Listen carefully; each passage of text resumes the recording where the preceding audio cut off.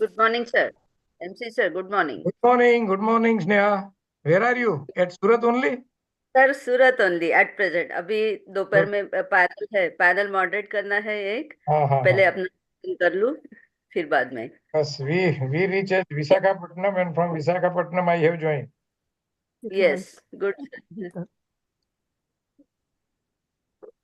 Enjoying. Good morning everyone. Good morning Neena, Raju sir. madam. Good morning. Welcome. Good morning. Good morning. Good morning, hi everyone. Supriya, good morning. Welcome, ma'am. Hello Jignesh sir, good morning. Good morning everybody. Good morning. Very good morning, ma'am.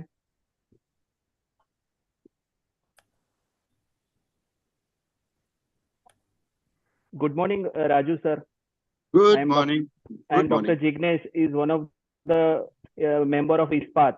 And Yes, when yes. when I became a member of ISPAT, that time you have the president of ISPAT. Yeah. I remember Jignesh. So nice to hear from you. Thank you. Yes, thank you, sir. Jignesh is our past president of Ahmedabad OB-GYN Society. Yeah. Then I met him. I had met him at the workshop we had conducted in Ahmedabad. Youngest president of AOGS ever. Dynamic. Dynamic.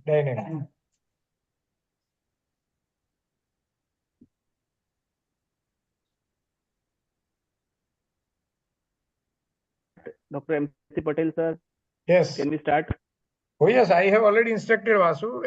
Sharp at 10:15 we are going to start with all inaugural formality, etc. Saraswati. Okay.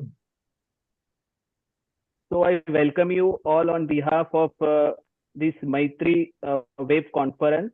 That is, the topic would be the seeing the unseen advances in OB-GY sonography. So I think I would like to invite the Corona people to start the webinar by starting the prayer.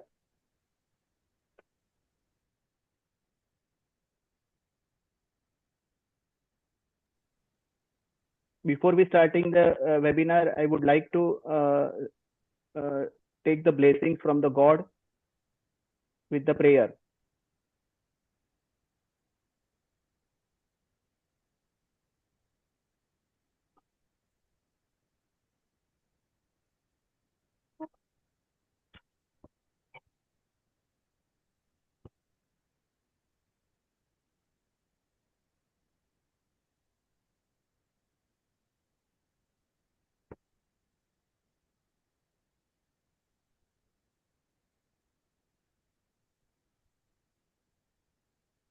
Audio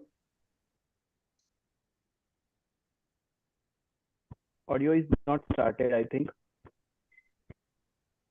Rahul reshare करो। What?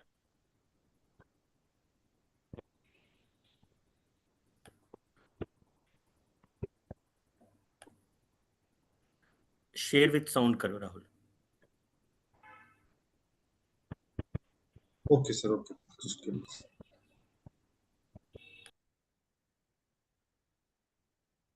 Today is very auspicious day of Rath Yatra, Yes. and we also have blessings from the Lord Jagannath.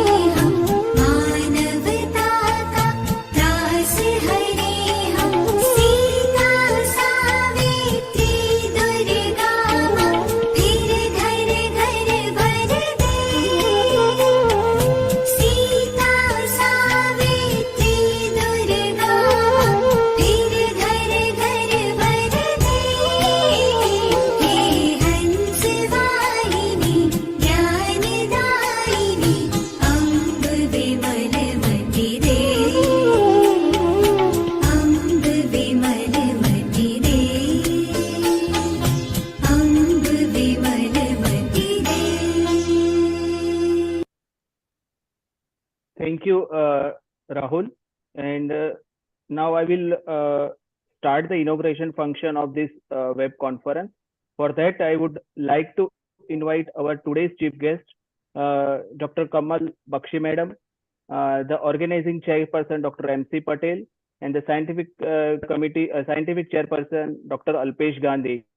And on behalf of all conveners, Madam Supriya Madam and Dr. Venugopal and myself, I invite you all for this excellent web conference on ultrasound in OB-GY, that is seeing the unseen.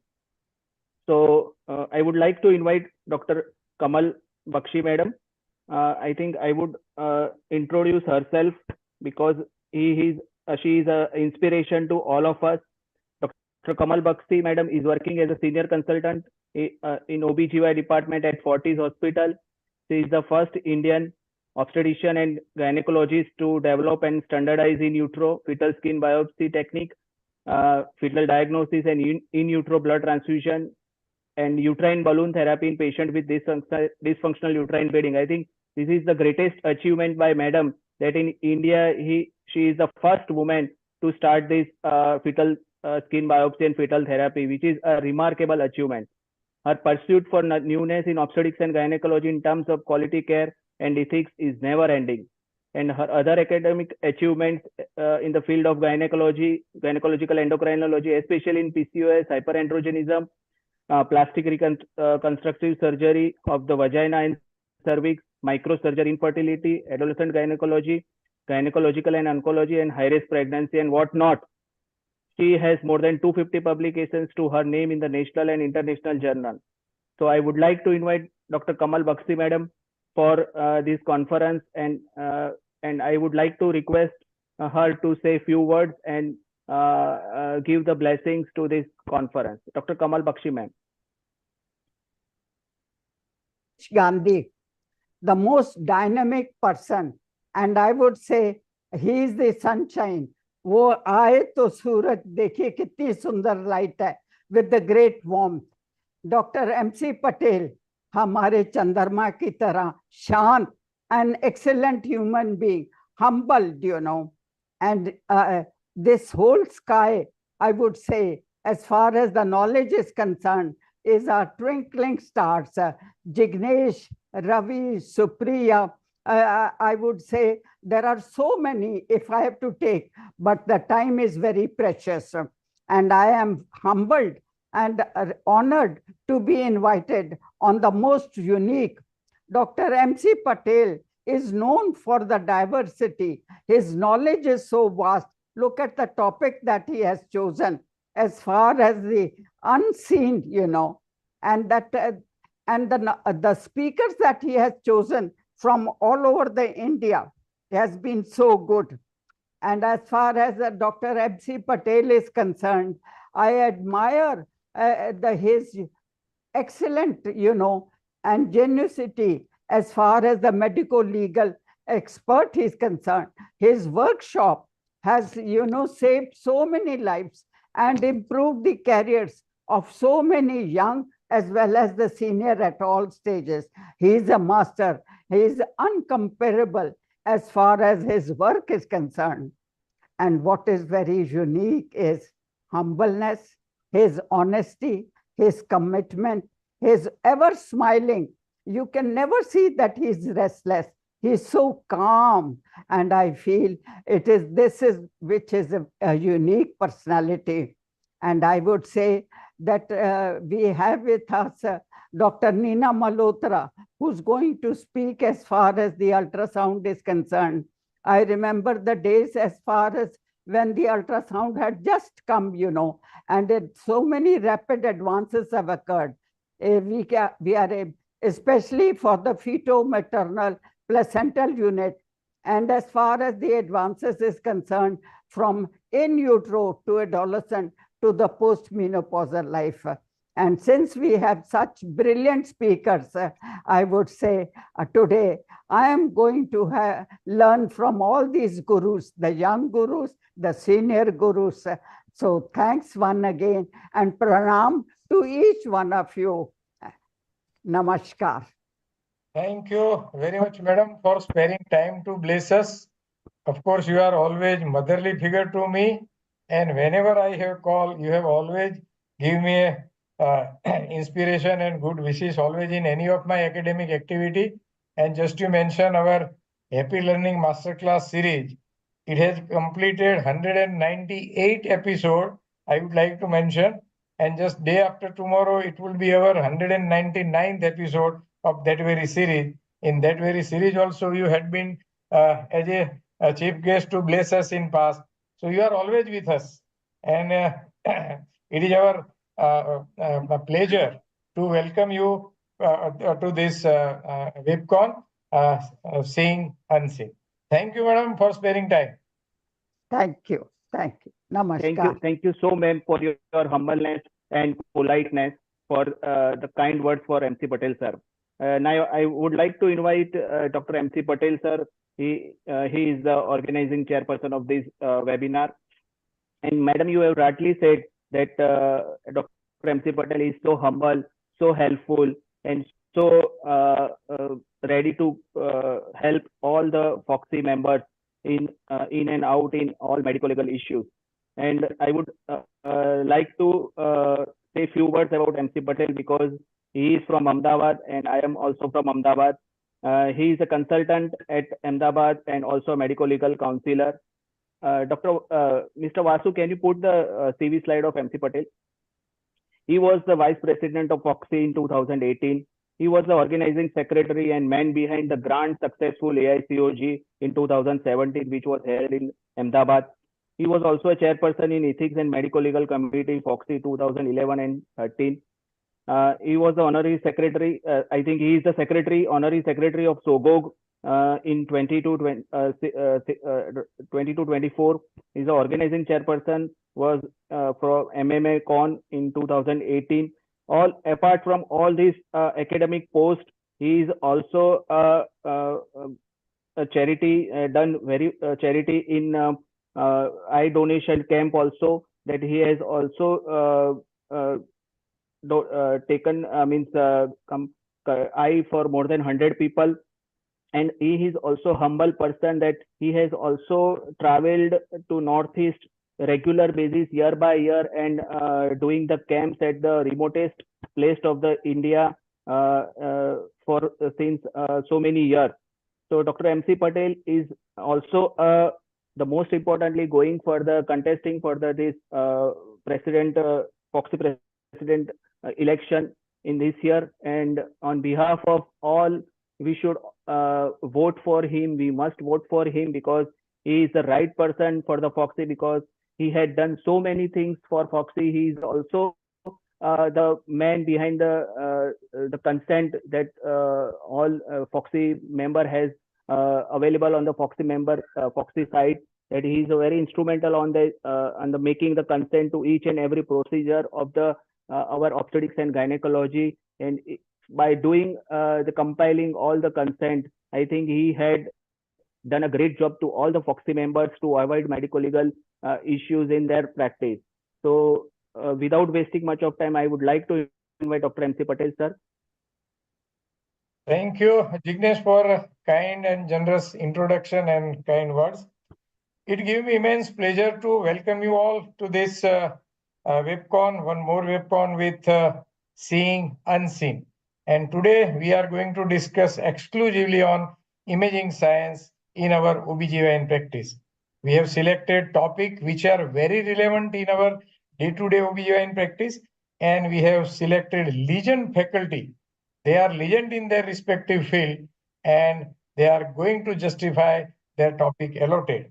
And whosoever is going to join this webinar, they are going to be benefited with knowledge and expertise of all the faculties who are going to deliver their respective talk. As far as this topic is concerned, imaging science, because we did two webcon, one with surgical skill in OB-GYN, one with high-risk pregnancy, and this is our third webcon as far as this type of programs are concerned. So today we have selected this because in our day-to-day practice, as far as our OB-GYN practice is concerned, before this era of sonography, when sonography was not there, I am talking of before 80 almost. And we were only dependent to our clinical acumen, and with history, clinical examination, we were diagnosing the thing and we were treating the patient. But at the same time, at that time, there was good faith from patient to our medical fraternity, and we were lucky that way. But after invention of this sonography, etc., practice has changed. It has become almost revolutionizing, not only in diagnosis also, but in intervention as far as fetal medicine is concerned.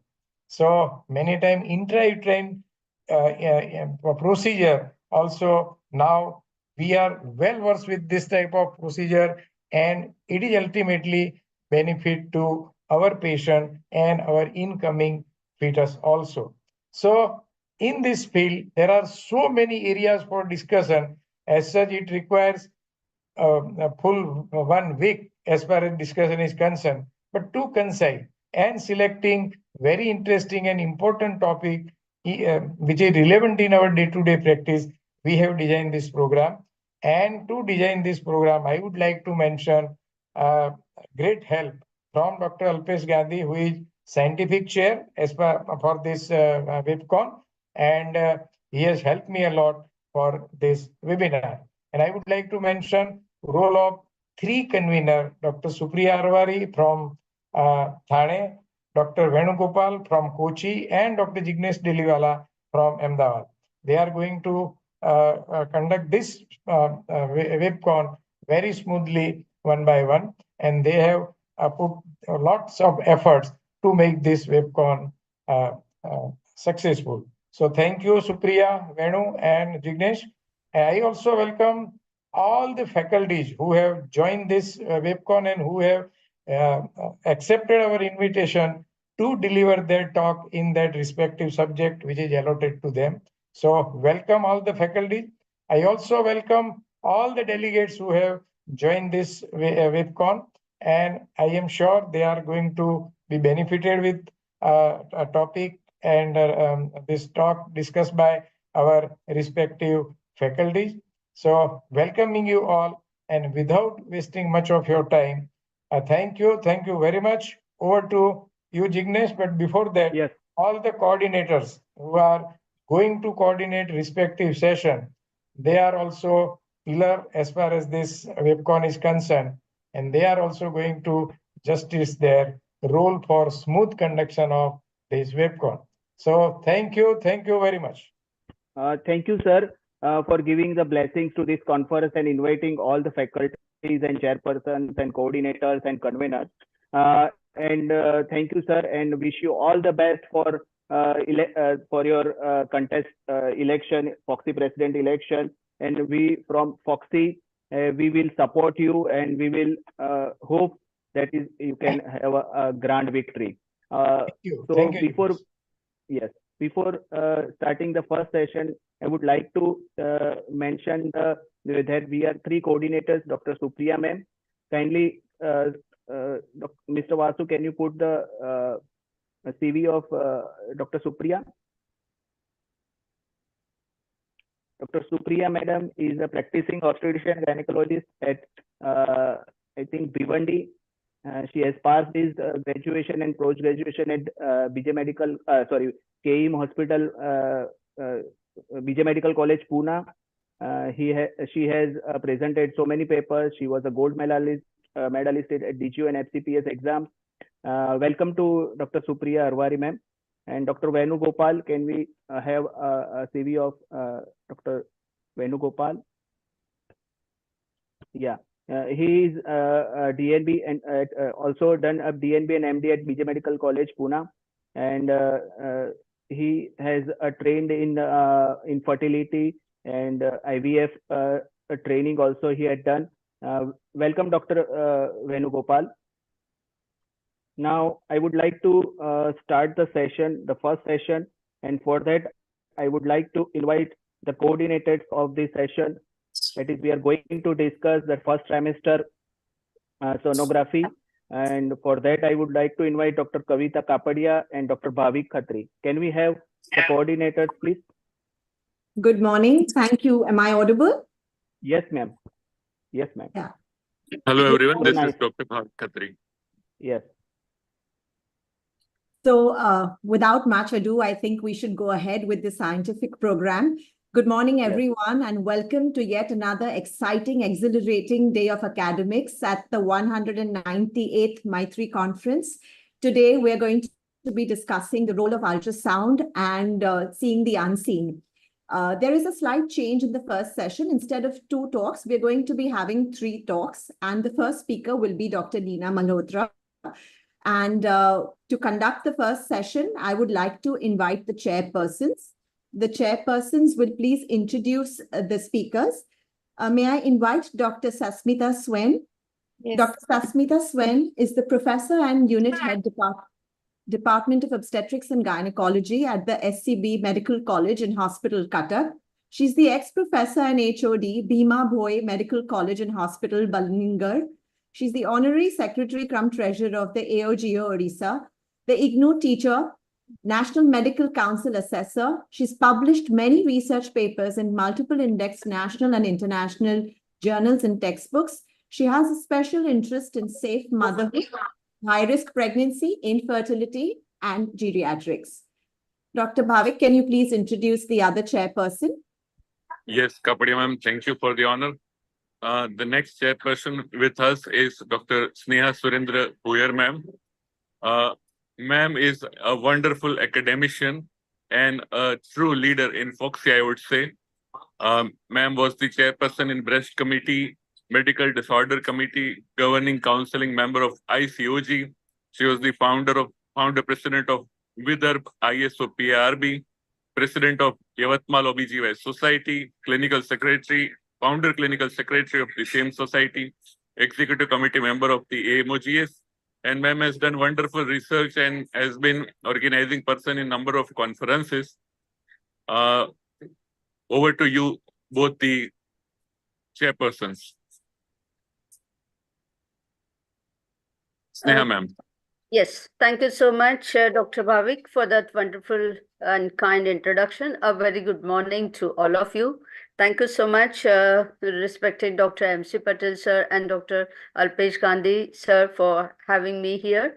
And my respect and regards to Madam Professor Kamal Bakshi and all the respected dignitaries here. Indeed, it's a privilege to introduce my dear friend, Dr. Neena Malhotra, who is the professor and head of Department of Obstetrics and Gynecology at AIIMS Delhi. And of course, she is the collaborative head for Center for Research in Human Reproduction, president-elect of Indian Fertility Society, senior vice president of IFS. She is even today, 22 to 24. She's got so many fellowships, awards, and accolades, and of course, a very illustrious personality with a highly decorated CV, a very humble human being. I will request Dr. Neena Malhotra to proceed with her talk. So over to you, Dr. Neena, for your speech. Before that, I just want to share my emotion. Good morning and good wishes from Odisha and blessings from Lord Jagannath. Today is a very auspicious day. On this day of Ratha Yatra, Lord Jagannath comes out from his temple with his elder brother Balabhadra and younger sister Subhadra to meet his disciples and mingle with them. Today we are so lucky with the blessings of MC Patel sir and Dr. Alpesh Gandhi sir. We are able to sit in our home and the legends will visit us in the comfort of our home. So really we are thankful you sir for designing such a beautiful academics today. And my regards to Kamal Bakshi madam. Without any delay, we should start the academics. Thank you, sir. A humble request to all the speakers to please adhere to the time. You're allotted 18 minutes to speak and 2 minutes for discussion. At the end of 17 minutes, I will give you a reminder. Please forgive me for that, but please understand that this is to help run the program on schedule. Thank you so much. And we can now begin with the first talk. Yeah, very good morning. I'm truly humbled to be speaking in the presence of a stalwart and my mentor, Professor Bakshi. I won't take much time. Gratitude to Dr. MC Patel for allowing me to come earlier for my flight and my logistic reasons. So I think I'm beginning the day as opening batsman with a double dose, which is called seeing the double. And I know it's twin pregnancies, but I will not take double time, but I will stick to my time. So I will just give you a brief introduction. Why is twin pregnancy or multiple gestation relevant in today's day? Because we are seeing them and a rising number because of the higher age at which women are conceiving. There is a rising trend of ART pregnancies. However, we are still putting single, and we're making a habit of putting single blastocyst. But there are concerns for multiples, especially because we know that there will be higher complication rates. Every complication of pregnancy, you name it, when we read up MD until date, we know that if you get a case of multiple pregnancy in your MD, it's like a Waterloo, and I think it holds true. But needless to say that there is a higher morbidity. Every perinatal mortality and morbidity is also higher. So we know that we're going to have twins as dizygotic, which are going to be behaving anyway like they're singleton placed, independently, as we do many times to get digoxic out of IVF. But our concerns is monozygotic twins, which are basically the ones which are a challenge, and these are the ones which truly need imaging. So we know that based on the splitting, they could be splitting at a cleavage going up to a blastocyst stage, and then they could be based as dichorionic and monochorionic. And we know that the complications are definitely driven by chorinosity being more in monochorionic than the dichorionic. Now, some facts that we should know that these are accounting for high perinatal mortality and morbidity, not just admissions are higher, but we should know that almost 50% of those twins which are conceived spontaneously may rather vanish. And we just get to see just half of them delivering at term. Of course, account for a sizable volume of the prematurity, which takes a toll not on the NICU burden, but also on the perinatal mortality.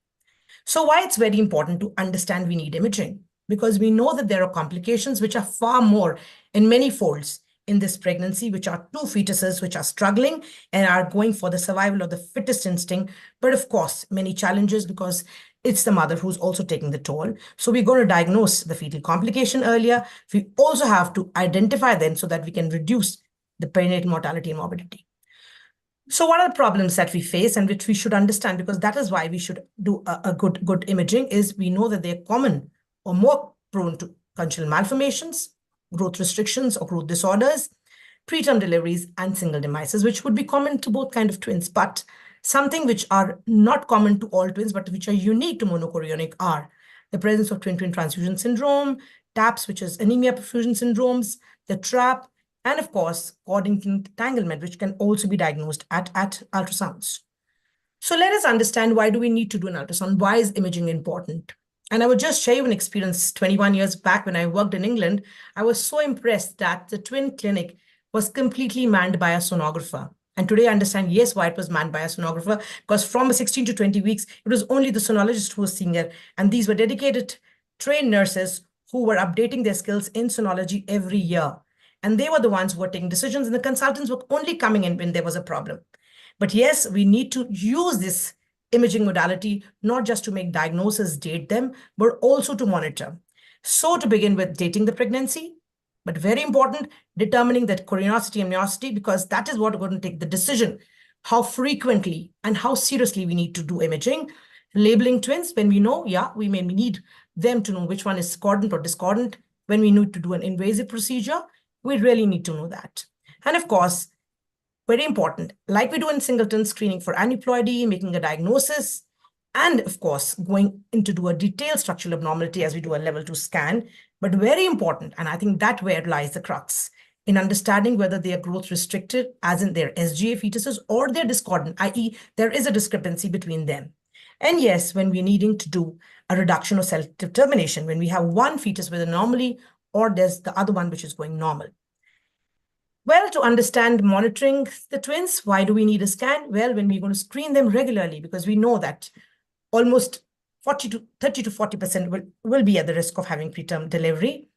We need to screen them to diagnose FGR.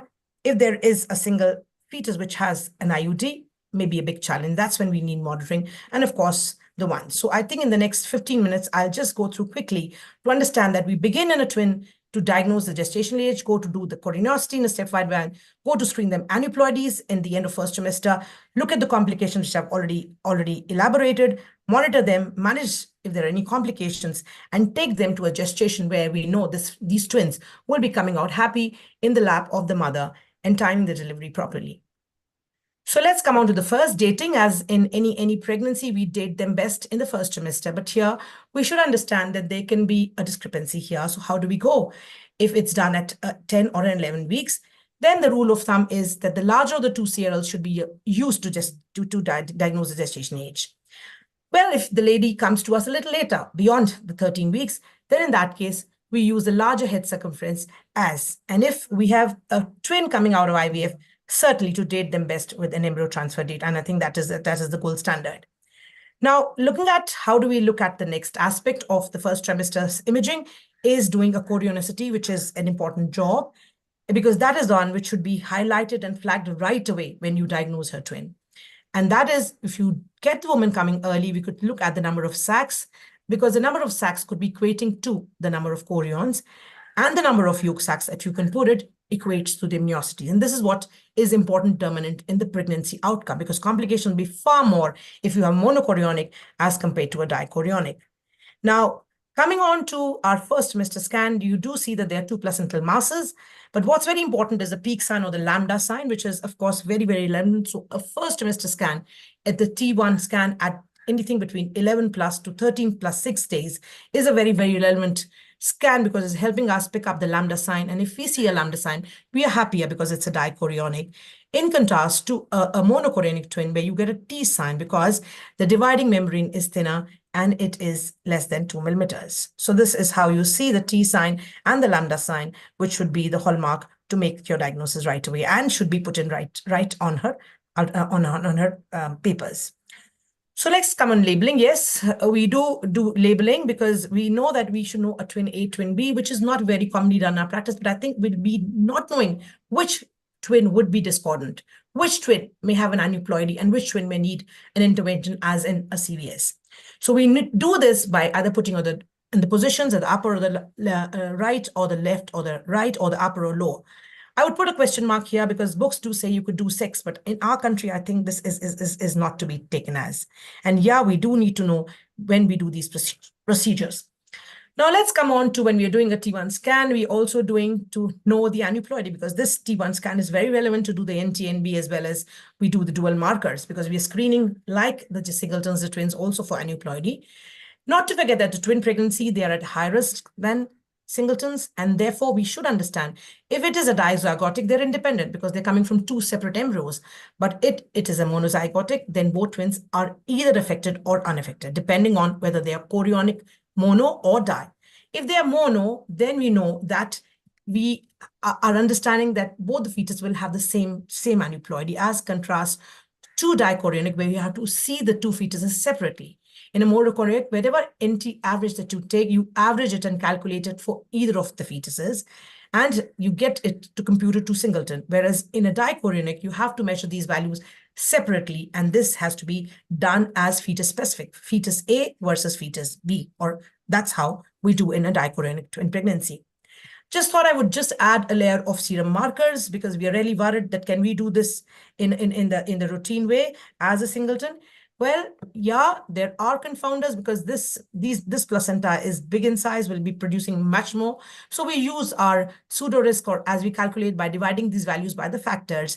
And of course, we have to factor in that there will be impact of a vanishing twin, because if there is a fetal pole present there and then you lost, then you will get falsely elevated papa and inhibin A, and therefore you have to rely only on a nuchal translucency and not depend on the biochemical marker. So this is something which I think we should understand when we are doing an imaging, to factor in these things. So this is how we do an NT measurement combined with serum markers can be the method of choice. And I would just not take you through that these are the guidelines. We're coming from the RCOG right to the FIGO, which have updated, but most of them rely only on imaging. There may be a combination of using a biochemical markers with its add-ons and the downsides. Now coming on to the next, moving on from the first trimester, which we've done up to the 13th week or the beginning of the 14th week, we now move on to the next step, and that is doing for congenital malformation, which is something done earlier in a twin pregnancy or in the second trimester. Understanding that malformation will be higher, much more, 3 to 5-fold, and they'll be higher in a monochorionic than a dichorionic. Therefore, they require much more concentration and much more devotion when we're spending time. Not just their two fetuses, but each and every organ has to be looked in thorough. So basically, to understand that, in contrast to di, mono are at a higher risk, and the reasons are obviously given there theoretical. But remember that it's the cardiac anomalies which we really need to concentrate, not just because they're structural, because in the beginning only you can pick up a lot of things in a monochorionic twin with a cardiac abnormality when you find that it could be an early indicator to a twin-twin transfusion syndrome. And that's the reason why a fetal echo becomes mandatory when you're looking at a monochorionic twin. Of course, skeletal deformities, which will be talked much later in the talk, I see also about the cerebral defects are much more commoner because skeletal, because it's an overcrowding, the twins are kind of struggling for space. Now, as I pointed out that here, when you do a fetal echo in a twin, particularly monochorionic, you're not just looking at structural, but you're also looking at functional defects, because this will be a fetus where there will be a cardiac failure, which could be picked up much more earlier and much better. And therefore, there is a definite guidelines which says that we should consider doing a fetal echo in these fetuses.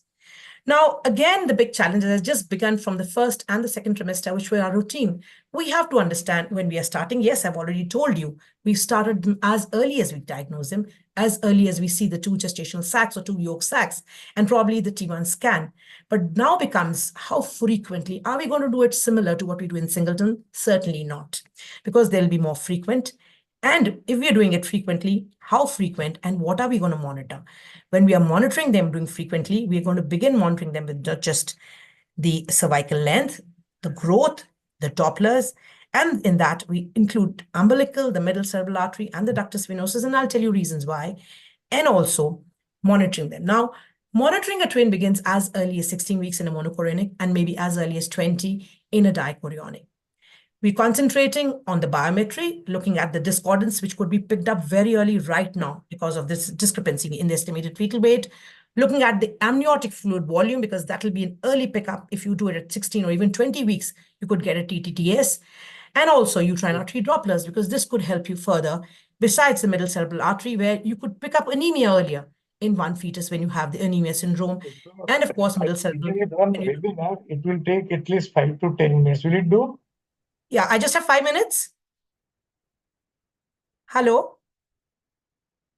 So I'm Go ahead, ma'am. Go ahead, It is ma'am. not for you. Not for you. Go ahead, I please. think that's Okay. not for you, Okay. ma'am. You may continue. How many minutes? I think I have just 10 minutes more. I'll be quick. So for a dichorionic, you can see you've done the dating, you've done the labeling, you've done the chorionicity, you've screened for the aneuploidies. So the next scan would be at 20 weeks, because we're not going to do just the detailed anatomy. We'll look at the growth, we'll look at the amniotic fluid and the cervical length. And then subsequently, what we do is we look at scans which done every 4 weekly in a dichorionic, provided there are no problems. But if there is a complication, we'll have to do it more frequently, depending on the complication. But trust, if everything goes fine, 4 weekly, and at this 4 weekly, we are at every scan, not just doing the growth, amniotic fluid, but we are also doing the fetal Doppler, because we could pick up,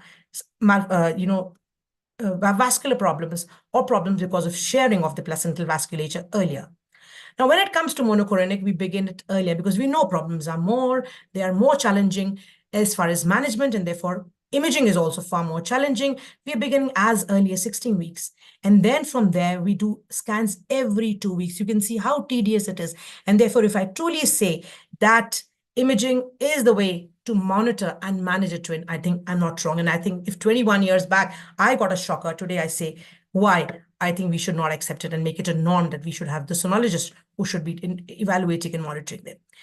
Yes, scanning starts at early as 16 weeks, where you can even pick a twin-twin transfusion syndrome every 2 weekly and more frequently if there are complications. And if you look at it, we are moving at 20 weeks to look at a detailed anatomy, the biometry, and if, besides adding the others, we are beginning to start doing a middle cerebral artery Doppler as early as a 20 weeks, because we could pick up these problems in a monochorionic earlier. However, every 2 weekly, you're doing a growth scan, you're doing amniotic fluid volume, the uterine artery, and the middle cerebral artery Dopplers. So this is just how to just show the similar thing. This is kind of a flow chart which we put in every twin clinic that we have. I just want to share for the last 16, 18, 17 years, under the guidance of Dr. Deka, we started the twin clinic, and all the scanning residents are so much tuned to follow this, and this is put in right at the beginning of the face sheet of the patient. Now, what about the cervical length screening? Yes, we certainly need to scan them more frequently. And are they at risk?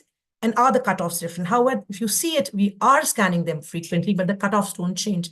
The cutoff for the twins still remains as what is for singleton. It is 25 millimeters. Yes, we know that we have to have a better accuracy when we look at any cervical length, which is getting shorter than 2 centimeters. I will again not talk on the management issues, but yes, if we get a preterm twin, we get alarmed earlier, we could add a vaginal progesterone to prevent the risk of preterm, and maybe cerclage if the cervical length gets shorter, as in lesser than 2 centimeters. Now, the next aspect, which is a very big challenge to twins when we talk about a monochorionic or dichorionic, more so in monochorionic, is a growth restriction. Why? Because the two are struggling, there is crowding, and therefore they are fighting for their space. But yes, the effective fetal weight, which is less than 10 percentile, we call it an SGA fetus. However, it's not a SGA, which is requesting everyone who's not speaking to please mute. Yes. People who are Excuse me, not speaking, Vasu, mute. Vasu, excuse me, Vasu. Sir, I'm Yes, sir. Yes, sir. disconnecting this. Yes, sir. So it's not just the the estimated fetal weight that we're looking at. We have to understand a discrepancy between the two fetuses, because if the discordancy that we see is inequality is there will be more challenges, and therefore the perinatal mortality and morbidity will be higher. Of course, we know that the reasons are very many, but we must understand, what do we understand by discrepancy? What is discordancy? Defined separately by the ECOG or the NICE, and also by the ISOG and the FIGO. We just have accepted that if there is a difference between the estimated fetal weight of more than 20% or an abdominal circumference difference more than 20, it is discordancy. In fact, this could come up as early as a 16 or a 20-week scan. And this is the formula we use. We look at the discrepancy by minusing the smaller size from the bigger and getting the percentage. Now, the risks are far more here, but when we get a discordancy, we just don't sit back. We have to come back and even see a detailed anomaly scan, because this could be a discordancy because of a fetal anomaly. It could be because of a viral infection. And in that case, we may really need to put in a needle in one and do an amniocentesis, because it could be one of the infections like a cytomegalovirus. So you have to really, really be very, detailed and come back and redo your scanning. So imaging becomes very, very important, not just to diagnose a discordancy, but again, to know why is this discordancy there. So again, a lot of questions are raised. Do we use the same growth charts as we use for singleton? Most of us are doing that. We are basically using the similar ones, but I think there's data that if you use the charts which are specifically for twins, the outcomes are better. And I think it's time that we understand that we should have our own kind of, normograms even for twins for Indian fetuses, rather than just relying on the ones which are coming from the Western. So coming on to another terminology that we learn in monochorionic and, of course, the monozygotic twins is a selective fetal restriction. That means there is an SGA. Both fetuses are lower than the 10th percentile, but there is one which is selectively discordant, and that is what really, really brings us trouble, which happens in a monochorionic, where we use the same formulas, where the estimated fetal weight is less than the 3rd percentile, but then between the two, there is a discordancy of more than 25%. And however, to this, we again need to look at the umbilical artery Dopplers and also come back and look at the abdominal circumference centiles, which are more reduced in a monochorionic. Yeah, there are grading systems. You have 1 minute left. I'm sorry. So I will just kind of go through quickly that there are complications, and therefore I will just talk about just 1 or 2 complications, and that is the twin-twin transfusion, where we need to understand that what we need to see in a TTS is that the donor twin, where its virtue becomes growth restricted, and the recipient, which is on the verge of cardiac failure, having polyhydramnios. But certainly you look at a stuck twin with oligo and a recipient which is going to be having poly. And these are the standard criteria that we follow. Very important. These are specifically to be followed by a clinic, which is, or a unit which is following them. I won't take you to the Quintero because this is to be done by the experts who are monitoring. Just sharing some of the images, as we do get these as referrals picked up by one twin, which is oligo, having a small or a deficient bladder, the other having poly and an overdistended bladder. We do a Doppler, and if we see the Doppler flows are good, we're happy. This one had a grade 2 on Quintero because the Doppler flows were normal. So, you can even pick up a twin transfusion syndrome as early as a T1 and T2, and these are some of the markers, how you look at the discrepancies. We need to monitor them. We're doing an R unit, endoscopic laser photocoagulation, and all of them are monitored after that, again with imaging, and that is doing a middle cerebral peak systolic velocity for resolution, and also we look at how the bladder is doing and what is the resumption of the amniotic fluid after we've done the procedures. I think I can skip this for paucity of time, but I just want to say that when you do a dedicated twin clinic management, there are a lot of challenges, particularly when you get these complicated cases between a twin transfusion, twin anemia syndrome, and a selective. And our way to understand is the fluid, the understanding of the growth that you see comes handy. It's the middle cerebral artery Doppler, the bladder, the ductus, and the presence of hydrops besides the placental. So if you are very focused, I think these are all available. You can just go on to the ISO guidelines and you can just download this and get the clarity. Now, I just want to say TRAP is again a rare. We published with Dr. Deka one of our 4 cases way back, 20 years back, and today we still get, this is the time when we did not do a laser, but today I think we can diagnose them early, and needless to say that imaging is the way to diagnose the fetal acardiac twins. Now, just to add to the last, diagnosing a conjoined twin, yes, this is a failure of a complete separation of the embryonic disc, very rare, 1 in 50,000. But when you do get, I think imaging is the only way to make a diagnosis, not just to diagnose, but to understand which part is the one which needs a surgical separation once this fetus or these babies are delivered, either they are at the head, the cranium, or caudal, or the lateral ones. And that is what is very, very meaningful. So how do you do an ultrasound? Because you know when you do an ultrasound, there will be an unchanging position of the fetuses. Both the heads may be together if they're joined at the head. The interesting thing is an umbilical cord, which will have more than 3 vessels. And you can even detect anomalies besides just the fusion. Therefore, you have to have a very, very good sonologist who should do. Yes, when you do imaging, I think you need to add a layer of NMRI as well. So I think we just end my talk that when we do or talk of twins, it's a double whammy for not just the clinician, but also for the sonologist, who has to spend not just time and energy, but call these mothers more frequently. And I would say there is a need today to have a dedicated twin clinic, which is focusing on imaging. Imaging is not just an integral part of diagnosing, but I think hand-holding the woman to give her a healthy outcome. Chorionicity is crucial. We know that growth restrictions, Doppler, and cervical lens are a part of every scan. We need to appreciate that a monochorionic twin will be needing much more frequent imaging. So I will just end my talk here. And I'll thank all the ones who have invited me, Dr. MC Patel, deep gratitude to you, to all the conveners, Dr. Venugopal, Dr. Avery, and of course the chairpersons for giving me time enough and allowing me to come before my turn to speak. Thank you very much. And I just would say, yes, my voting would be only by select people, but I'm putting up my candidature for a chairperson of the Imaging Science Committee. And if you feel that I'm relevant to imaging, I wish for your support. Thank you very much. Thank you so much, Dr. Nina. I think because of want of time, the question answers will be taken at the end of the session. That is what is the message. But of course, wonderful talk. And I would request you to stop sharing your screen. Excellent talk by Meena Madam. Any ultrasound report without mentioning the chorionicity in a twin is incomplete. So that message should go. Everybody should, in the early trimester, chorionicity mentioning is very, very important for the management in future. Thank you, Madam. Our next speaker will be Dr. Mayank, I think. There's a slight change in the schedule. Dr. Chinmay Rathan. Yeah. Dr. Chinmay will be speaking next. I request the chairpersons to please introduce Dr. Chinmay. Smita, would you like to introduce Dr. Chinmay? Yes. Dr. Chinmay Ratha is so famous, it does not need any introduction. But for the formalities, she is the director and lead consultant, Resolution Center of Fetal Medicine, Hyderabad. She was the FOXY Perinatology Committee chairperson and an excellent conference recently, the perinatology.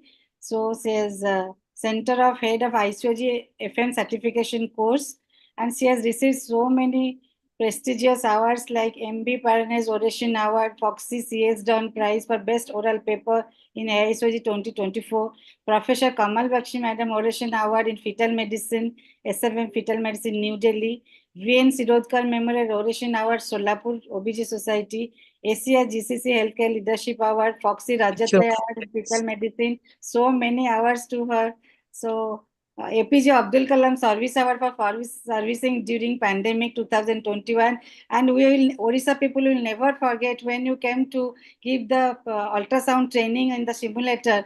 And this has been widely acclaimed, and everywhere, every district hospital, every PSCCSC, everybody is interested to the ultrasound. It has come a revolutionary change in Orissa.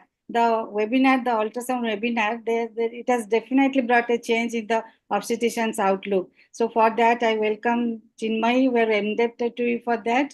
Without much delay, we'll be waiting for listen to from you. Thank you so much, ma'am. Thank you so much for the kind words. And like you said, Jai Jagannath, today is the Jagannath Rath Yatra. Special greetings from everyone from Orissa. And this is, thank you, MC Patel, sir, for this opportunity.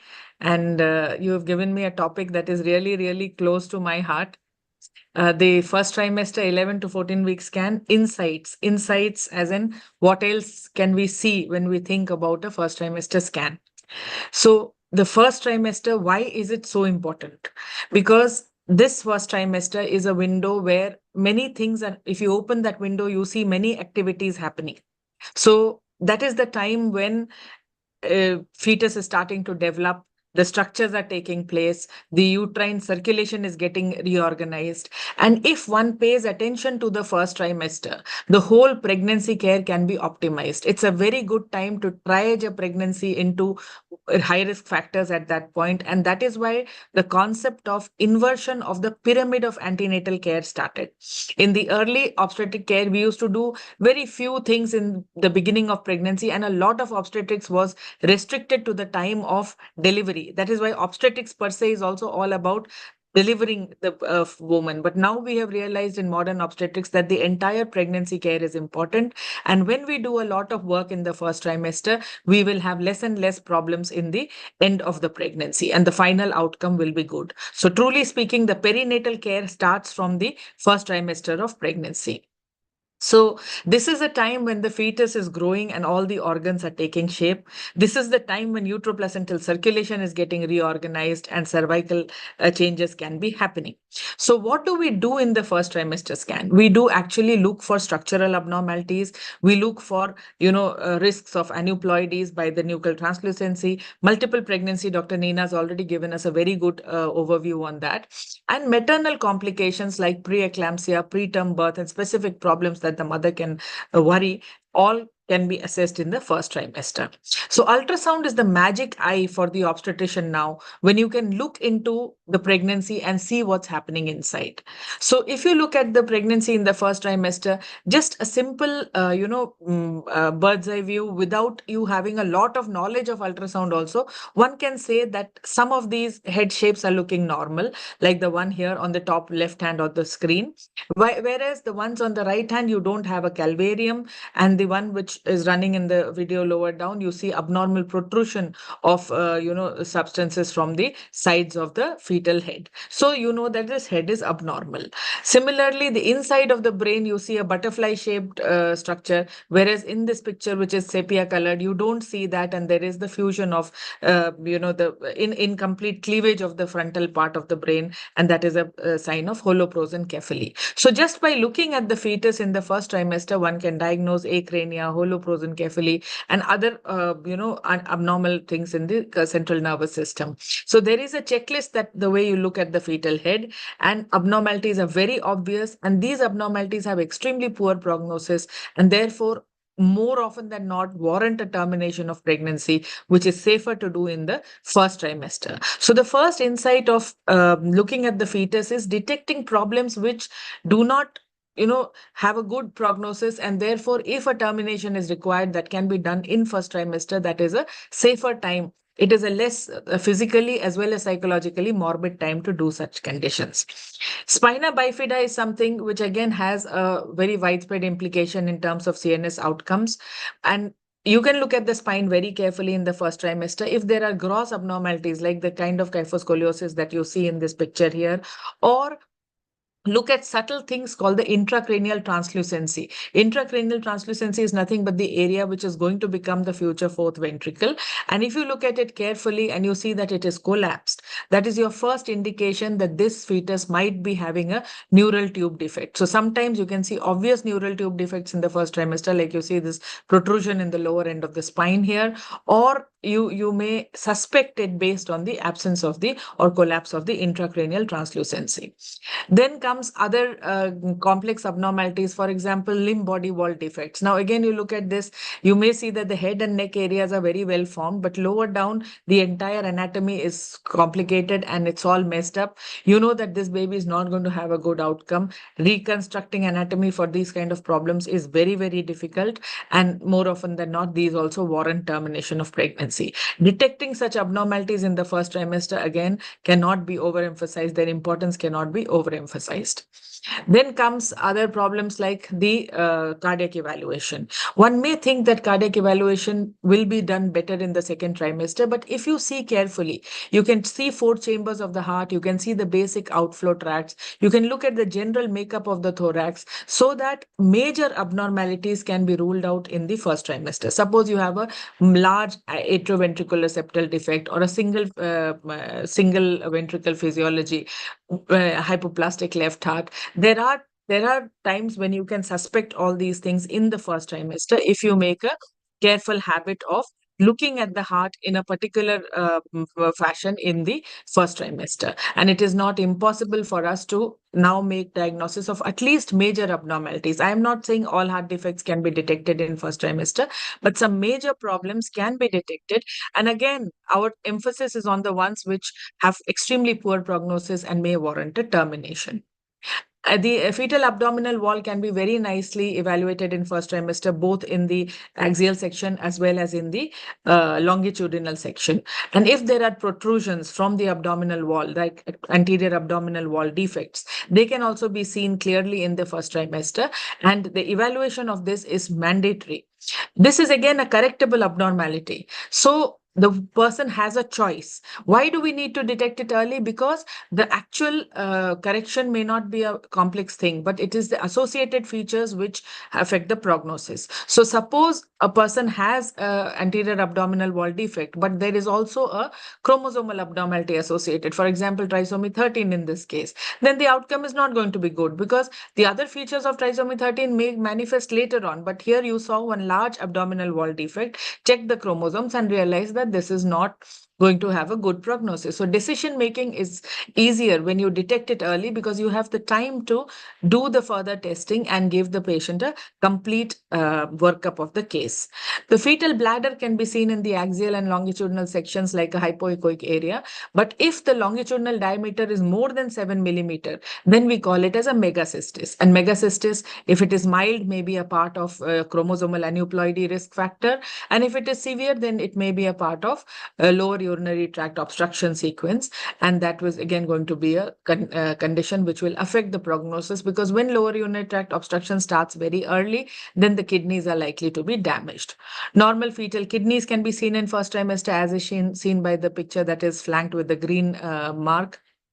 But if it is large, polycystic, and covering the whole abdomen, then you know that this is an abnormal makeup of both the kidneys, and gradually there will be oligohydramnios. And again, you know, this is a condition not compatible with life, and therefore you need to have some plan in place for this fetus, because this fetus will need renal replacement, and that is not such a practical thing to do in settings like ours. So again, if you discontinue the pregnancy, you should know that there's a 25% chance of recurrence because it is genetic in origin, and therefore get the genetic workup done and give a good plan for the future. Evaluating the fetal limbs is surprisingly very easy in first trimester, not so easy in second and third trimester because of the mechanical limitation of space. So one should use the opportunity in the first trimester to see all 3 segments of all 4 limbs and make sure there is no obvious missing segment. Missing segment diagnosis can be best made in the first trimester. Things like club foot and club hands can be suspected in first trimester. If you're very sure, like in the case that we are showing here, then it's okay to reveal it to the parents. But suppose you are not sure, you can keep that as a red flag and reconfirm it in the second trimester, because sometimes you may get confused by the positional placement of the limbs. However, if you see them normally, they are very, very reassuring. So missing limb segments can be very nicely diagnosed in first trimester, and it's easy to demonstrate that also as compared to the situation in second trimester when there are too many bones all around them. The fetal face and neck are very important because both the organs carry a lot of implications in terms of the possibility of other complications like chromosomal abnormalities or genetic syndromes. And the nuchal translucency is so important that it has taken over the name of the first trimester scan as the NT scan. So while we look at the fluid behind the neck under the skin in the first trimester of pregnancy, we also look at the nasal bone, the premaxillary triangle, the upper and lower jaws, and make sure that the fetus looks normal. The nuchal translucency comes from the concept that Langdon Down had given that the skin of babies with Down syndrome is too large for their bodies. And Professor Nicolaides conceptualized that as nuchal translucency in the first trimester. So when it is increased, then we start worrying about the reasons for it to be increased. But remember, increased nuchal translucency is only a screening factor. And when we do aneuploidy screening, we use NT as a very, very important marker there, along with nasal bone, along with fetal heart rate, along with tricuspid and ductus venosus, and the blood biomarkers like free beta HCG and PAPE. We can give a very good screening. But if it says high risk, it is not confirmatory of Down syndrome. You only confirm it after you do a direct testing of the fetus, and the guidelines come from the first trimester scan results. So only and only when you can confirm the chromosomal abnormality, then only you take decisions like termination of pregnancy. There should be no decision of termination of pregnancy based on only increased nuchal translucency or only absent nasal bone or only tricuspid regurgitation, because these are only risk factors. They are indicators that something is wrong, but they are not diagnosis of abnormality. So the first trimester anatomy detection gives you an obvious advantage of early detection of major abnormalities, reassurance to mothers who are otherwise at risk, and the babies look normal. And if genetic diagnosis needs to be done, that can be done. If termination of pregnancy is done, then it is very, very safe. The first trimester scan can also be used for, assessing the placenta, the cord, the amniotic fluid, because now we know with previous cesarean sections, with older mothers, with mothers conceiving after uterine correction surgeries, there are so many problems that can happen at the level of the placenta, and that needs to be evaluated in the first trimester scan. What if the pregnancy is all good, the fetus is all good, but the mother develops severe preeclampsia? You will lose healthy fetuses because the mother has a problem. And to detect that, the risk of preeclampsia, uterine artery Dopplers along with the biomarkers give us a very good prediction model for preeclampsia. And aspirin in the first trimester is definitely useful. Detecting it in second trimester might be more, predictably a better sensitive method, but the use of aspirin in first trimester has the capacity of modulating the disease process and reducing the risk of preterm preeclampsia. Just now, Dr. Nina was also alluding to the fact that cervical length scan should be a part of any assessment of the fetus. And like here, you see in the first trimester, you're able to see this kind of funneling of the internal membranes and the opening of the internal os, putting this pregnancy at a very, very high risk of preterm labor. Now, what will you do here? Whether you start progesterone or you start cerclage, there will be a debate about what can work and what cannot work. And we know that we don't have a foolproof method of preventing preterm birth. However, forewarned is forearmed, because you've at least told them that, this is a possibility, and whatever the outcome, the patient at least comes with mental preparedness to achieve whatever comes thereafter. We've already heard about the importance of the lambda sign and the T sign in determining whether this is a monochorionic or a dichorionic pregnancy, and that determination in first trimester is going to decide how we are going to follow up the pregnancy. The follow-up protocols are different, and the expectation of complications is different, because monochorionic pregnancies have almost twice the incidence of all complications as compared to dichorionic pregnancies.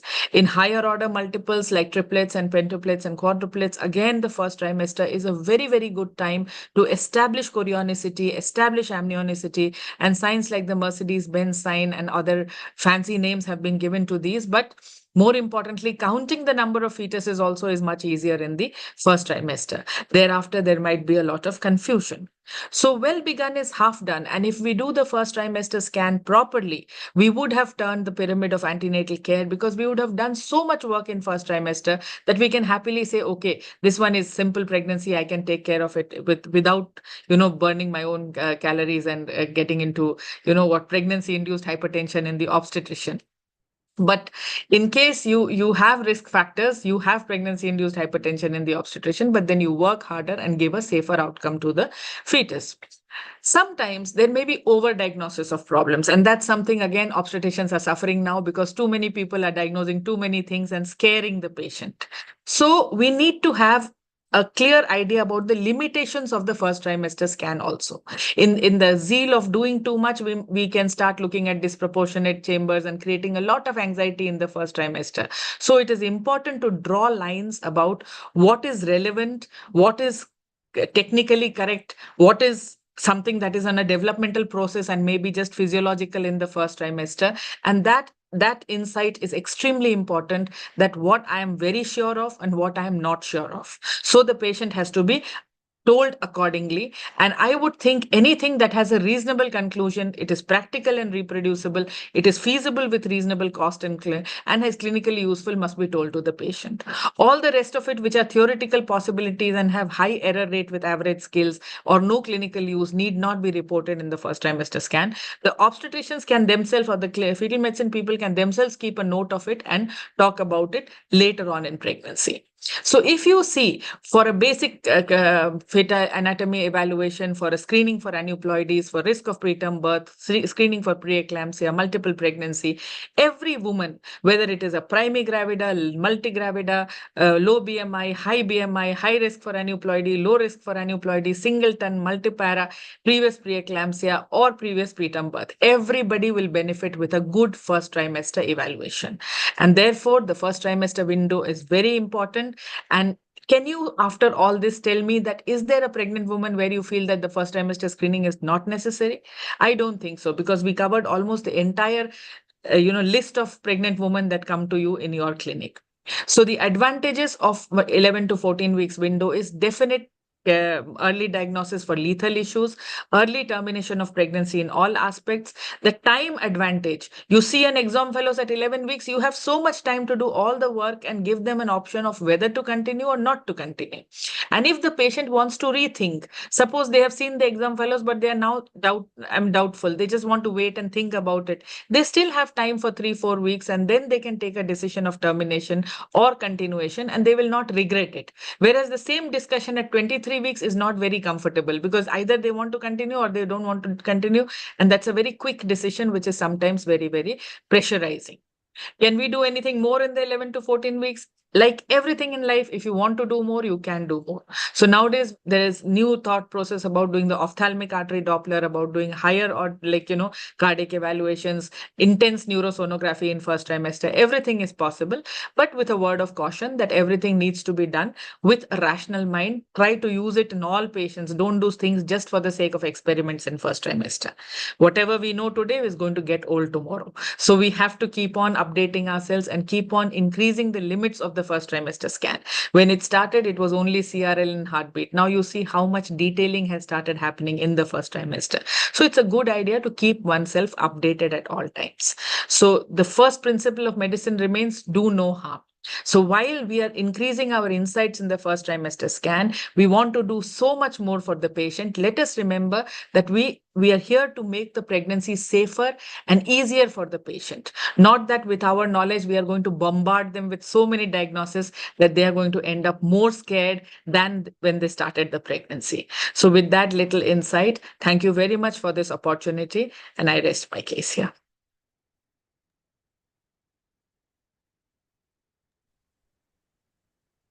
That was wonderful, Chinmay, as always. I'm sure it's not only you have to, attribute to all the tests and all the possible investigations to the patient. In fact, you have to advise whatever are most useful, most cost effective, most valuable to the patient, as you rightly said, not to confuse them, and of course, do no harm. Very, very rightly pointed out. So thank you so much, Dr. Chinmay, for your overview on the first trimester scan. Any questions? I think we would like to have it at the end of the session. Yeah. And I think Dr. Mayank is logged in. We can have Dr. Mayank's talk now. And at the end of Dr. Mayank's talk, maybe we can take all the questions for the 3 speakers that we've had. Thank you, Dr. Chinmay. Thank you for being spot on time. Thank you. Thank you. That's a wonderful talk. Thank you so much. And we would like to go ahead with the next talk now, Early Pregnancy Bleeding by Dr. Mayank Chaudhary. And of course, we would like to introduce him. Dr. Mayank Chowdhury is the fetal medicine specialist from the Mayflower Women's Hospital, Ahmedabad. And I would just like to read his CV that he is trained from Mediscan Chennai, and he's a top winner of cow fetus.net from I think 2013 to 23, almost for 1 or 2 years of gap, and center recognized for basic and advanced training for antenatal scan. So over to you, Dr. Mayank Chaudhary, for your talk on early pregnancy bleeding.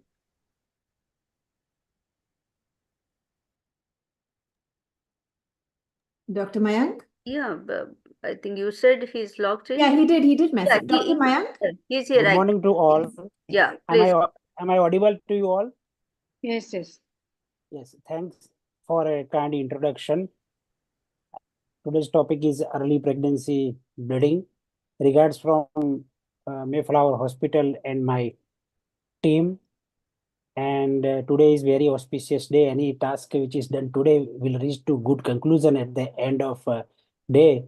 And I am very much delighted to be here in this happy learning series. And we all know that Dr. M.C. Patel, wherever you have a need or help, he is always there.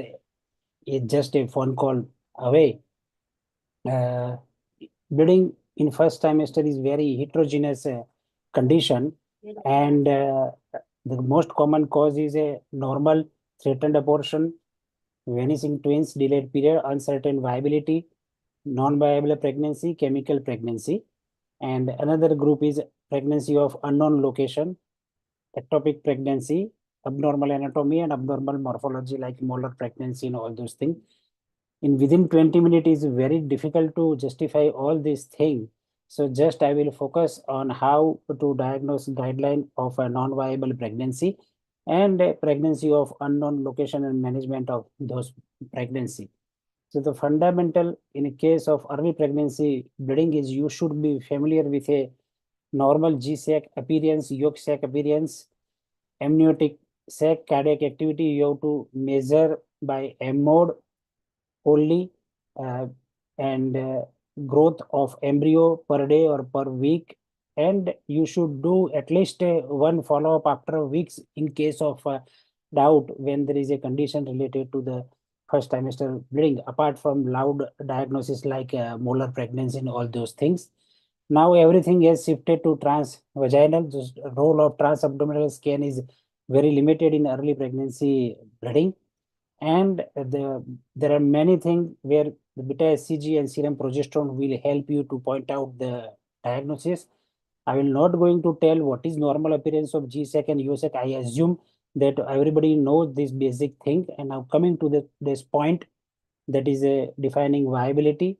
The pregnancy is viable if it can potentially result in a live-born baby, and non-viable pregnancy are if it cannot possibly result in a live-born baby, or ectopic pregnancy and a failed intrauterine pregnancy are non-viable pregnancy. And intrauterine pregnancy of uncertain viability, in this group of patient, at least if there is no major complaint like bleeding, you should wait at least once. And in pregnancy of unknown location also, you have to do serial beta HCG follow-up. A woman is considered to have a pregnancy of unknown location if she has a positive urine or serum pregnancy test and no intrauterine or ectopic pregnancy is seen on transvaginal ultrasonography. Now coming to the point, when patient come with a vaginal bleeding, the first thing we are going to do TVS before ordering your beta HCG or other thing. And the key information and interpretation which we get from sonography examination, that are you able to see the sac? First question. The second question is, where is the sac? Either it is intrauterine, ectopic, or sac is not seen at all with a UPT positive or a high beta HCG which is around 1000 or like that. And what is the shape of G-sac, regular or irregular?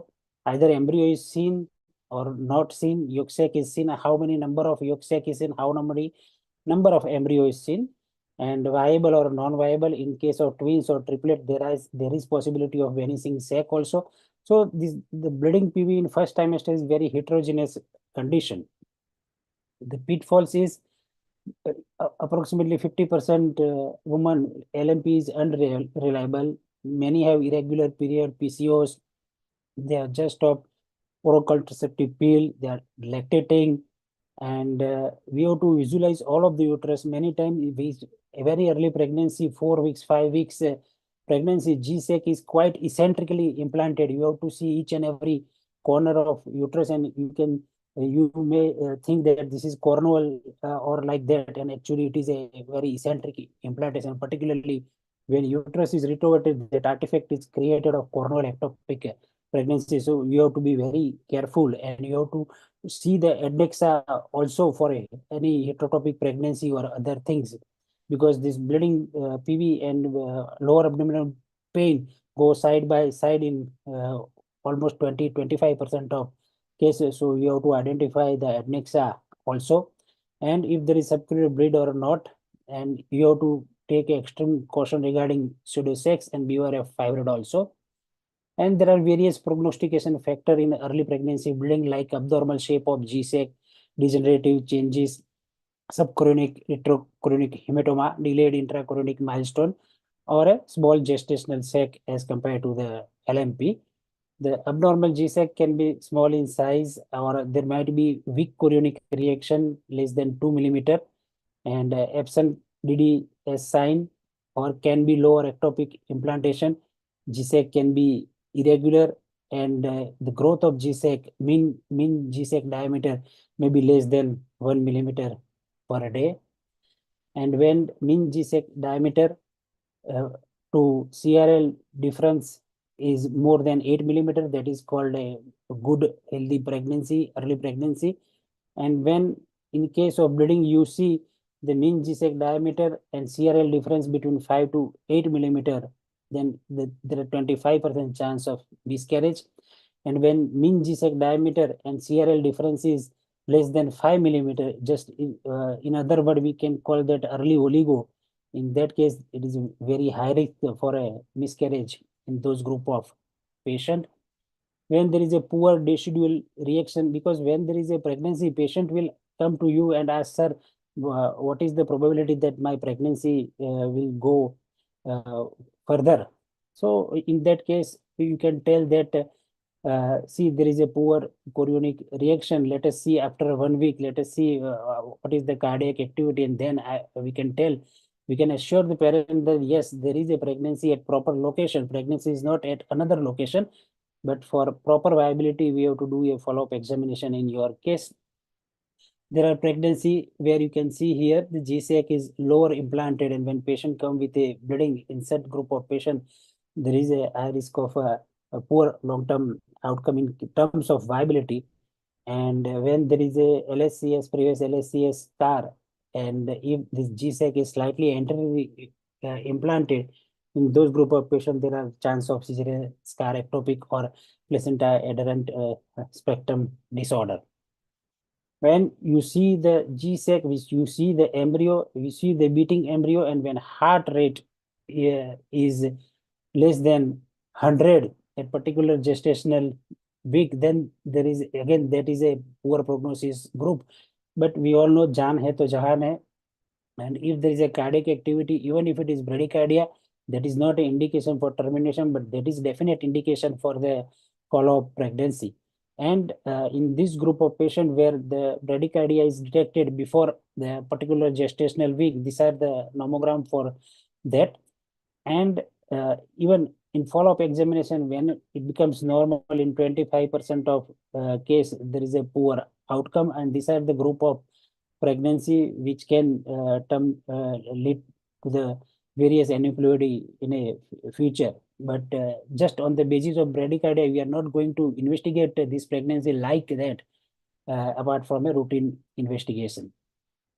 Smaller than expected CRL, and when there is a smaller CRL in those group of patients, there are possibility of low birth weight, maybe low papa, IUD and aneuploidy along with bleeding if it is seen in early pregnancy. And when in a twins pregnancy, the smaller CRL, that baby are having a possibility of a poor outcome. That thing also you have to remember. if G-sac is large, more than 6 millimeter inside, calcified, crenated, and double yolk sac, or if there is cyst in vitelline duct, these are the poor prognostic sign.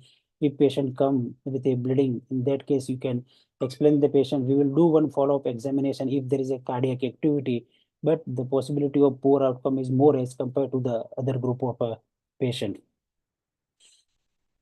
Patient come with a bleeding, UPT positive or beta HCG around 1000, and if in TVS examination G-sac is not visible, then still there is a chance that there is an intrauterine pregnancy, and there are chances of ectopic pregnancy. Also, there are chances of pregnancy of unknown location, and you have to go for a beta HCG or serum progesterone for stratifying this in a high risk or a low risk group as per a M6 protocol.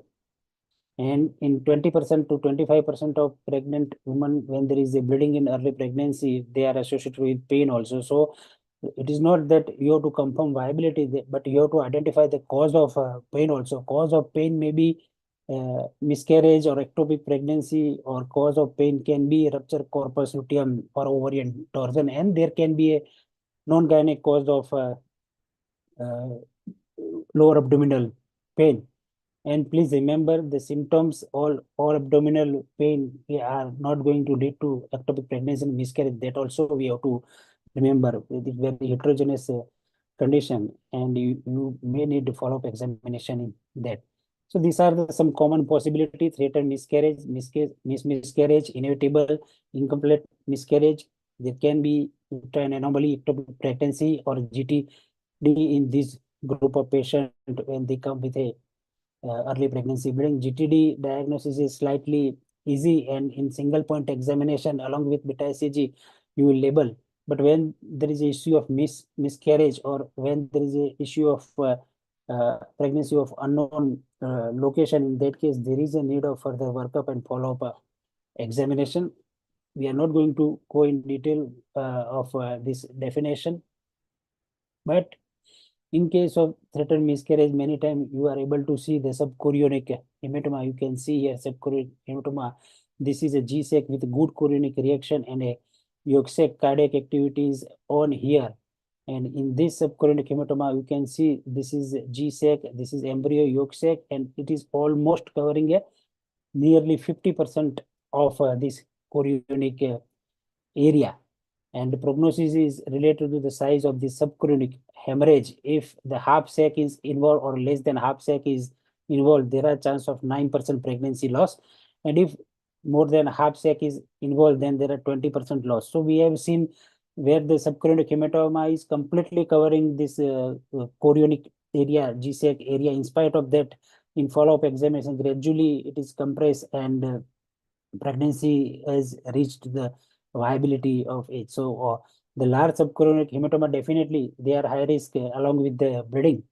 But it is not that as far as cardiac activity is there, you are not going to tell patient for termination of pregnancy. Definitely follow-up is must. And this is very enigmatic condition and very emotional condition for the patient. Spontaneous loss of pregnancy before it would be able to survive independently is defined as a miscarriage. And the main thing is, as Dr.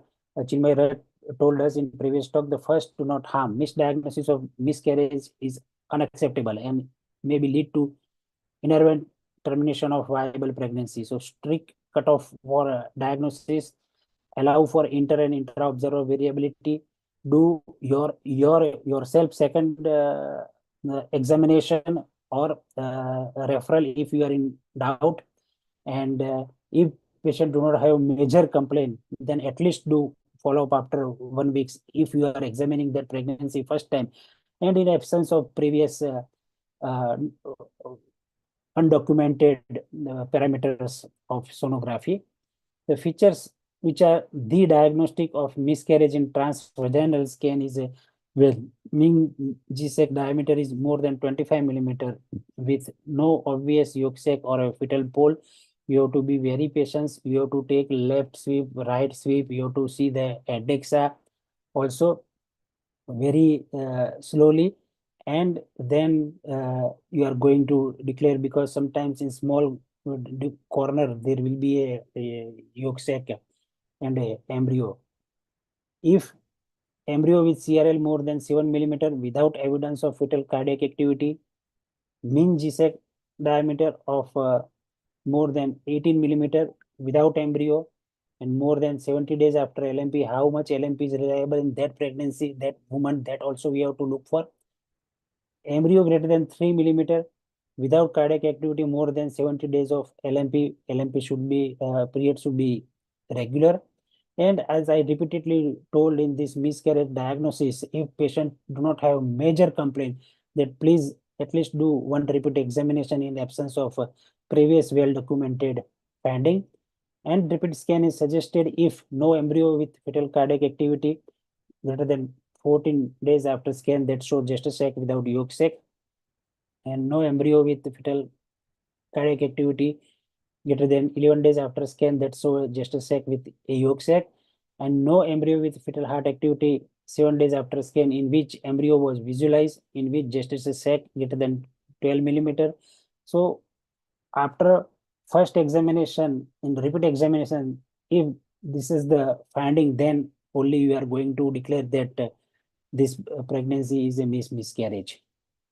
And the finding which are suspicious but not diagnostic of pregnancy failure when the crown rump length is 7 millimeter and heartbeat is not seen, mean G-sac diameter 16 to 24 millimeter and no embryo seen, absence of embryo with heartbeat 7 to 13 days after a scan that showed gestation sac without a yolk sac. So in that case, you have to do one repeat examination. Please remember this.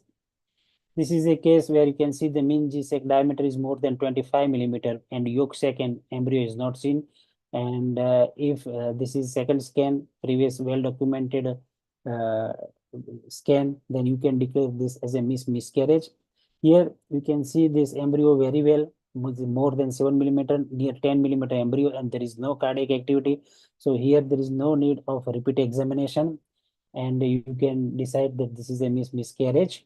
And we know that below 9 weeks of pregnancy, Doppler should not be used. But when there is such type of situation where there is a need of confirmation of diagnosis, we can very well safely use a Doppler, and it is not going to harm, because your main goal is here to reach to the accurate diagnosis. And when there is a inevitable miscarriage, in that case, along with bleeding and pain, you will able to see the embryo which is lower down in lower segment or in the cervix, and os is open, and these are the case of inevitable miscarriage when they come with a bleeding. Complete miscarriage if in case when patient is coming with a bleeding, or patient tell that there is a passage of history of a product, and when previously known intrauterine well-documented pregnancy, and in repeat examination when you see there is a empty uterine cavity, so it is sufficient to tell that woman that now there is a complete miscarriage. Now coming to the another agenda of today's talk, that is a intrauterine pregnancy of unknown viability. When you are not sure regarding the viability of this pregnancy, so in this group of patient, again the bottom line is whenever there is a doubt, you have to do repeat examination and come to reasonable conclusion. You are not going to tell the final verdict from the first examination in absence of previous well-documented pregnancy. The situations are like this: if mean G-sac diameter is less than 25 millimeter and yolk sac and embryo is not seen, or if the CRL is just 6 millimeter and cardiac activity is not seen. So these are the candidate where there is a need of follow-up examination. And You these have are 1 the minute group left, where, Dr. Mayank. One last minute okay, left. okay. So now, so please remember, false positive diagnosis of non-viable pregnancy in viable or intrauterine unknown viability can damage pregnancy that might have a normal outcome. So do repeat examination. Now coming to the pregnancy of unknown viability, unknown location, when you do TVS examination, in 70 to 90% of time, you will able to diagnose either pregnancy as intrauterine or ectopic pregnancy. But in 10 to 30% of case, you will not able to see the G-sac. In that case, you have to do beta HCG examination and beta HCG test and follow-up examination, and then you will able to group that in a high risk, low risk group. and still in a repeat examination, you are not able to reach to reasonable conclusion. This is a M6 model where there is a free app you can download from this link. And when there is in doubt of intrauterine GSEC localization, go for this test. And progesterone, if it is less than 2, then at least do not perform beta HCG up to 48 hours. And it is more than 2, then go to step 2. Step 2 is a perform beta HCG and put all those demographic data into this M6 model, and that M6 model automatically it will tell you that it falls in a high risk. So that is going towards the ectopic pregnancy. And if falls in a low risk, then it falls in a group of the unknown viability to more chance of viability of that pregnancy. And if it falls in a intermediate group, then again you have to go to step 1 and do a follow-up examination. Thank you very much. This is as like a happy learning series. This is a happy learning experience every Wednesday morning. One can join, and it is moderated by Mediscan Chennai. And on behalf of Mediscan, I invite you this conference, biannual conference last week of September, very rare event. And at the end of talk, I seek your blessing and support for the post of MC Patel presidency. Thank you very much. Thank you, Dr. Mang, for your excellent talk. It is a very day-to-day practice when we meet these type of patients, and definitely ultrasound will help us in managing the pregnancy. And Respected chairpersons, yes. I think we have 1 minute. We can take the questions, though Dr. Chinmay has had to leave the webinar. If there are any questions, can we quickly take them up in the next minute or so that we can move ahead with the next session? Yeah, Any questions? I don't think there are any questions. Even That Dr. was Nina the has, question. Dr. Nina has also left, I think. Yeah. And so if at all there is a question for Dr. Mayank, we can take it, but I don't see any question here in the chat box. Yeah, me neither. Once again, we Thank would you, chairperson. Thank Yes. you, organizer. Thank you, Dr. Mayank. And it was a wonderful session. All the three speakers have done really justice to the topics allotted to them. I'm sure the first trimester scanning and, of course, the role of imaging and first trimester bleeding, all the topics were excellent, very well covered by all the speakers. So on behalf of Dr. Susmita and myself, we thank all of you. We thank the respected Dr. MC Patel, sir, and of course have the blessings of Madam Professor Kamal Bakshi. Thank you all the coordinators for having us here. Just wanted to tell you that I'm Dr. Sneha Buyar, and I do make a humble appeal to all of you that I'm contesting for Vice President Foxy from West Zone. All of you know me as a focus academician, and of course I have been working for Foxy for last 21 years. Apart from my various posts, I'm very dedicated, passionate, hardcore obstetrician with my 35 years of experience, and now I'm marching ahead for organization. So please, all of you, support and vote for me as Foxy Vice President from West Zone. My humble appeal to all of you. Seek all of your blessings and best wishes. Thank you. Thank you so much, Dr. Sneha. Thank you, Dr. Susmita. Thank you. We now move on to the next session, session 2, which is the anomaly scan. And without much ado, I would like to hand over the session to Dr. Sunita and Dr. Taru. Vasu, can we please have their CVs up? Mayank sir, can you please scroll the screen share?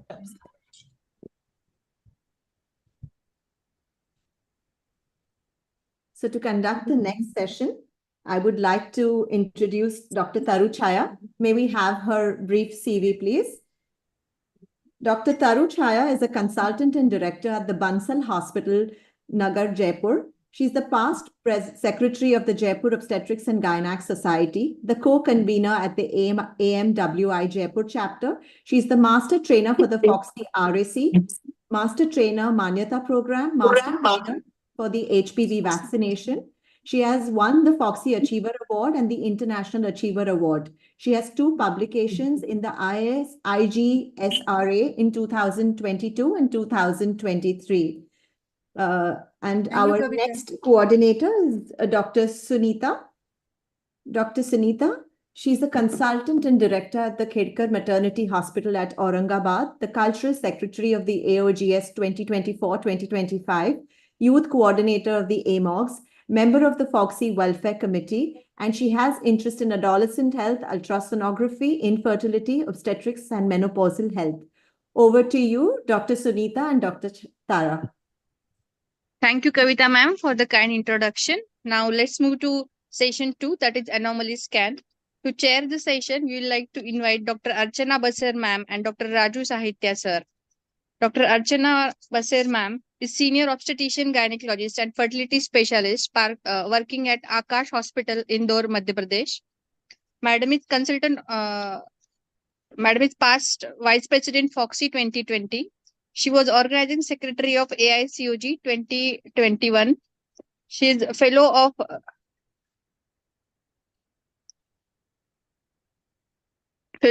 representative AICC RCOG West Zone. Madam holds a Guinness Book of World Record for removal of largest ovarian tumor. Welcome, ma'am. We would also like to invite Dr. Raju Sahitya sir. Ma'am, for the session 2, next chairperson is Dr. Shyam Dasan. Dr. Shama Devdasan. Okay, so we would like to invite Dr. Shama Devdasan. She has done fellowship in fetal medicine and high-risk pregnancy. Regarding her work experience, she is consultant fetal medicine at Embody Scan. She is visiting consultant in fetal medicine at Pran Fertility Center, Trivandrum. She is leading consultant in Department of Ob-Gyn at Sangara Cooperative Hospital. She has various publications and accomplishment to her credit. We welcome you, ma'am. Now I'll request the chairperson to kindly introduce our speakers.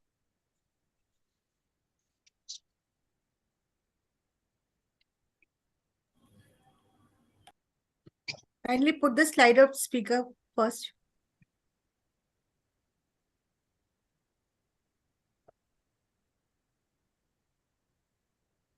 Dr. Shama, will you like to introduce him?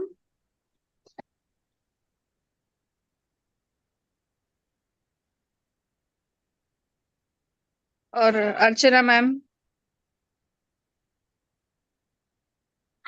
Nobody is there. And Dr. Sunita, introduce her. Okay. Dr. Nitin Chobal sir is a renowned healthcare professional with more than 3 decades of experience. He is presently director at Thane Ultrasound Center and consultant in ultrasound at Jaslok Hospital and Research Center, Mumbai. He has several national and international awards to his credit. He has been training radiologists from all over India and abroad. His ultrasound clinic in Mumbai is recognized as Center of Educational Excellence, where innumerable workshops in ultrasound and color Doppler are conducted regularly. Welcome, sir. Yeah, thank you. Can I share my screen? Yeah.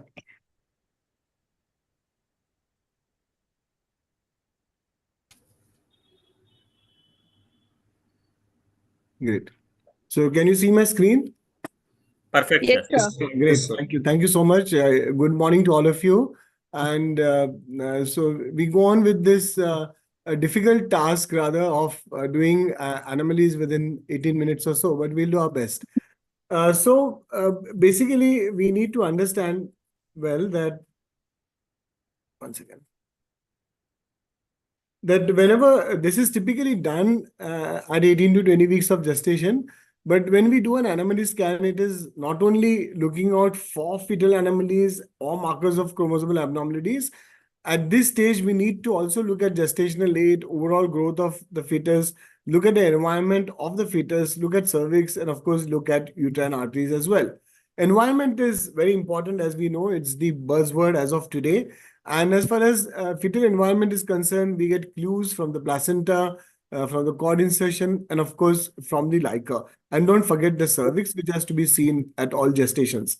So at this point of time, we look at the maximum vertical pocket rather than amniotic fluid index, because the fetus is constantly moving. And anything which is less than 5 is little worrisome. Anything which is less than 2 is definitely an oligo.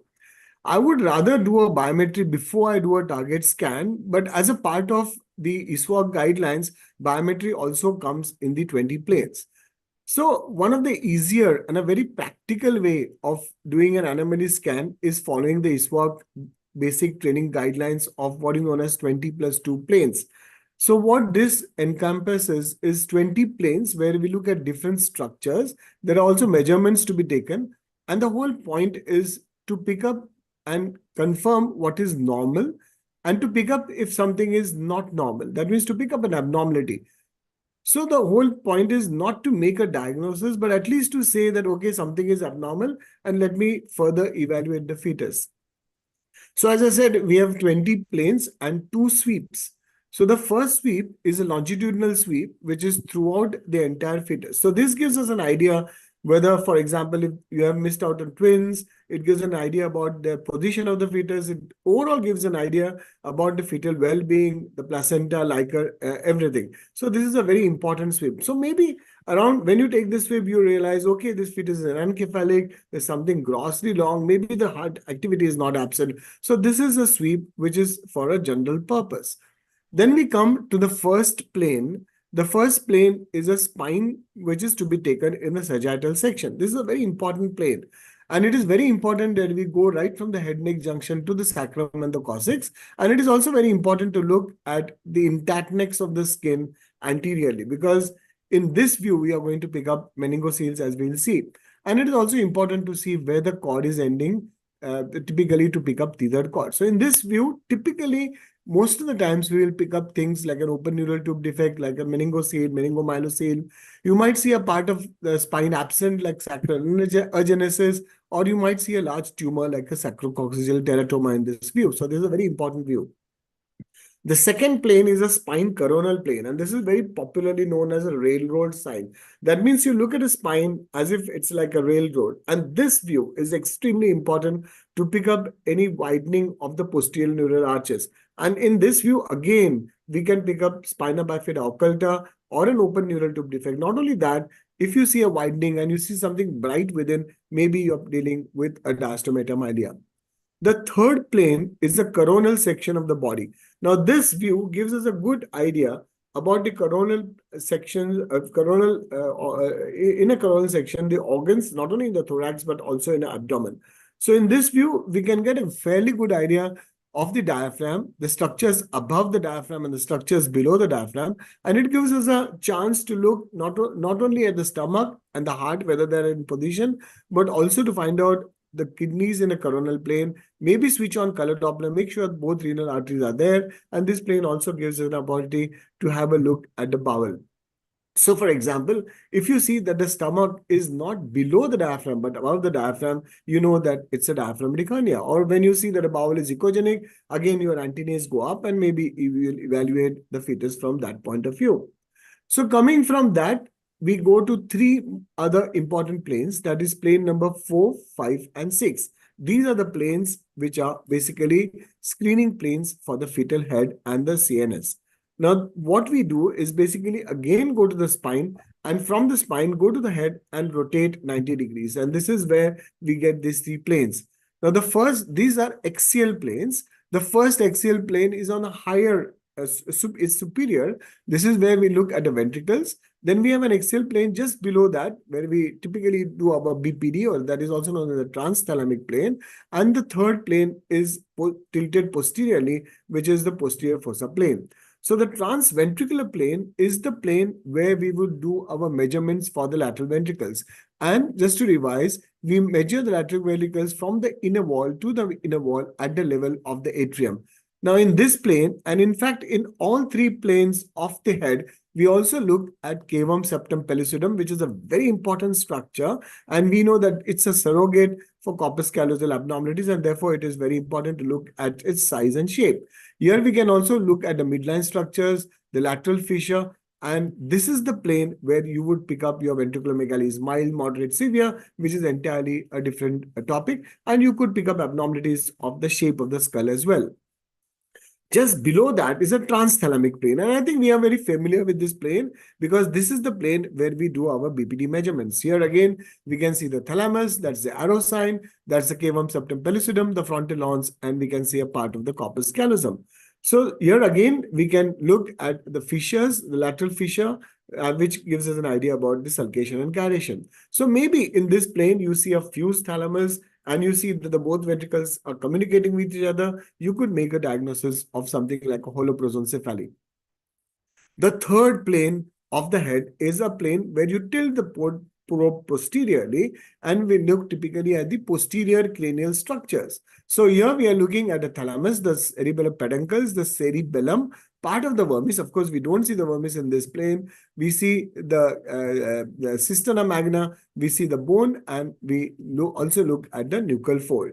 So this is the plane where you could pick up posterior fossa abnormalities. For example, you might see that the cerebellum is banana shaped, there is obliteration of cisterna magna, suggesting there is an open neural tube defect. In this plane, you could pick up a defect in the occipital bone, like an occipital encephalocele, or you can pick up an increased nuchal fold or a cystic hygroma, which is a fluid-filled structure. And then that gives us a clue that maybe there's something wrong and we need to evaluate it further.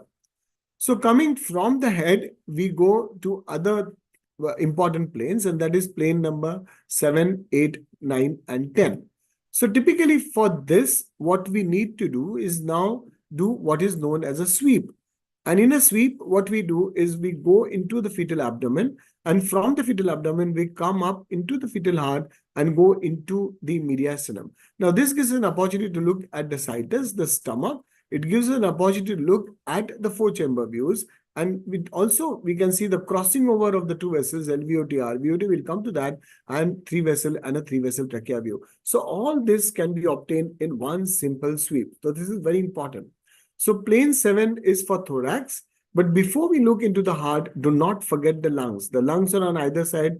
They should be more or less equal. Very often, abnormalities of the lung are missed simply because we are focusing on the heart.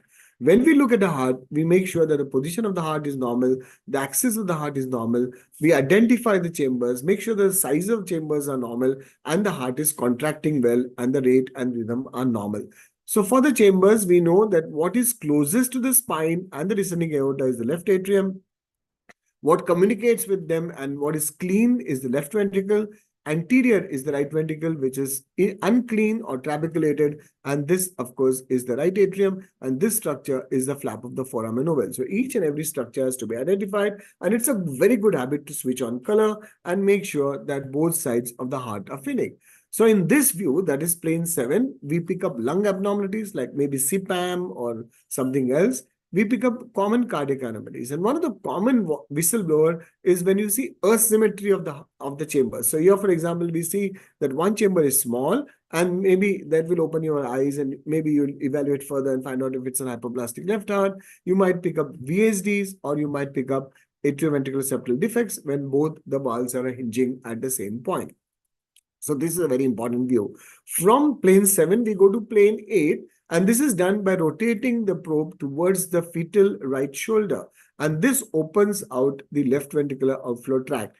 And here, what we look at specifically is what is known as septo-aortic continuity. That means the interventricular septum and the aorta posterior wall should continue. And this, once it is done, then this rules out VSDs, which outlet and overriding problems, like, for example, tetralogy of Fallot. So this is the view where you would suspect a tetralogy of Fallots, as you can see here. From the same, we can go towards the head and get what is known as right ventricular outflow tract. So here we look at the right atrium, the right ventricle, the pulmonary artery, the pulmonary valves, the pulmonary artery, and its bifurcation.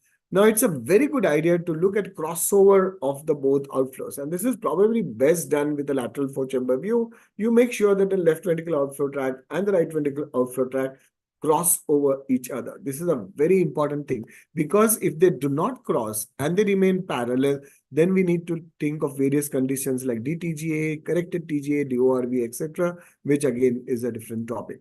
So sweep is very important because it gives us a good idea right from situs to gross four-chamber abnormalities to even upper mediastinum. So we continue the sweep from the four-chamber. We get the three-vessel view. and we get a 3-vessel trachea view. Now, the 3-vessel trachea view is your plane 10, where we look at 2 arches, namely the ductal arch, the aortic arch, and we have the superior vena cava, and therefore this is known as a 3-vessel trachea view. And this view again is very important because it can give us a clue towards possible not only outflow anomalies but also sometimes 4-chamber abnormalities which you have missed. For example, in a 3-vessel trachea view, we see a single large vessel. Maybe it's CAT or maybe it's pulmonary atresia. If you see that the colors are different, it is a good idea again to switch on color in this view and make sure that both the arches are showing the same color. So if one of the arch is smaller, showing an opposite color, that maybe you will think of an hypoplastic left arch. And if you see that one arch is on this side of trachea, the other arch is on the other side of trachea, you will think of conditions like right-sided aortic arch or a double aortic arch, etc. So this is again very important. So moving from there, we continue our sweep, but this time what we do is we do our sweep in the opposite direction and go towards the abdomen. So we cover the entire abdomen in a sweep. And in plane number 11, we focus our attention on the stomach and the umbilical vein. This is where we take our abdomen perimeter. So typically where the umbilical vein bifurcates, this is where we take our abdomen perimeter, and it is very important to find out, to make sure that the stomach is in position and is of a good size. So if the stomach is not seen, maybe you will think of something like upper esophageal atresia. If you see the stomach is too large or there's one more bubble next to it, maybe you have to think of something like a duodenal atresia. From that, we come one plane down and we see the cord insertion. This plane 12 is again extremely important because this is where you will pick up your abdominal wall defects. So it is very important to document cord insertion because you can pick up omphalocele when you see that a cord is inserted on the membrane and there's a defect, or you could pick up something like a gastroschisis where the cord insertion is normal, but you see in fetal intestines outside into the amniotic cavity. Then we come to plane number 13, which is again a transverse plane continuing down. And typically here our focus of attention is basically the kidneys and also, of course, the pelvis. And in this plane, if you suspect that something is wrong with the kidneys, maybe you can go back to your coronal plane and look at the kidneys in a proper way. And this is the plane where most of the times you're going to pick up mild dilatation of pelvic system or maybe even gross pathological obstruction. Remember that mild dilatation up to 3-4 millimeters is very common in the first trimester, and even up to 7 millimeters, 8 millimeters is very common in the second and third trimester as well. So these are very often physiological. But if I say, as I said, that if the dilatation is gross, then we need to think of obstructive uropathy. From this plane, we go to plane number 14, where we look at the fetal pelvis, we look at the bladder, and of course, we look at both the umbilical arteries, where we make sure that there are 2 umbilical arteries. Now, this is the plane where you could pick up single umbilical artery, which, as we know, has its own implications, or it is a plane where you pick up typically bladder outlet obstruction. So you see typically bladder, which is huge. Then you look at the outflow, the outflow of the bladder, and if it is narrow, maybe you're dealing with the posterior valve. And if you suspect that something is wrong in the bladder outlet, you look at the kidneys and find out if that is plastic or if there's any other problem in the kidney. If you do not see the bladder, call the patient again, because if you do not see the bladder persistently, maybe you're dealing with an extrophy of the bladder and the bladder is outside. Then we look at other things like the K angle, etc., which is a different issue altogether. Okay, so after looking at this, we come to the bones again, and the best way to, as we know, the femur is a very important bone because it helps us in establishing gestational age, and it is very often the whistleblower towards possible skeletal abnormalities. So how do we go to the femur? Again, we do the same thing. That is, we go to the spine, we go to the sacrum, we go to the iliac bones, and we look at the head of the femur and then rotate. And when we measure, of course, we measure only the diaphysis of the femur. So when we look at the femur, it is very important to look at both the femori. Number 2, it is important to look at the tibia and fibula on both sides and both the feet and make sure that the foot makes a good angle with the tibia and fibula. So we should not see the entire foot when you see the tibia fibula. So if you see the tibia fibula and you see a foot, that means you should suspect a talipus abnormality. Then, of course, we go to the upper limb. Here again, we look at both the humeri.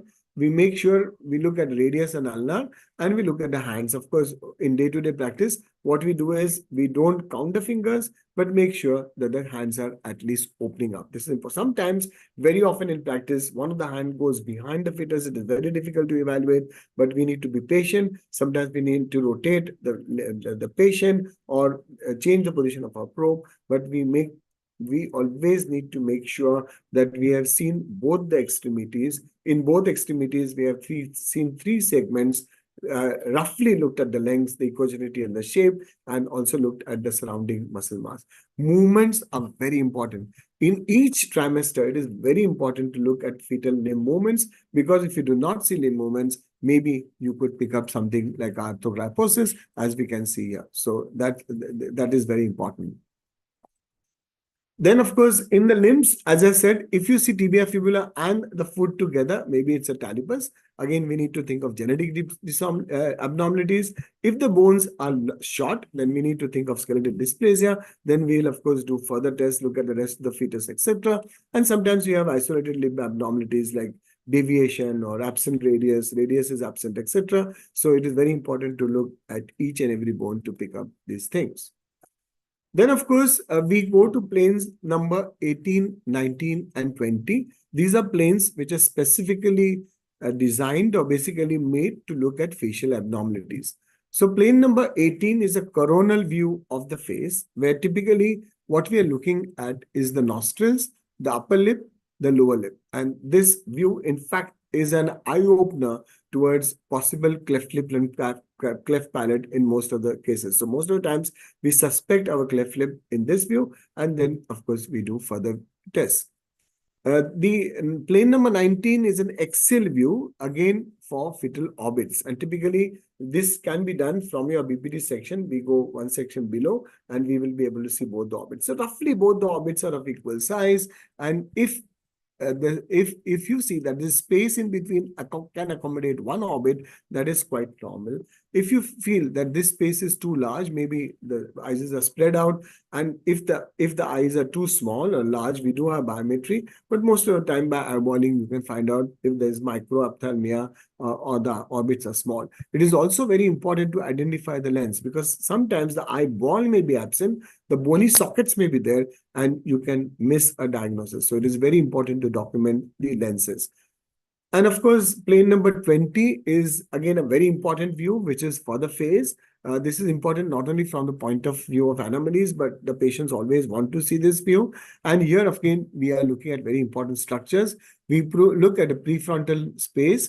We look at a nasal bone, which we can measure if we feel it's small. We look at the upper lip, the lower lip, and of course the palate.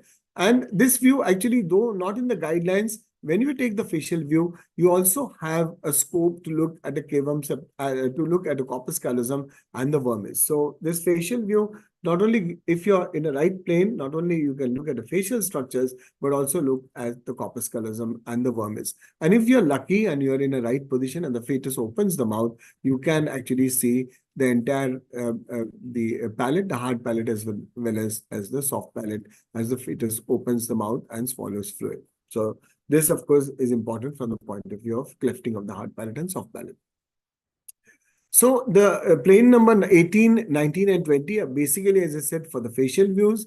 Most important is clefting, which of course there are different types, unilateral, bilateral, etc., with clefting of the palate, etc., which of course one would do a detailed study. As I said, look out for things like anophthalmia. The lens may be echogenic, which is typical of cataracts.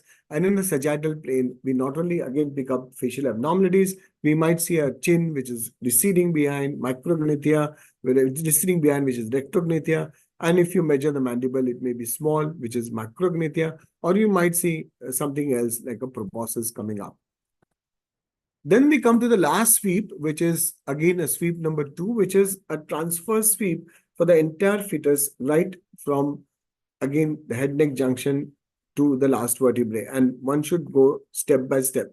This gives an opportunity again to look at the posterior neural arches, and if there is widening of the posterior neural arches, again one can suspect an open neural tube defect there. And this also gives an opportunity to look at the entire fetus, right from the head to the to the pelvis if you have missed out on something else. So this again is a very important sweep.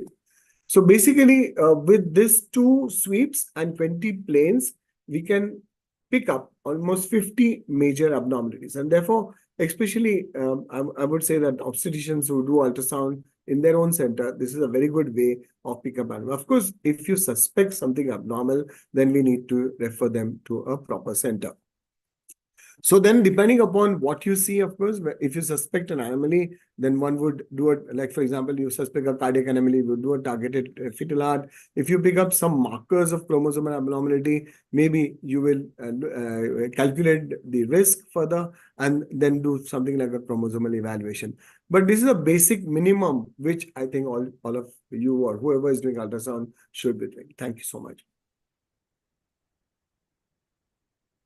Thank you, sir. That was excellent presentation. Can we have expert comment from chairpersons? Hi, Dr. Archana Base here.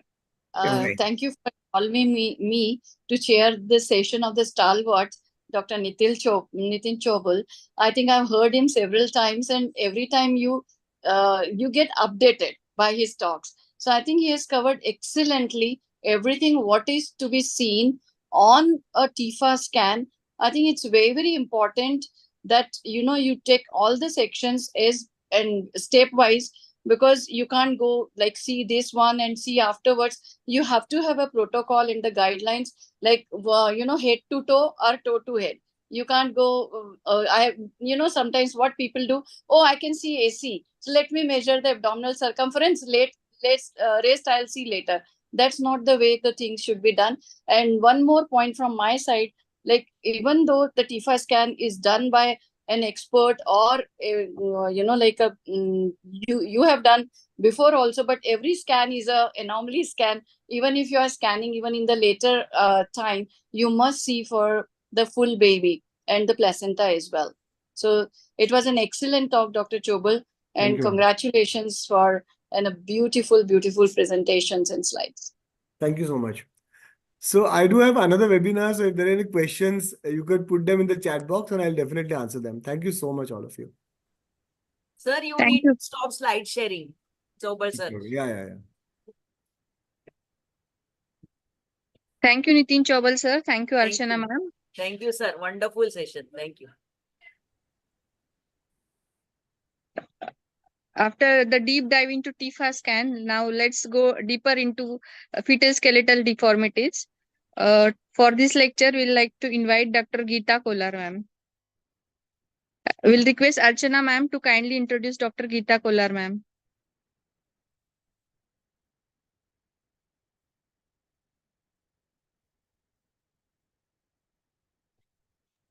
Archana ma'am. Please. Dr. Archana, can you listen?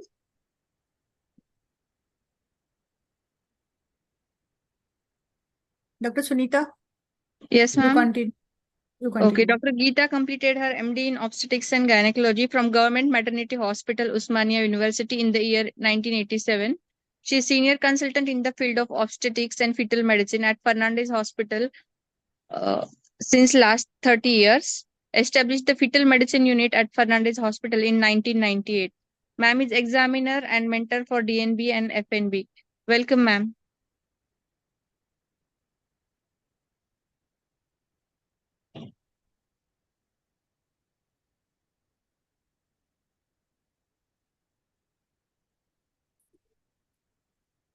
I hope, thank you for the opportunity. Are my slides visible? Yes, ma'am. Yes, ma'am. Yes, Thank you. Thanks for this excellent session on the unseen fetus. We've been really enjoying. Thank you, Dr. Patil, for this invitation, and all the best to all the contestants. We hope to have some more life into Foxy.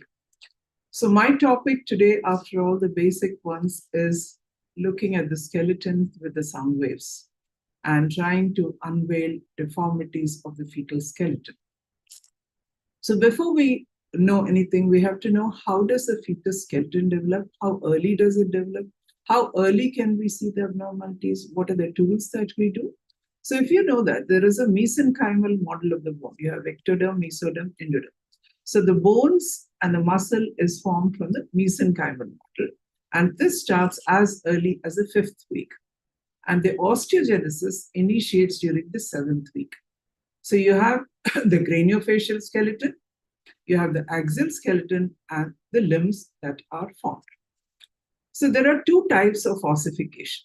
One is an intramembranous and endochondral. What is endochondral is there is first a cartilage is formed, and then on that the bone is laid. Like you have the nasal bone, you say the nasal cartilage is formed, but yet not ossified. So that is endochondral cartilage. Then there is intramembranous cartilages, where there is direct laying of bone, like in all the flat bones. So why have we these two different? Because we want immediate thing is the fetal skull to protect the brain. So this should happen very soon. So there is no cartilage first. It immediately forms, so that takes less time, and actually it stops by year 2. Whereas the endochondral ossification starts first as a cartilage, then first bone is then laid. And this takes a very long time. And not all bones or epiphyses ossify in utero. It almost goes on till 21 years, right? So what are the primary ossification centers and what are the secondary ossification centers? So all the it starts in the center part, in the cartilage, in the cartilaginous model, and then this is called the diaphysis. And this normally occurs before birth. Then what are the two types of skeleton? We have the axial skeleton and we have the appendicular skeleton. All the limbs come as the appendicular skeleton. And axial skeleton develops from somites and neural cells.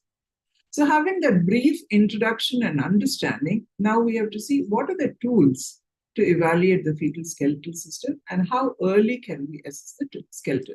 The tools to evaluate are basically 2D and 3D ultrasound, which can identify a variety of skeletal and bony abnormalities. And this also allows for the differentiation of various severe and often lethal skeletal dysplasias. The skeleton, because like we have said, starts ossifying very early in development. Where do we use 3D ultrasound? Yes, if you do have the facilities, it is complementary to 2D because you can image it in multiplanar views. Like you can see the ribs, you can actually count them, and then you can make a diagnosis if any rib is short or absent. And then if you have to see all 4 limbs, it gives this multiplanar view. So 3D ultrasound is complementary to your 2D ultrasound. So how early can you start seeing the bones? As early as 8 to 9 weeks, you can start seeing vertebral arches and bicranial vault. But slowly, the epiphysis is only after 20 weeks. But remember, by 11 to 12 weeks, all long bones and limb movement is possible.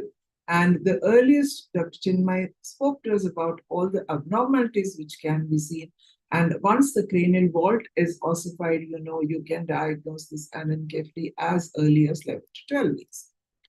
Dr. Nitin also shared what are the guidelines. So we have these guidelines both for the first and second trimester. And each structure, we said, has to be systematically seen.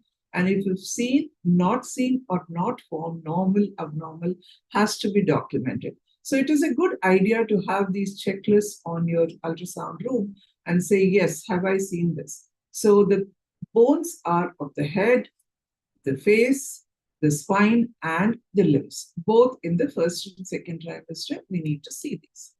Many guidelines have come. Some of them do not have, all of them certainly do not mention digit counting, unless it's an advanced evaluation of the skeletal system.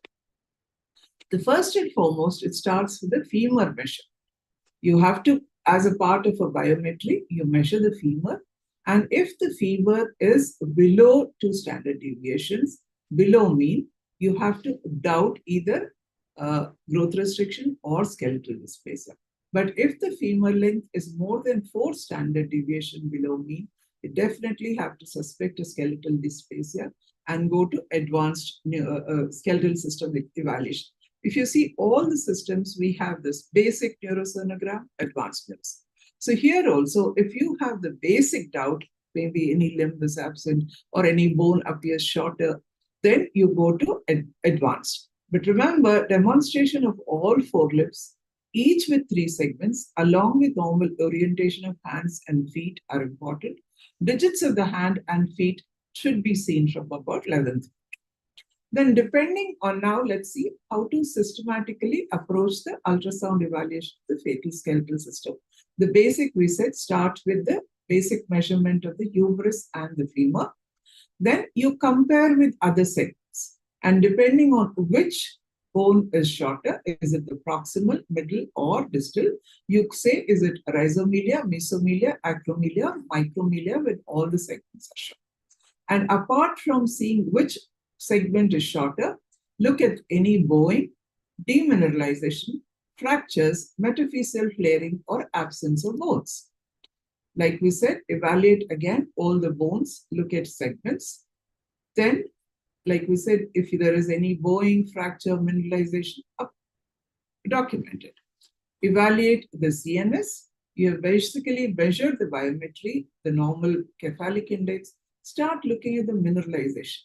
If it is a well-mineralized skull, you will not see the proximal segment well. You will only see the distal segment well. If there is improper mineralization, then even this part of the intracranial structures appears very normal. Look for any macrocrania, frontal bossing, or cloverleaf, or microcephaly. Look at the sutures. Then in the face, a basic evaluation we know is a sagittal view, but when you see it, start looking for clefting, hypotelorism, retromicrognathia, and frontal bossing. So everything, there is a basic, there is an advanced. Spine, routinely we do examine the vertebrae, the curvature, the tapering, and corners. But if we are suspecting and we think there is some abnormality, look at platyspondyly. What is platyspondyly? The vertebral body should be bigger than the intervertebral space. If the vertebral bodies are smaller, and then you say it is platyspondylis. Is there any demineralization? Are there any hemivertebrae or vertebral disorganization? So this is the advanced. So all long bones, if normally the femur and foot length ratio should be about 1. And FL-AC ratio, if it's less than 0.16, measure the chest dimensions, because now we want to deal with whether the thorax is narrow or it's abnormal. Examine the form and structure of the shoulder girdle, the scapula, clavicle, ribcage, pelvic girdle. Evaluate all the organs, including heart. Look at fetal motion. Look at the overall movement. Any joint contractures need to be seen. And finally, estimate the amniotic fluid, because many of the skeletal abnormalities may be associated with polyhydramnios. Now I'll come to some case examples to see what we can do. So this is an example of a missing limbs. If you see all 3 segments, the hand is missing. So this is a case of isolated limb deficiency. And this is generally caused by amniotic band syndrome, exposure to teratogens, or vascular accidents. They are generally sporadic and the risk of recurrence is negligible. This is another case of missing limbs where all the 4 limbs are absent, that is tetraphocomyelia. It is also associated here with bilateral cleft lip and palate. There is hypertelorism and there is ear and nose malformation. This is phocomelia, and teratogens like thalidomide were commonly associated with these kind of abnormalities. Then there is polydactyly and syndromes. You find that there is an encephalocele, there is polydactyly, and so early, by 12 weeks, you're seeing these kidneys with cystic spaces.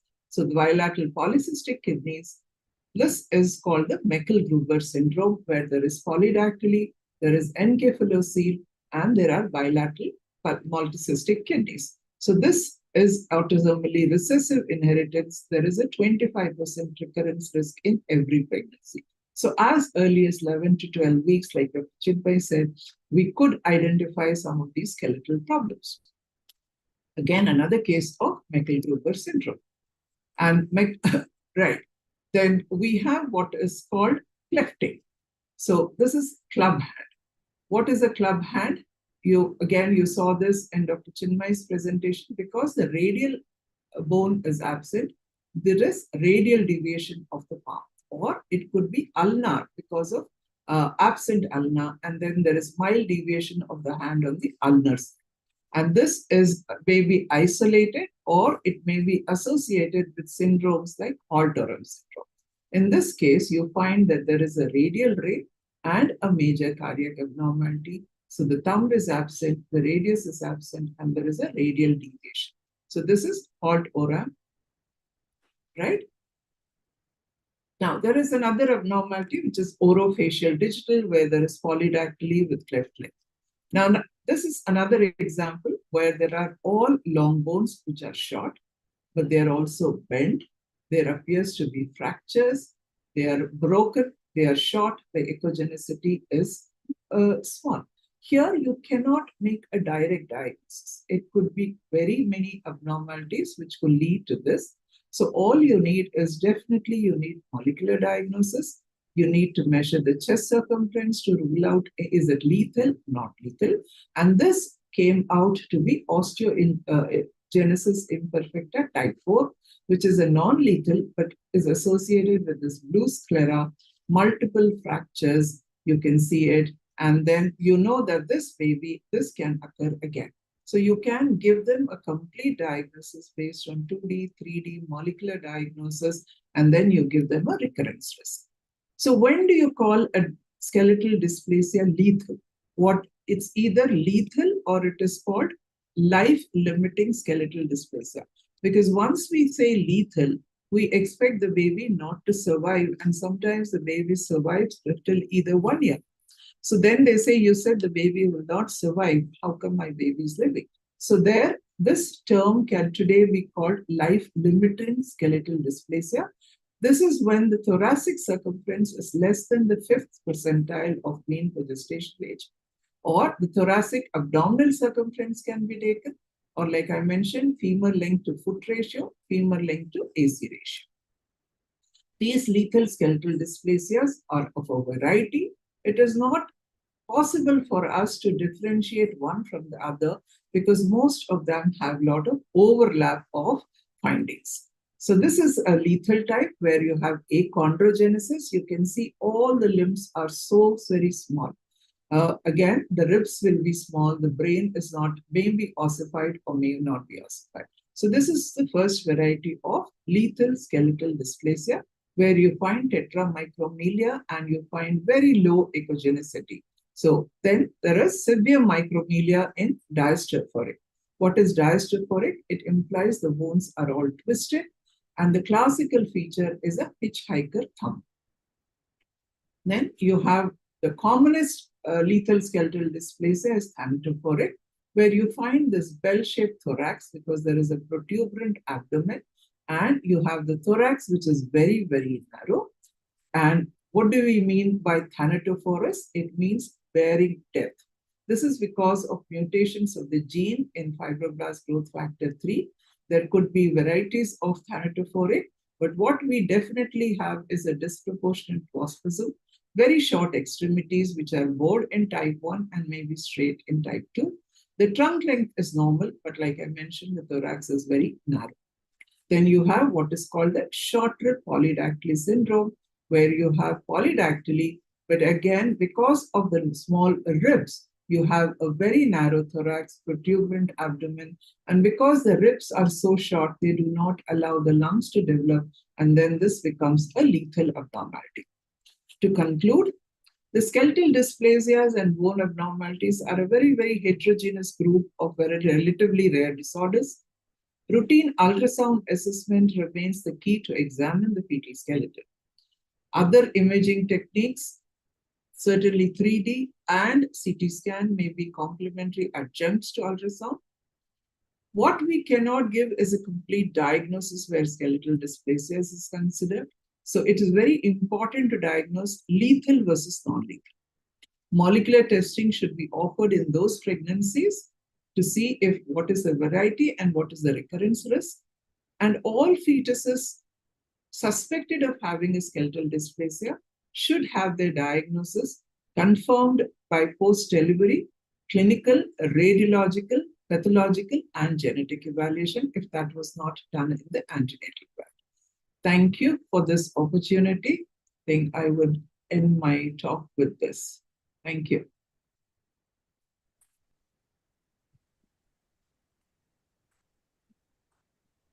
Thank you so much, Dr. Geeta.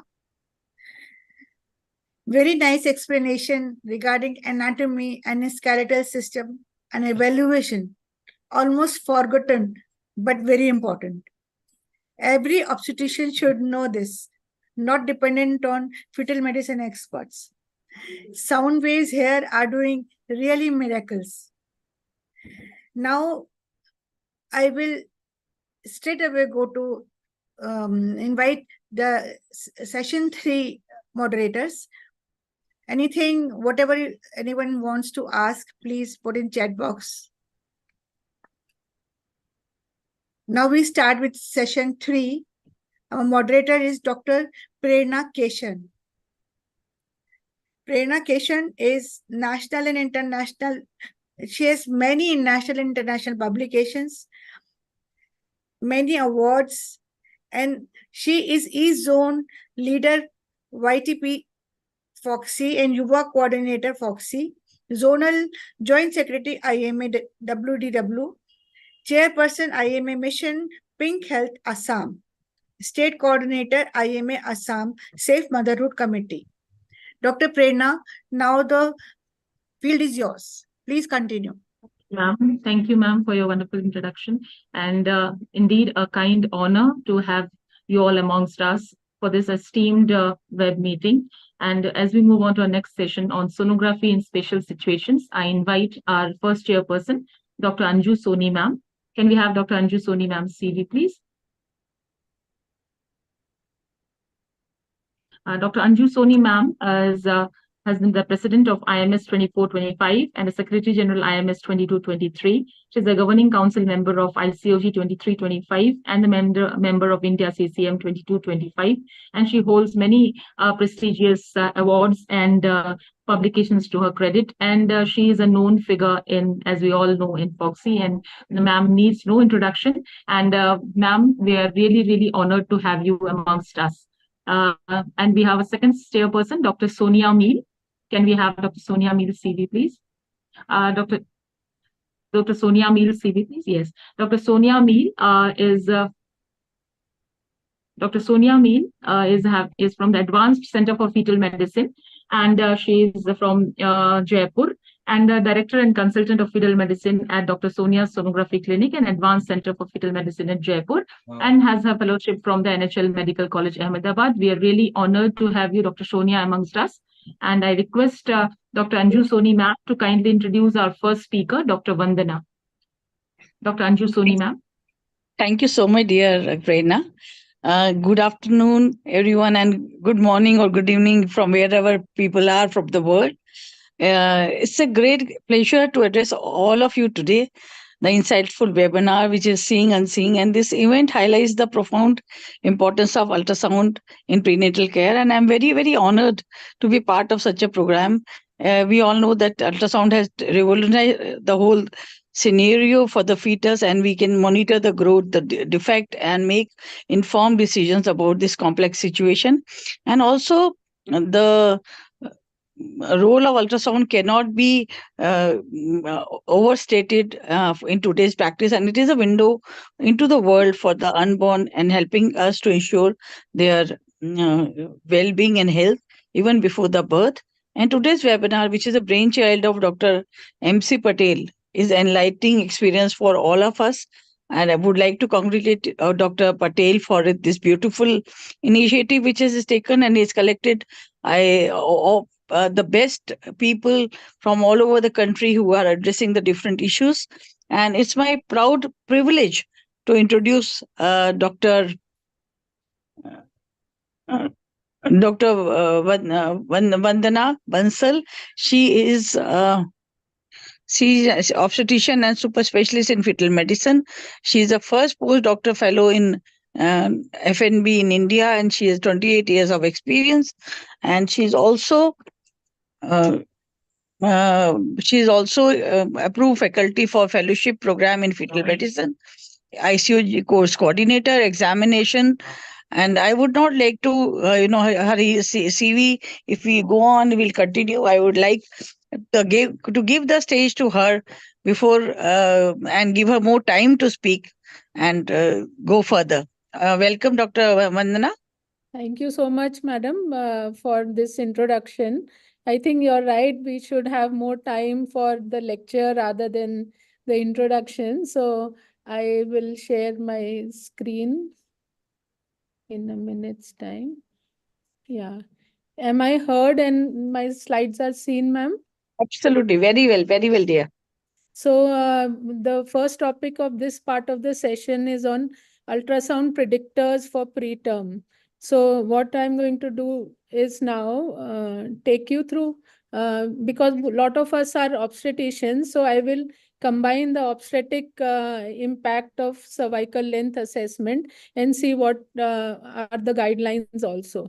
So we start off with preterm birth, and we know there was a widow who gave birth to a male child which was smaller than 1.3 liters in a mug, and this was the Newton that we all know about. But actually, this is not what always happens. These preterm births, they don't even survive rather than becoming Newtons in the world. So we start off with this preterm. The definition is two different definitions, but majorly for obstetricians, an early preterm birth less than 34 weeks and a late preterm between 34 to 36 plus 6/7 is what we are more worried about, because that is what will decide on the morbidity of these babies. So about 14.9 million preterm births are born before 37 weeks all over the world. And so 1 in 10 babies have preterm birth. And this is increasing significantly because of multiple pregnancies and ART. And 1.1 million die each year from this preterm. So it is the single largest direct cause of neonatal death worldwide. And those which don't die have a lot of more problems of disability, cerebral palsy, and learning impairment, as well as the cost to that family as well as to the country. Why we are talking about preterm in India is because Asia and Africa is the highest among all countries with preterm birth, and India tops it completely. So India is the highest of all, and this was there in the Times of India some time back when I looked into this. 27 million babies were born every year in India, of which 3.5 million are premature. And the problem is the inequality in the survival gap. So in a country where you have low income countries, less than 28 weeks, it's only about 10% which live. While in high income, it is only the 10% which die. So there is such a huge survival gap between the developed and the developing countries. So it is better that we prevent preterm birth rather than we think of management and the care of the premature birth, which are all priority. But I think prevention is something we can do at our level. However, the problem is that preterm is not a diagnosis. It is just a cause which we need to find out what is the reasons for this happening. So that is why the predictors are also very vague. So if you look at what are the predictive tests, are either based on risk factors or cervical length assessment or the biochemical markers that we have. But of all of them, we have a very good tool of ultrasound, which is extremely good for us. So all patients who are at risk, so they are the ones which we should look at, but it is not only in the ones where there's a risk factor we look at cervical length. So history of preterm birth, especially if they have been 2 or more, and this increases twofold in the subsequent pregnancy. Early and advanced maternal age, weight less or high, short interval period, stress, smoking, alcohol, this is your standard. And your ART is one important now for preterm birth. So IVF conception, be very wary of preterm births. also look at history of some surgical events. Conization and surgery may not be so common, but instrumental deliveries, suction evacuation, second trimester abortion, you should be wary of cervical length assessment. And also a cesarean section at full dilatation again becomes a risk factor for preterm next time. Current pregnancy, we know all these on the left side, but what we should also be worried about when there is a first trimester vaginal bleeding or multiple pregnancies, abruption, placenta previa, and if there has been any infection. This infection can be even periodontal also, which can lead on to preterm births. So among all these risk factors, previous history of a preterm birth and a short cervix in current pregnancy, these are two most important risk factors. So where are we leading to? History as well as the cervical length. So ultrasound is extremely important. The number of prior preterm births and the gestational age, if it is less than 30 weeks, the risk is significantly high. So when we are looking at history, don't look at history of preterm. Look at history whether it was spontaneous preterm or whether it was a medically induced iatrogenic preterm births. Most of them are 75% are spontaneous. But even among these which are medically indicated preterm, the 25%, there is still an increased risk of spontaneous preterm birth. But there is also a risk of the same thing happening. So hypertension or IUGR happening again. And so the ACOG says cervical length assessment may be like a routine surveillance, but not recommended specially for these medical indicated. You correct the disorder which was there in the previous pregnancy. So now let us start with what is cervical length assessment. Do we do it for all or we do it only in the risk factor group? So the ISWOG says that cervical length assessment should be performed in all our second trimester scan to screen for preterm birth. Why this recommendation? Because it is effective, it is cost effective, it is preventable also. So one missed opportunity we will be able to pick up if we are going to do these screening tests for all patients of who are pregnant and singleton.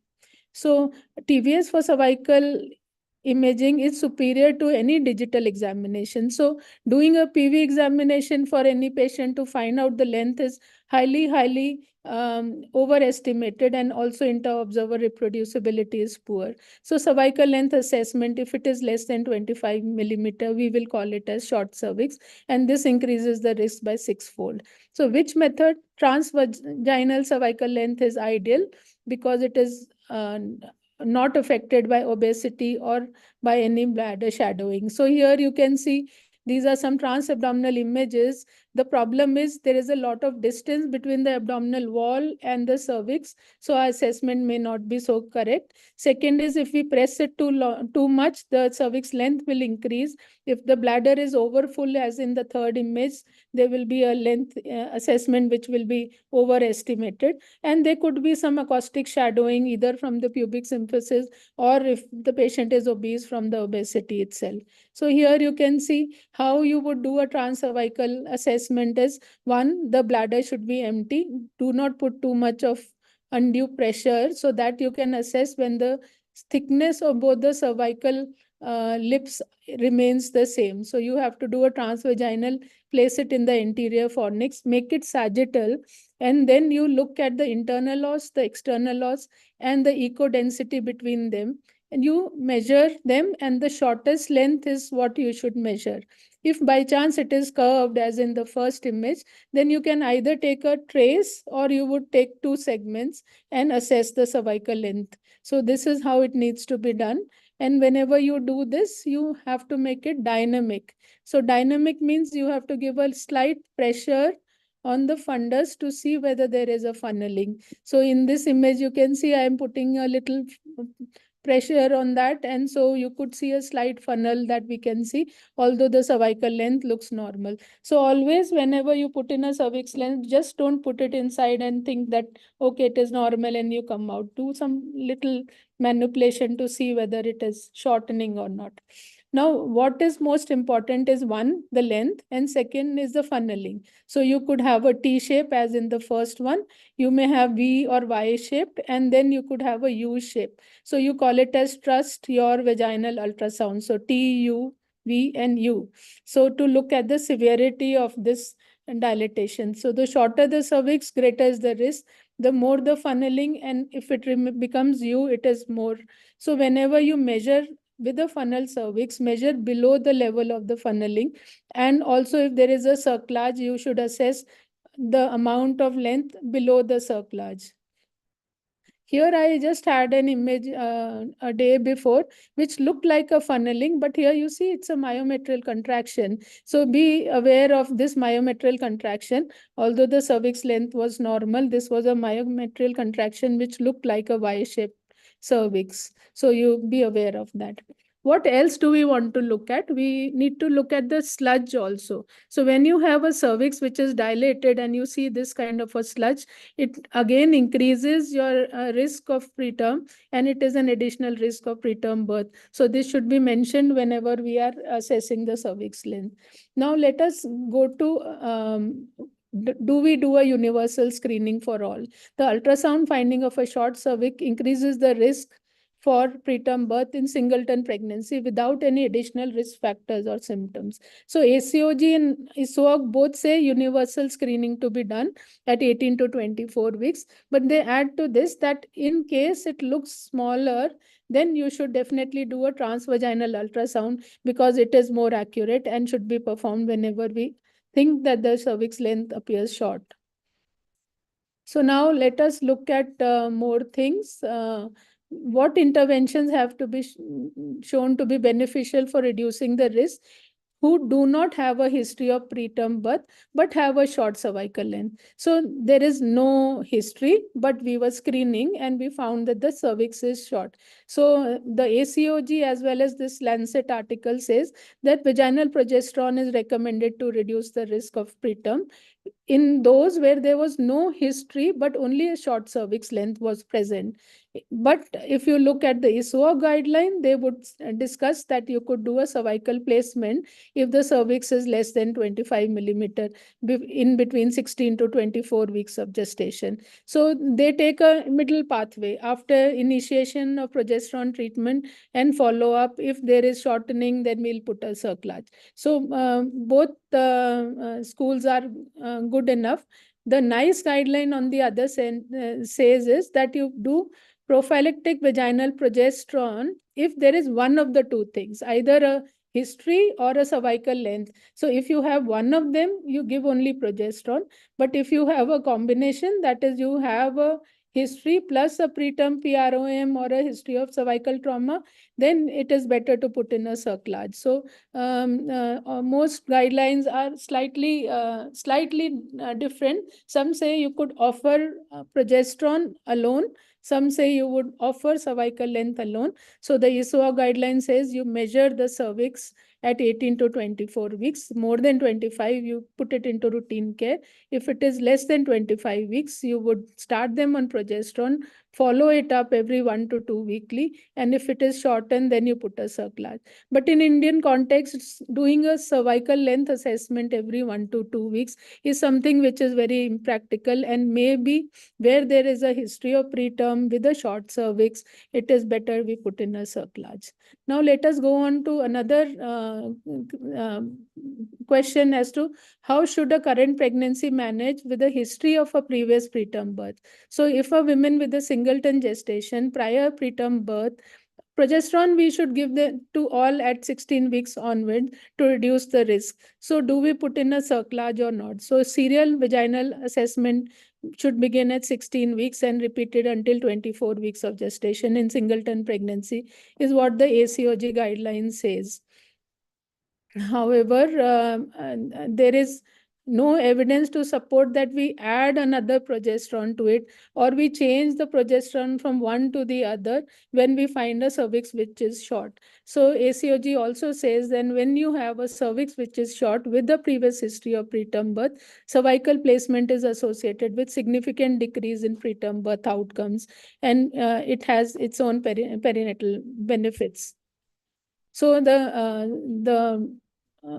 you can look at this data which has been given that if you have a previous preterm birth, do a progesterone at 16 weeks, do an ultrasound at around 16 weeks of gestation.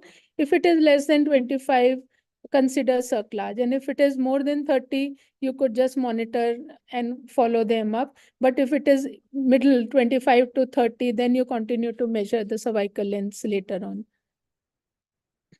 So here we have a case. She's a gravida 4 para 1. Previous one missed abortion, second preterm 34 weeks, severe IUGR. So this was a death and a section, no vaginal delivery. Third pregnancy, she had a spontaneous painless preterm leaking. So this was a case of like an incompetence, but the cause was not concerned. So in the fourth pregnancy, history indicated cerclage was put at 15 weeks, and you could see the short cervix length at 16 weeks of 1.2 below the cerclage. She continued with progesterone and restricted activity and delivered at 32 weeks at the time with leaking. So cerclage doesn't completely clear away the preterm, but yes, it helped in prolonging the pregnancy. Here you have a patient who had missed abortion, second 16 leaking, 20 weeks again leaking, fourth pregnancy. You see how long the cervix looks like, but that is because it is transabdominal cervical length. And with this history, we put in a cerclage, but at 24 weeks, with this long cervix that we saw, by 24 weeks, it had become U-shaped. And she came in active labor. We gave atosiban, it did not work, and we delivered by cesarean, and the baby did not survive. So the NICE guidelines for this rescue cerclage speaks about cerclage for women between 16 to 27 weeks, with those where there's a dilated cervix already, because it helps in prolonging the pregnancy. So this 43-year-old IVF conception, 3 abortions and ectopic pregnancy, and there was an IVF conception this time, came for a routine echogenic intracardiac focus assessment, and we found a funnel. Look at that huge membrane almost bulging into the vagina, and so we did an emergency cerclage. She and in meantime gave her steroid as well, but she leaked and did not do well. So when we are doing rescue cerclage, the counseling is very important. Now, do we do a screening for cervix in multiple pregnancy? A short cervix in the second trimester is quite common, more common than in singleton pregnancy. So as with singleton pregnancy, the ACOG says that cervix should still be visualized between 18 to 22 weeks of gestation on a transabdominal, and if it is short, then you put in a transvaginal to see the cervix length. But the data speaks a little different. The available data regarding the efficacy of cervical placement and progesterone supplementation, or both for reduction of preterm birth in women with multiple pregnancy with short cervix, with or without a prior preterm, do not support their use. But it is good to start on progesterone at least, but not as a routine. So if the cervix is short, then it may be beneficial to put in a cervix, although the data doesn't speak so. So 36-year-old, 1 missed abortion, 2 ectopics, then 1 IVF, MCDA twins, internal os was closed, in 20 weeks funneled, 1.5. You see that's a Y-shaped cervix. Cerclage was placed. She was on progesterone already, restricted her activity. She went into preterm at 26 weeks, had a footling delivered in labor, fully dilated. The first baby did not survive, but the second baby went home more than 2 kgs of birth. So vaginal, for twin pregnancy, cervical assessment is important. If it is short, it is better we put, although the data doesn't speak about it. Now, a last part of it, those patients who have preterm labor, is there any role of doing cervical length assessment? So those which have contractions, less than 10% of them really go into labor and deliver within 7 days. 30% of them will resolve, and 50% will be hospitalized and will deliver at term. So not all patients who come in active labor would deliver. So how does cervical length help? So one is your transvaginal ultrasound and a fetal fibronectin. But what is more available to us as obstetrician and fetal medicine is a cervical length assessment. So if the cervical length is more than 30 millimeter, it is low risk. But if it is less than 15, some guidelines say 20, we would consider it as high risk. So symptomatic patient which present with a cervix length of more than 30, the rate of delivery within 7 days is less than 2%. So you could actually assure these patients who come in active labor, but the length of the cervix is long, that they may not go into labor. The NICE also says that, but they look at cervical length of 15 millimeters. So if it is more than 15 millimeter, you could actually tell them to give her steroid and then ask them to go home. Whereas those which are less than 15 millimeters are the ones which are in diagnosed preterm labor and they should be actively managed. So if they are contractions and if they're more than 3 centimeter, they are in active labor, you manage them, hospitalize them, tocolize, give steroids and deliver them.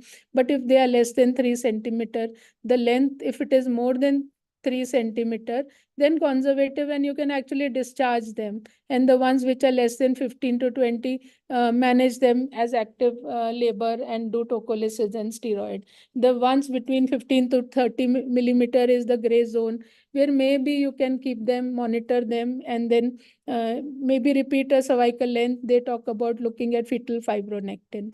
So finally, what conclusions I would do as a clinician is that we do need to do universal cervical length screening in women with prior preterm.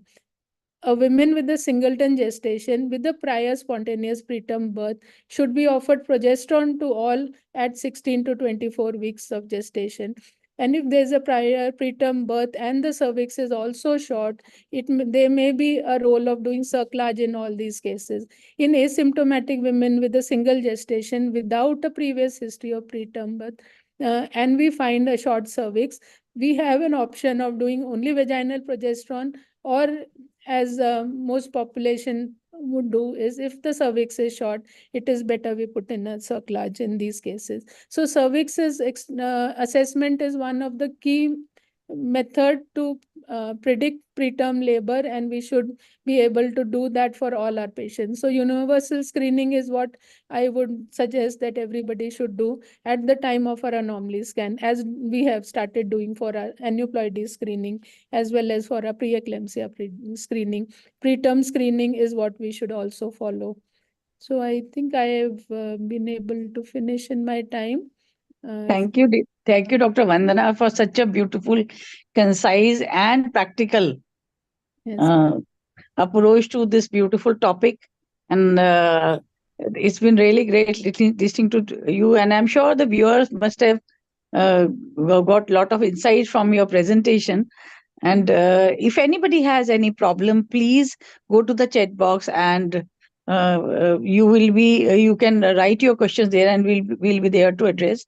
And before going to the next topic and handing over to my next chairperson, Dr. Sonia, I have a gentle request to make that I am going for the post of Vice President Foxy from West Zone, and I am from Jaipur, and I request each and every one of you to please give one vote in my favor. That's just a gentle request, and I'm looking forward to everyone's support in this endeavor. Thank you very much, and I would again congratulate Dr. MC Patel, sir, for bringing in this beautiful webinar series today, which is so practical and which is helpful for each and every practicing OBGYN. Thank you. And over to you, Dr. Sonia, for the next session. Thank you, ma'am. Thank you, ma'am. Thank you. Our next speaker will be Dr. Raju Sahitya, sir, because we have a rescheduling of program. Yeah. Dr. Raju, sir, I would be listening to you, but I am in Sri Lanka and in an international conference, and I will not be able to show my face. I will be just listening to you only. Welcome, and I wanted so much to hear you, but the shuffling has shifted the whole program. Welcome, sir. Dr. Sonia, can you please introduce Dr. Raju, sir? Yeah, sure. Thank you, First of Anju, all, and wishing you all the best. Yeah. Good afternoon, sir, and good afternoon, all audience. Thank you, Patel, sir, for giving me this opportunity to chair this session with some stalwarts in fetal medicine. I'd like to introduce first Dr. Raju R. Sahitya, sir. He is an obstetrician and gynecologist practicing reproductive and fetal medicine at Pushpa Hospital, PD Hinduja Hospital, and Cloud9. Sir has been a past president of AFG in 2022-23 and Indian Society of Prenatal Diagnosis and Fetal Therapy in 2014-16. Sir is an ICOG guide for fetal medicine. He has been awarded by many awards from Foxy, Mox, ISPAT, ISHAR, and AFG. He has been awarded with Young Scientific Award, Dedication for Women's Health Award, and a Lifetime Achievement Award. Sir has a number of publications in several handbooks, textbooks, and articles. And today, sir is going to tell us about the counseling and the management of the non-lethal congenital anomalies. Over to you, sir. Okay. Can I share my screen? Sure, sir.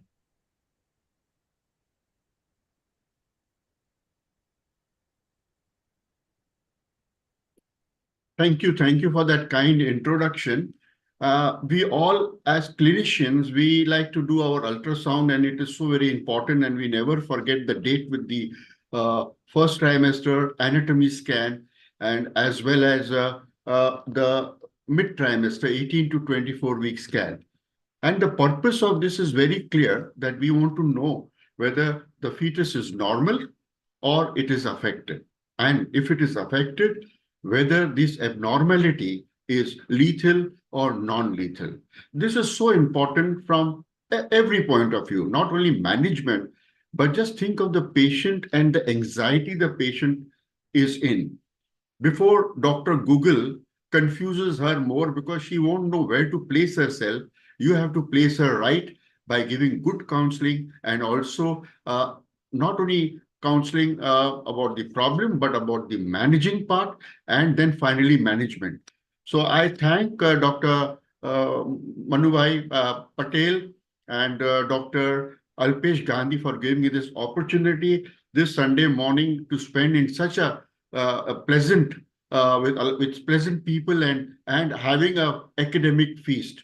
So let us first understand the definition of the topic which I'm going to speak on, that is non-lethal fetal abnormalities. So what does it mean?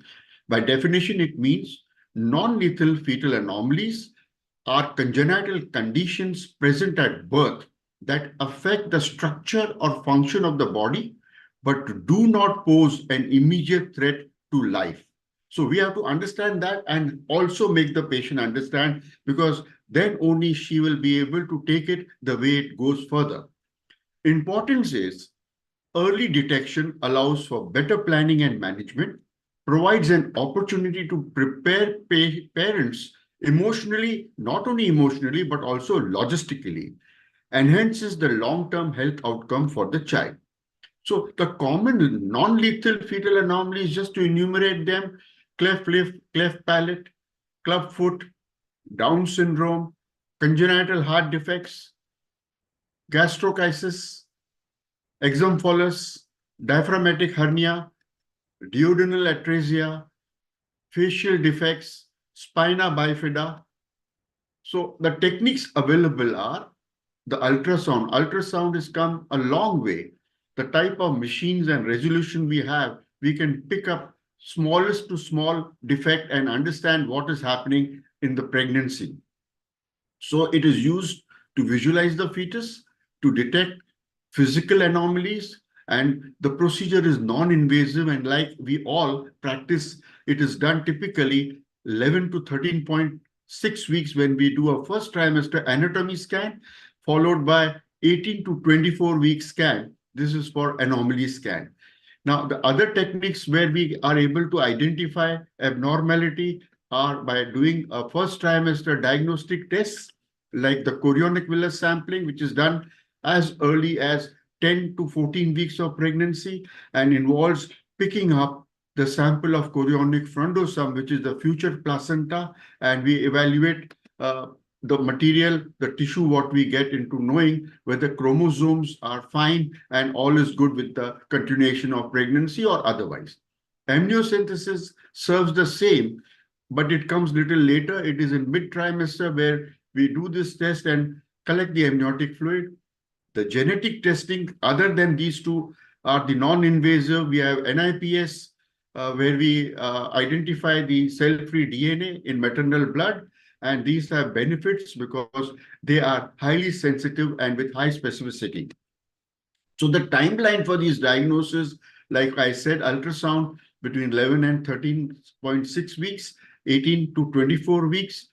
The CVS, which is 10 to 13 weeks, amniocentesis, which can be done 15 to 20 weeks, and genetic testing can be done anytime after 10 weeks, even up to term.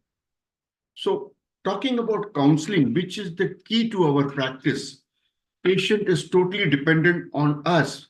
We send them to do a report and they come back with all the images and a written report.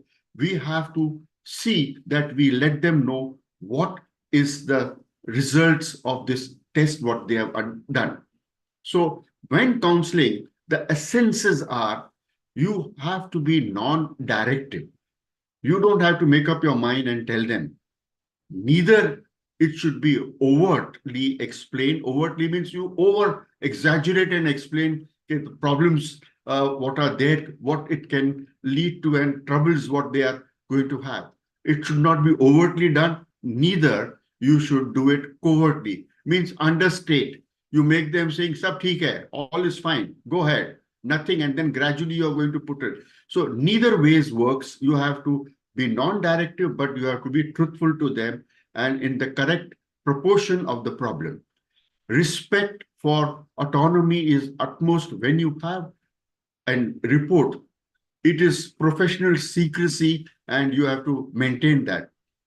The physician's personal views about rearing a child with such an anomaly or about abortion should play no role in the counseling. It is not dependent on that, how you feel.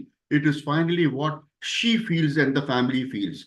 The pregnant woman is free to withhold or withdraw the moral status of being a patient from any pre-viable fetus, including the fetus newly diagnosed with anomalies. So the principles of counseling are very clear over here. The first principle is initial counseling. What is initial counseling? Delivering the diagnosis. Use clear and non-technical language. Sometimes you have to go in and use the local language which the patient understands. It could be that way.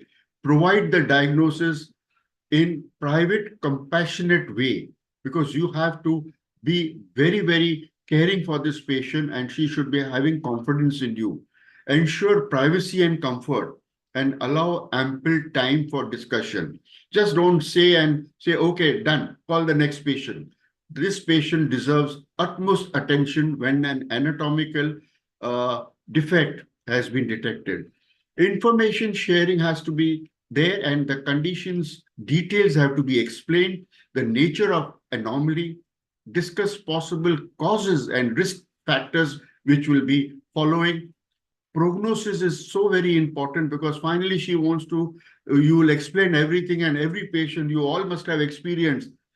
While going, they say, I hope there is no other problem and everything is all right.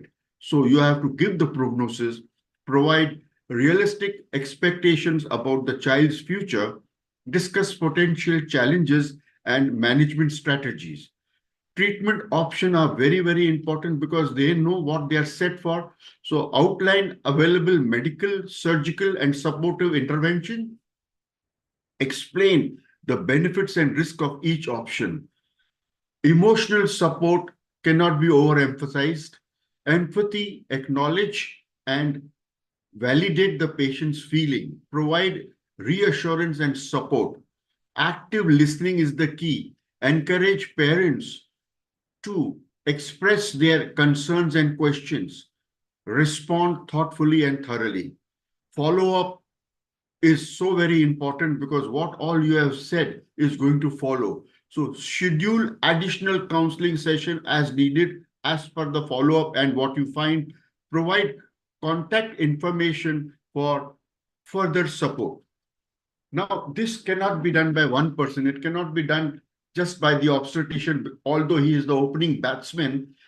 He or she is an opening batsman in the event. So obstetrician and fetal medicine experts, their role is to manage the pregnancy, monitor fetal and coordinate care, coordinate prenatal test and intervention. Genetic counselor is a great wicket keeper, and they provide information about the genetic condition, inheritance pattern, and reoccurrence risk. Interpret genetic test result, provide risk assessment and counseling. Pediatrician is the opening batsman as well. Once you have found a defect, you should concern with the neonatologist and involve him very well right from the beginning. The role of a pediatrician will be planned for postnatal care and long-term management of the child, develop a comprehensive care plan for the newborn. The surgeons are also so very important, and they have to vet very well and prepare for any necessary surgical intervention, plan and perform corrective surgeries, provide post-operative care and follow-up. Social workers is the entire field. The good fielding always saves a match. Assists with assessing resources, provide emotional support, and connect families with community service, help navigate healthcare and social system. So now the management part, monitoring is the key, and regular ultrasounds track fetal growth and development, identify any new or progressing anomalies. Fetal echocardiography is very important when you have cardiac defects. Detailed ultrasound of the fetal heart detects congenital heart defects as well, further as the pregnancy grows. Physical profile, biophysical profile, what we have been practicing, assess fetal well-being through ultrasound, color Doppler, and non-stress tests, measure fetal movements, heart rate, muscle tone, breathing movements, and amniotic fluid. Intervention in utero treatment, fetal surgeries, corrective surgeries for conditions like spina bifida, medication administered to the fetus for specific condition like fetal arrhythmia, planning for delivery, decide on the best timing and the mode of delivery, maybe also where to deliver, whether tertiary care center, what type of support the baby will require, it depends on that. Ensure the presence of specialized medical team at birth.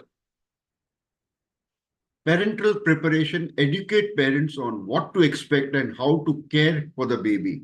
Provide resources and support for immediate postnatal period.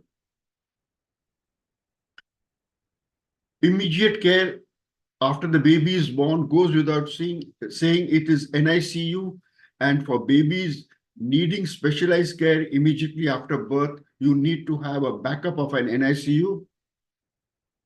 Provide respiratory support, feeding assistance, and close monitoring. Initial surgeries are meant for corrective surgeries for anomalies like cleft lip, cleft palate, or clubfoot. Because you start in time, you will avoid many other complications which are adherent to these anomalies. Timing and type of surgery depends on specific condition and severity. Long-term management, medical follow-up is very important. Regular checkups and pediatric specialists involved and checkups with them. Monitor growth, development, and overall health. Developmental support you require to have early intervention services, because these children with cleft lip, cleft palate may have a speech problem. So speech therapy, physical therapy, because they may be not so very doing with the milestones, and occupational therapy to see that they grow well.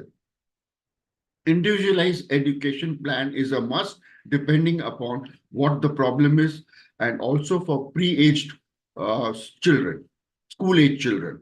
Rehabilitation, ongoing support for conditions like clubfoot or developmental delays involves in multidisciplinary team, including physiotherapist, occupational therapist, and any other specialist. Psychological support and social support cannot be underestimated. Counseling, professional counseling is required to help parents cope up with the diagnosis and management, provide a safe space to discuss the feelings and concerns. Educational resources will give them a lot of information if you provide them with literature and online resources about the condition. Help parents understand and manage the condition.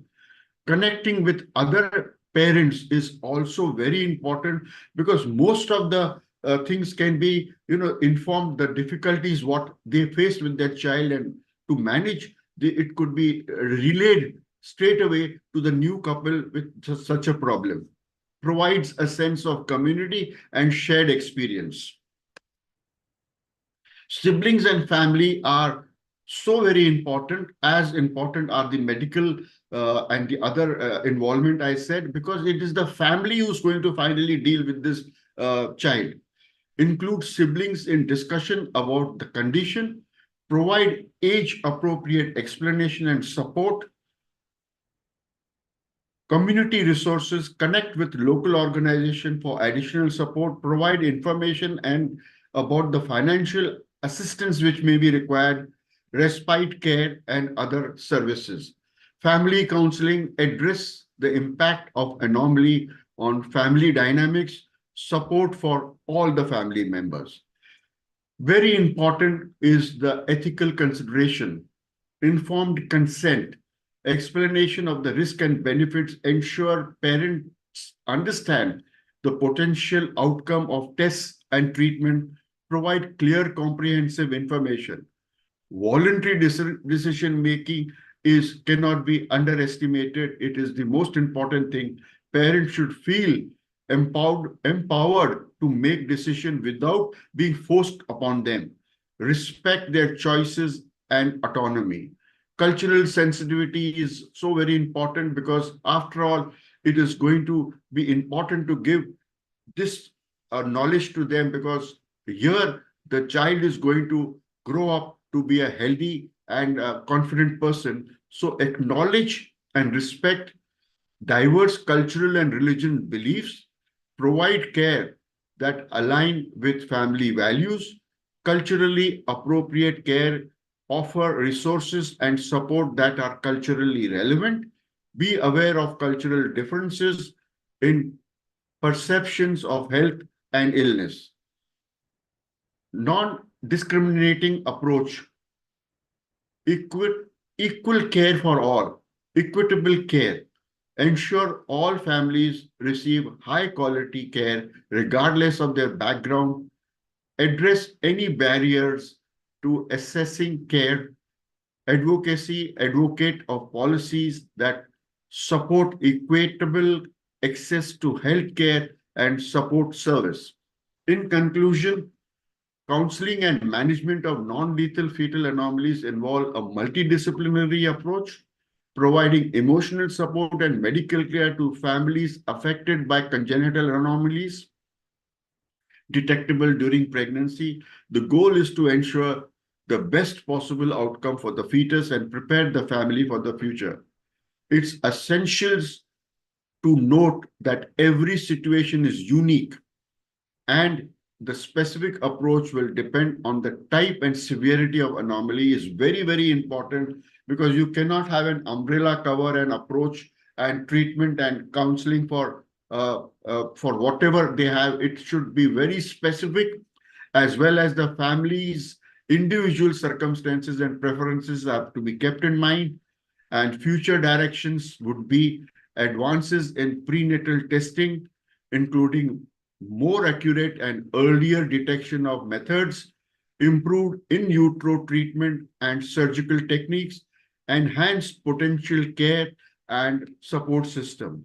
With this, I once again thank this academic feast and making me a part of it. Thank you very much.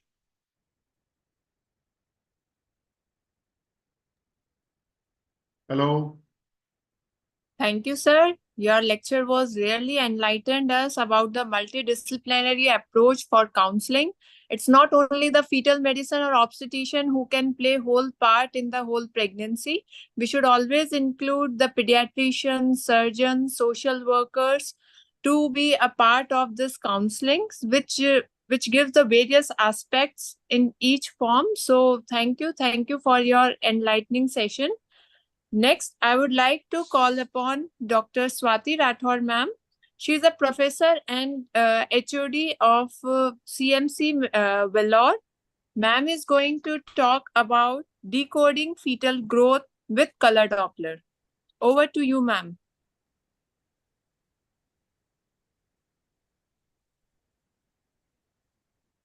Rathore ma'am is here.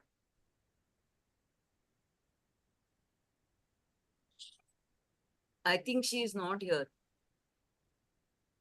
Okay. Then, Yeah. ma'am, can we go ahead with the next talk Yes, with we Dr. can. Jaiprakash Shah, sir? I think so, yeah. Raju sir, thank you very much. That was a really wonderful talk. Thank you. Sir. Thank you, Supriya. Thank you. You're doing a very good job. Raju sir is always superb. It's always Really a pleasure fantastic. listening to his talks. Because these are real life situation often we Yes, come across. yes.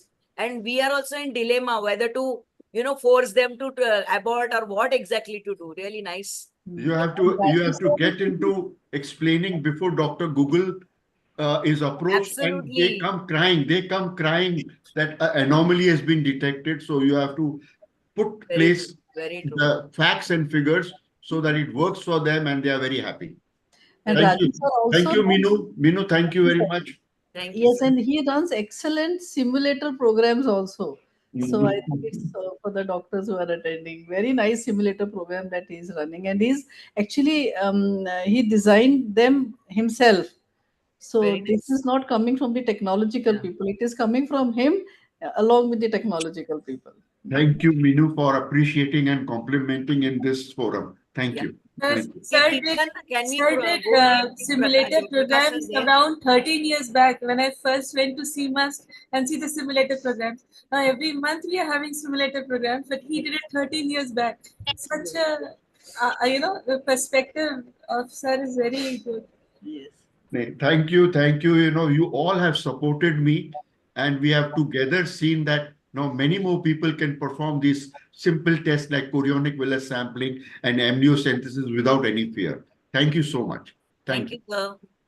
Dr. Kirtan, I think we can take it forward. Is Dr. Yes, Jaiprakash yes. there? I believe Dr. Jaiprakash Shah, sir, is here. So we can move ahead with his talk right now. Absolutely, yes. Let's Yes. So he would be speaking on decoding the placenta, imaging insights into PAS and beyond. So we have Dr. Jaiprakash Shah, sir. Thank you very much, Dr. Sonia, for chairing this session. Thank you, sir. Thanks a lot. Sir, I've been to your center and your house also in Ahmedabad, sir. Will the chairpersons please introduce Dr. Jaiprakash Shah? Sonia, Yeah, ma'am, sure. I think you'll have to do it. Yeah. Dr. Jaiprakash Shah, sir, is graduate and postgraduate from NHL Medical College, Ahmedabad. And sir is fellow of ICOG in 2009. Sir is the ex-honorary gynae and sonologist and fetal medicine expert at St. B.S. Hospital, NHL Medical College, Ahmedabad. Sir is the chairperson of Imaging Science Committee, FOXY 2009 to 2011. Sir is running the FOXY recognized basic and advanced ultrasound training courses since 1996 and has been trained more than 500 gynecologists. And I think I'm one of them. And advanced sono training of 56 gynecologists and radiologists last year. Practicing since 1987 as a private practitioner at fetal medicine and program labor and laparoscopy as major interest. Sir is a visiting fetal medicine expert to IVF Center, Akanksha IVF, Anand. And sir has many...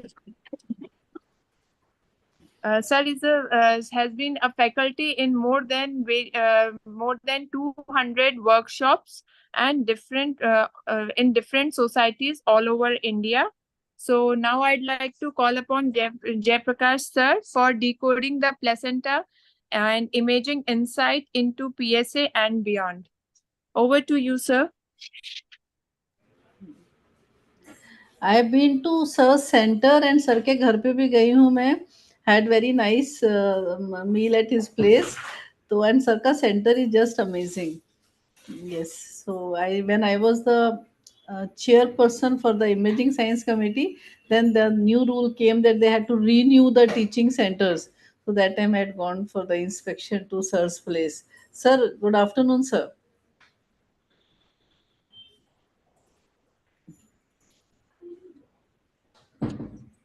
sir आप mute पे हैं शायद.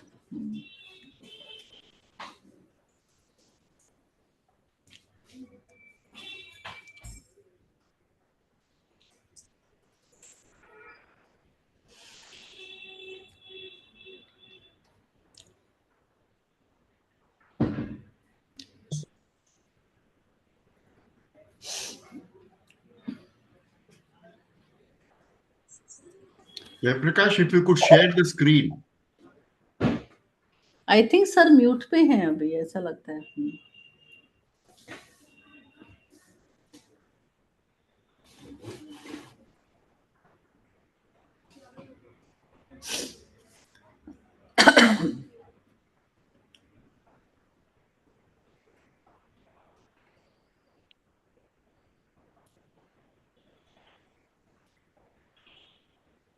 तो Raju sir आप clinic में हो, I think hospital में हो अभी. Yeah, I am in my chambers. Yeah. And I find it convenient over here. And I feel comfortable talking and that's what.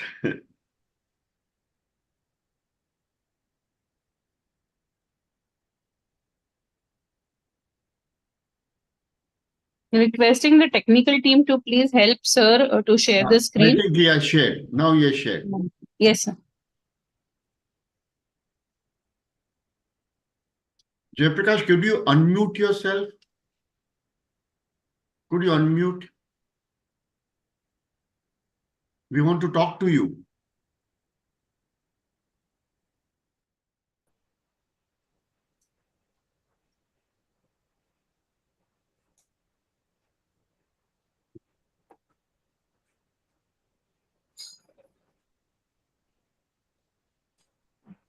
Supriya ma'am, I think sir's mic have unmuted. But Yes, I think I'll have a word with him right now on phone. Yeah, or if the admin can unmute him. Rahul or Mr. Vasu, can you please do that? Sir, Sir, he if you have sir's sir number, is on please call him unmute. He's already unmuted. I think There is a network someone problem. will call to him exactly. Dr. Kirtan is calling, sir. Yes, yes, sir. Yes, ma'am.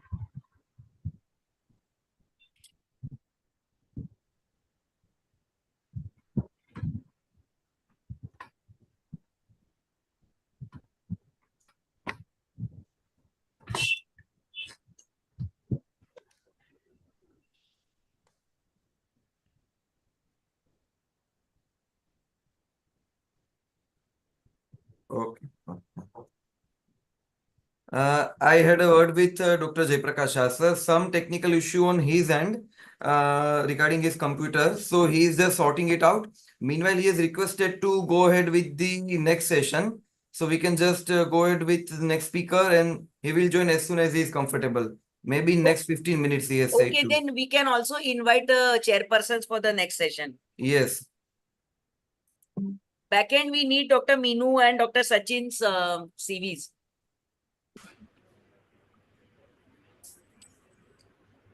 Yes, Kirtan, please proceed. Yes. So it's a privilege to invite the chairpersons for the next session, Dr. Meenu Agarwal, madam. She is very well with us right now. So we welcome you, madam.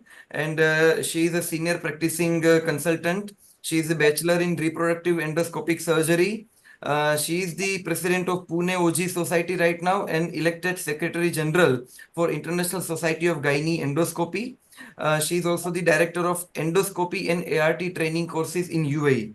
She has to her credit over 12 publications in international journals, and she is the first author of 4 books, and she has also authored many chapters. She has been awarded as India's greatest leaders by the Asia One and Icons of Health by Times Group, Inspiring Gynecologist of West India by Health Award. She has also received the Foxy Champion of Foxy Award. So, so many laurels to her credit. So we welcome you, Madam, Dr. Meenu, Madam. Thank you, Dr. Kirtan. Thank you so much for having me. Yes. It's Yes. always a pleasure to come for any imaging program because I was the imaging science chairperson for 3 years, which you have not mentioned in my CV, 2018 to 21. So it's always a pleasure because this is what we did for the actually 4 years. Because of the COVID, it got extended. Okay. Yes, madam. And thank you very much, madam, for inviting, for being here with the invitation. And we have our next chairperson, Dr. Sachin Nichite. Dr. Sachin is here. Kirtan sir, Sachin sir will not be able to join. He is traveling. So Meenu madam will be chairing the session with the next Okay. tutor. Okay. Yes. Okay. Fine. So, madam, we can just go Can ahead we with take, the talk. can we take Chandra sir's talk? He is there. I will just call up Yes, Dr. Prashant Lula sir. has joined, so we can go Yeah, for Lula sir. we can take his talk. I will, in the meantime, I will call Dr. Prashant sir.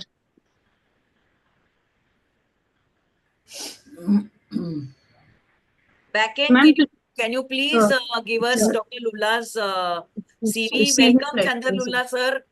Most of us have been your Can I students introduce him? while in Badia, and it's a pleasure to always listen to you. Welcome, sir. So, to introduce Dr. Chandra Lula, I think he's an icon. He's a legend. For the number of years that I'm doing ART and gynec practice, I know that he's the go-to person whenever there is a problem for any invasive procedure with ultrasound. So he's a consultant sonologist, fetal medicine specialist. Many international and national Indian journals that he's presented his publications. He is the head of the ultrasound department in Jaslok Hospital, and he is also a consultant, imaging science consultant at Reliance and HN Hospital, Mumbai.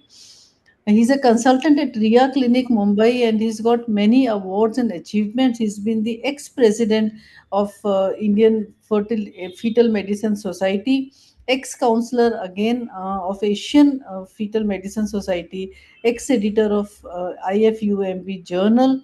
He's an ambassador for India for ECO, very, very creditable, very good, very international reputed society, and he is the ex-dean of IFUMB. So, Chandalula sir, to you now the dais, and really looking forward to listening to you, to your various procedures that you are doing, and also teaching to the students. So, thank you very much, and please go ahead, sir. Thank you, chairpersons, and Dr. Meenu and Dr. Supriya, and also Dr. M. Patel for having us here. I'll just share my screen. Can you see my screen? Yes, sir. Yes. Oh, okay. So fetal interventions we have been performing since last 30 years now. When nobody was used to be interested in them, that's the time when we used to. And of course, today you have such fine ultrasound, as you can see here, detailed, which is possible.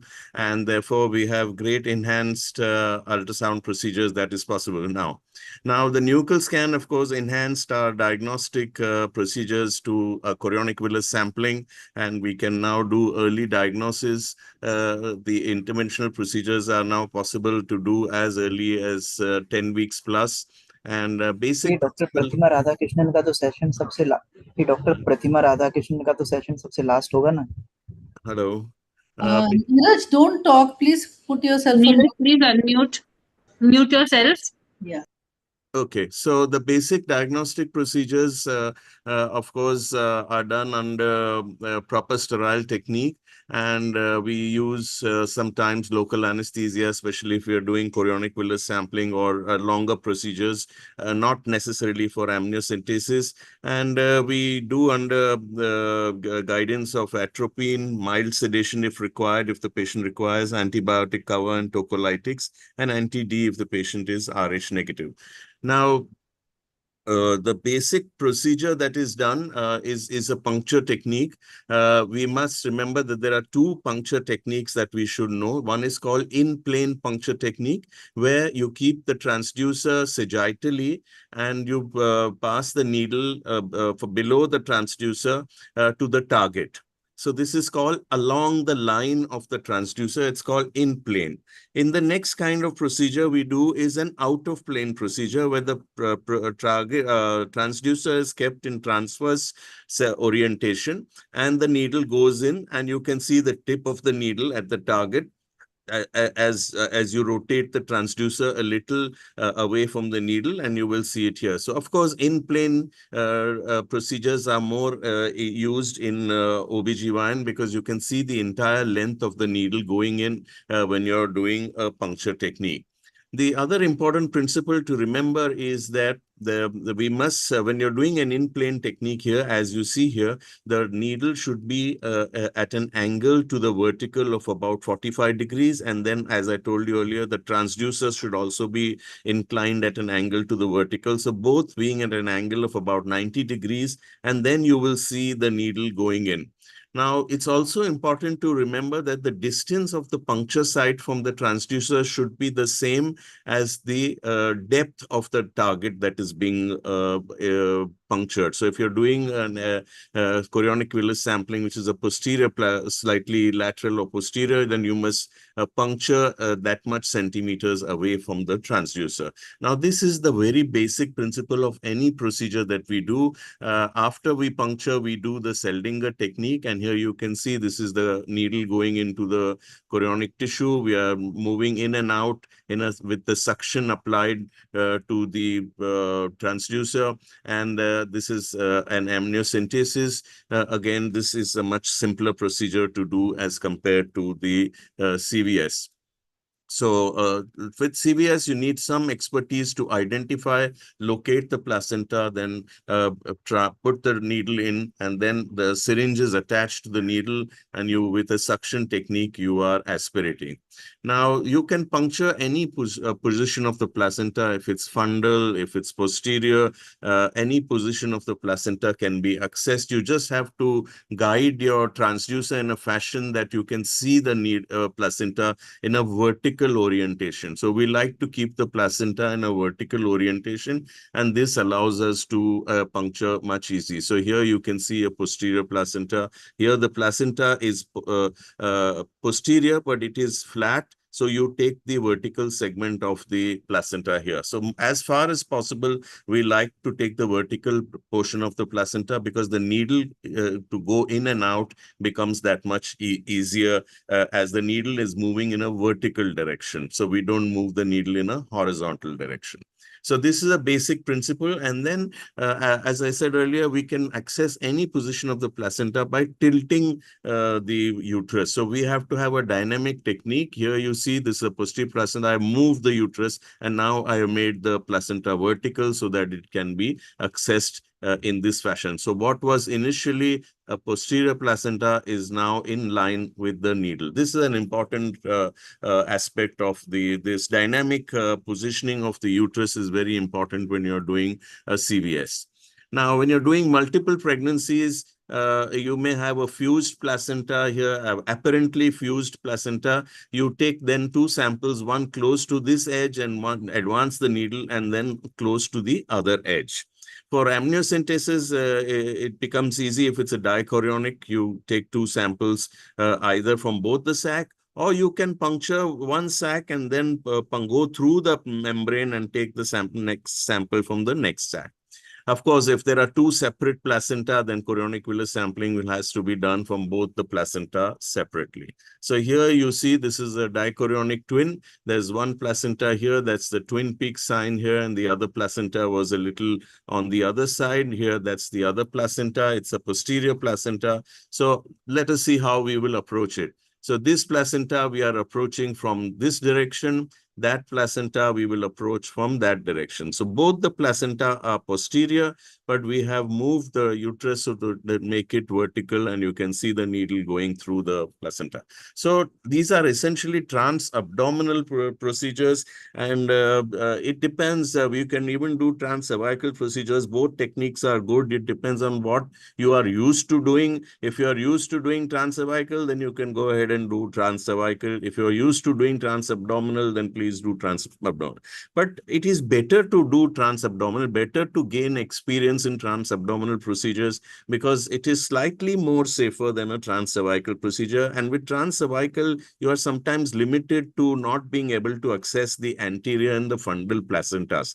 So a good idea is to have expertise in both, but at least in trans-abdominal procedures, it's a good idea to have expertise in trans-abdominal, because then you can access any placenta from any direction. So it's better that you do, and it's with thinner needles, and trans-abdominally, definitely the patient is much more comfortable than trans-cervical procedure with a needle going in trans-cervically. But I must confess that if you're used to any procedure and you are an expert in that, then no denying you can be better than the in that kind of access. Now here you can see it's a twin pregnancy. We took one sample from here, puncture the membrane, go to the opposite side and take another sample. So with a single puncture, you can do both the sacs.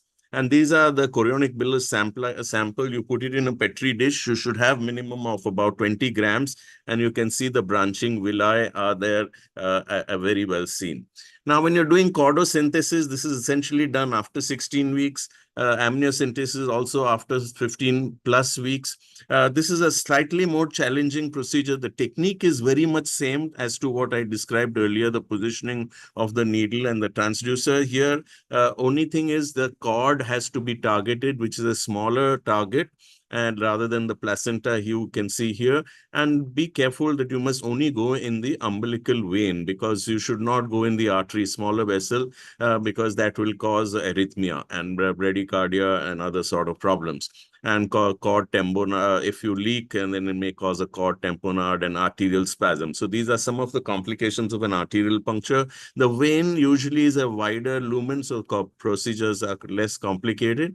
And this is a transplacental puncture. It is the easiest puncture to do, but you can also do a lateral cord. You go through and you puncture 1 centimeter within the cord insertion site. So that position is fixed. You can use a little bit of anesthesia if you want, but usually not necessary for the fetus. If you're doing a fetal blood transfusion, then you can give the fetus a little bit of anesthesia. Now, this is the posterior cord puncture. So you go amniotically, and the puncture site is same 1 centimeter from the cord insertion. So here, once you have access, then you can do some fetal intervention procedure like a blood transfusion, especially if the fetus is anemic. You have calculated the dose of blood required, and you can go transplacentally into the cord, and you can see the moving RBCs under ultrasound guidance, and then you can give the desired transfusion. Here was a case of high drops. You can see that's what we call as the waterfall sign. We are constantly transfusing in a slow fashion RBCs which are compatible to the mother's blood. And here, that is ORH negative, irradiated and screened for all viruses. Now here, this was a pre-transfusion situation, gross high drops, post-transfusion. Within a week, you can see that the high drops has disappeared. You can also do an intrahepatic access. This is a little more easier than a cord access if you're not used to it. Puncture the fetal abdomen and straight go into the umbilical vein. It is very simple. That's a fixed target here. That's the umbilical vein. And usually the needle will be a lot more stable than when you're doing a umbilical cord puncture. So this is a lot more easier to do.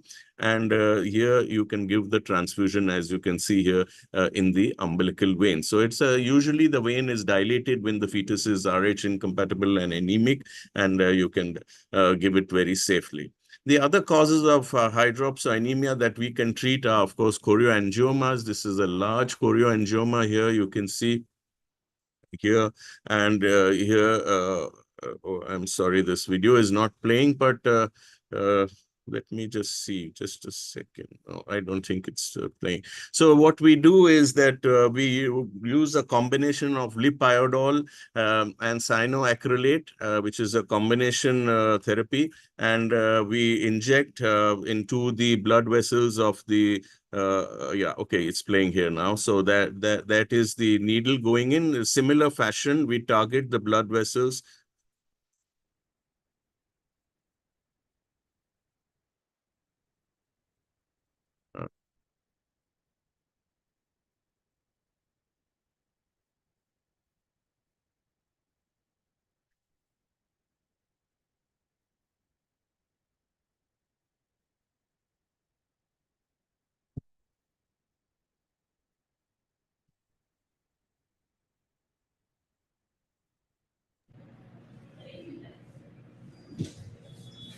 Sir, please go on the one back slide, then its video will be visible. Yeah, Neeraj, yeah. Sir, we can see Just you. go the one slide back. Yeah, I think there's some 1 minute. I'm just trying to. There's been some problem with the computer, so I don't know what's happened. The screen is completely gone blank. Okay. Anyway, Just. Sir, you can stop the Sir, slide please share reshare and your, start again. please Sir, reshare you your please slide. stop the slide share and yeah. restart. No, actually the screen has got completely blank, so I have to switch off and get back. Oh, okay, sir. Yeah, just trying 1 minute. I don't know what has happened. Then maybe you'll have to log out and log in Yeah, again. yeah, I'm just trying that actually.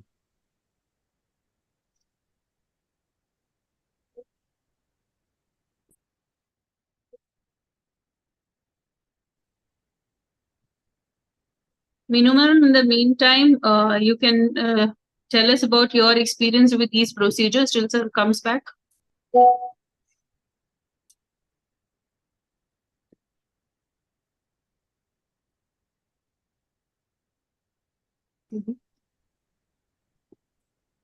Hello. Meenum ma'am, are you there? She's muted. Right, I think yes, ma'am. Uh-huh. Prashant sir, can you at least throw some light on these procedures till Chandra sir comes back? Yeah, I tell you, one of the most rewarding procedure is intrauterine fetal transfusion, because you have got a completely correctable scenario. You correct that hemoglobin, which is low, you give RBC. Our center, we have already crossed more than 750 transfusions with a brilliant outcome of more than 90%. There is nothing more satisfying than after 8-9 losses coming from patient from far off, and 9 losses, you give one live healthy baby. That is the first and foremost. And because there is a lot of issue about RH incompatibility in India, because 5% of the population is still RH negative, and we hardly pay attention, especially in the periphery, in giving NTDs. There's one more issue is availability of these abortifacient drugs over the counter across India. They get a mifepristone on misoprostol. They go to the medical shop and they procure it and they take it. Those who are RH negative, they never think about that. Okay, they need to get covered by this. Second major issue is we never measure fetal bleed. We never quantify how much dose NTD this lady or this patient should have. We give a blanket coverage of 300 microgram. Sir, screen visible nahi hai, sir. Are you sharing any PowerPoint presentation? No, I am not sharing PowerPoint presentation. I am just Okay, sir. See, now the issue is because we have now more than 40-50% cesarean section rate across. I would put it across India. If I talk it generally, private setups, it has gone even more, where 300 milligram dose may not be sufficient. So we should adopt a system of getting a fetal bleed confirmed from mother, and then quantify how much dose she requires, and then inject NTD, and that's what the ideal scenario. And that this test is not costing much more. The test of a KOH to quantify the fetal bleed is hardly 100 rupees. So just demand from your pathologist that, okay, I need to get this test done. We'll start performing. that's a thing. And but we need to have more availability of the blood, because the CMV negative blood is always difficult to procure, because there is so much of serology positive in cytomegalovirus across India. So what we recommend, if you have no CMV negative blood, at least you should have a leukodepleted. So when you don't have a WBC inside that blood component, and also you should have irradiation done. It cannot be O negative only. So O negative along with leukodepletion and irradiation, if you give that blood, then there are less chances of fetus having subsequent problem because of the fetal infection. So that's a word about the in utero fetal transfusion. Thank you, sir. Meenu ma'am, I request you to also introduce our next speaker, Prashant Acharya, sir, because I Sure. spoke to Chandar, sir. His laptop has shut down, ma'am. So he will take some time to take a new laptop and join back. Sure. In the meantime, we can start with Prashant sir's talk. Sure. Can I have his CV, please? No, Dr. Meenu, it's No. all fine. I'll put it. No, I'll share. I think he's one of the senior most fetal medicine specialist in India, and and of course abroad. And we are so proud of him that he's doing such an excellent work. He's been the medical director and chief consultant at the Advanced Center of Fetal Medicine in Ahmedabad. He's also an honorary fetal medicine consultant at Gujarat University, Ahmedabad. I know he's at ECOG panel, and he's had a first Asian to be honored with the fellowship award in 2019. He's also been a board member and trustee of ECOG, ambassador to Asia and Pacific regions, international faculty of speakers, first Indian to be honored. We are so proud of you, sir, that we have you at this here talking to all the delegates over here. He's been the advisory board member since 2012. He was the Foxy vice president in 2012, and I remember him telling me, Meenu, why are you going for Foxy elections? So yes, and he's also been a chair of genetic and fetal medicine committee, Foxy, and a council member of ICOG. He has been a great teacher, a great teacher. I think I should mention that, and all the students are, they are honored to be training under you. So thank you very much. Many international, national publications, lot of international work that you have done, and as I said, you are the pride of India for us, sir. Thank you very much. Thank Now, you, sir. Can I request to allow me to share my screen? Sure, sir. Sure, please.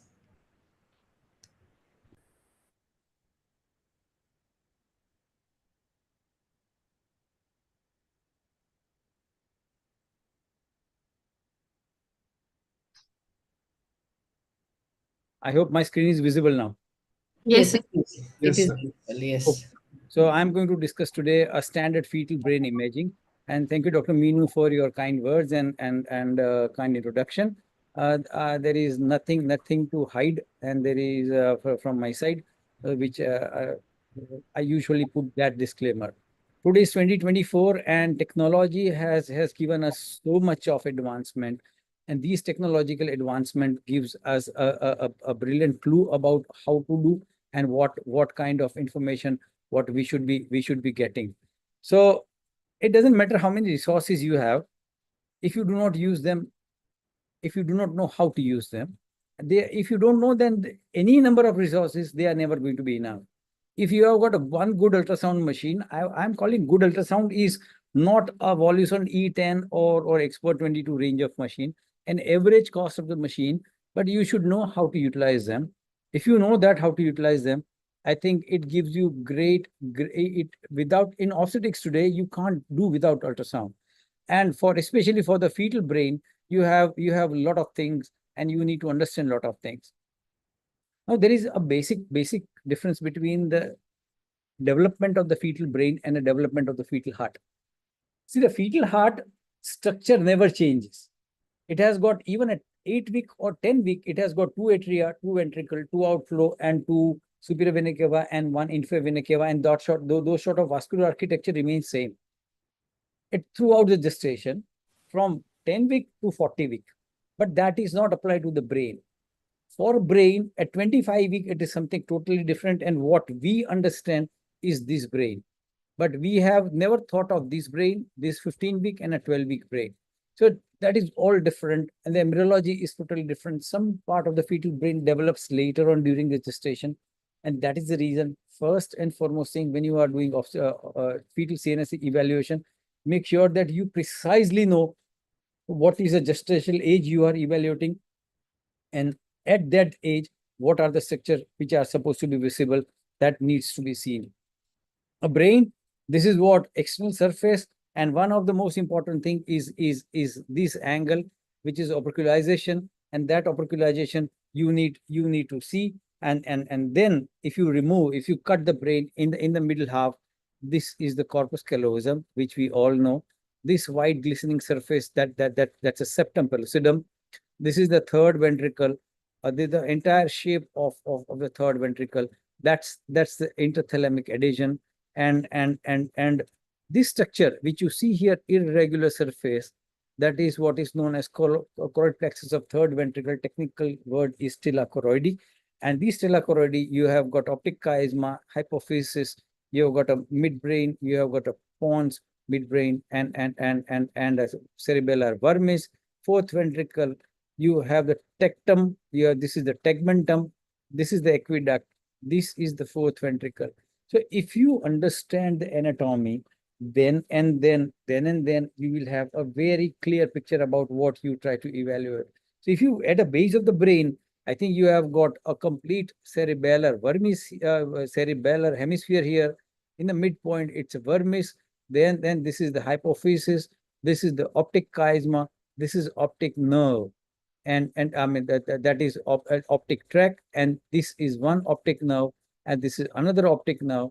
The largest cranial nerve is an olfactory bulb, and that's what the olfactory bulb is going to be. And here is the base of the skull, and here is you will have a circle of Willis, which is going to be there. And we need what we need to understand. A coronal section. This is what a coronal section is going to be. If I cut the brain in this direction, you will have the interhemispheric sulcus. Then you will have a corpus callosum, anterior horn of lateral ventricle. This is the septum pellucidum. This is the fornix of the brain, or what is this, a typical limbic system, and this is the opening of the third ventricle. So if you have got the clear cut knowledge about anatomy, then probably you will be able to evaluate the fetal brain.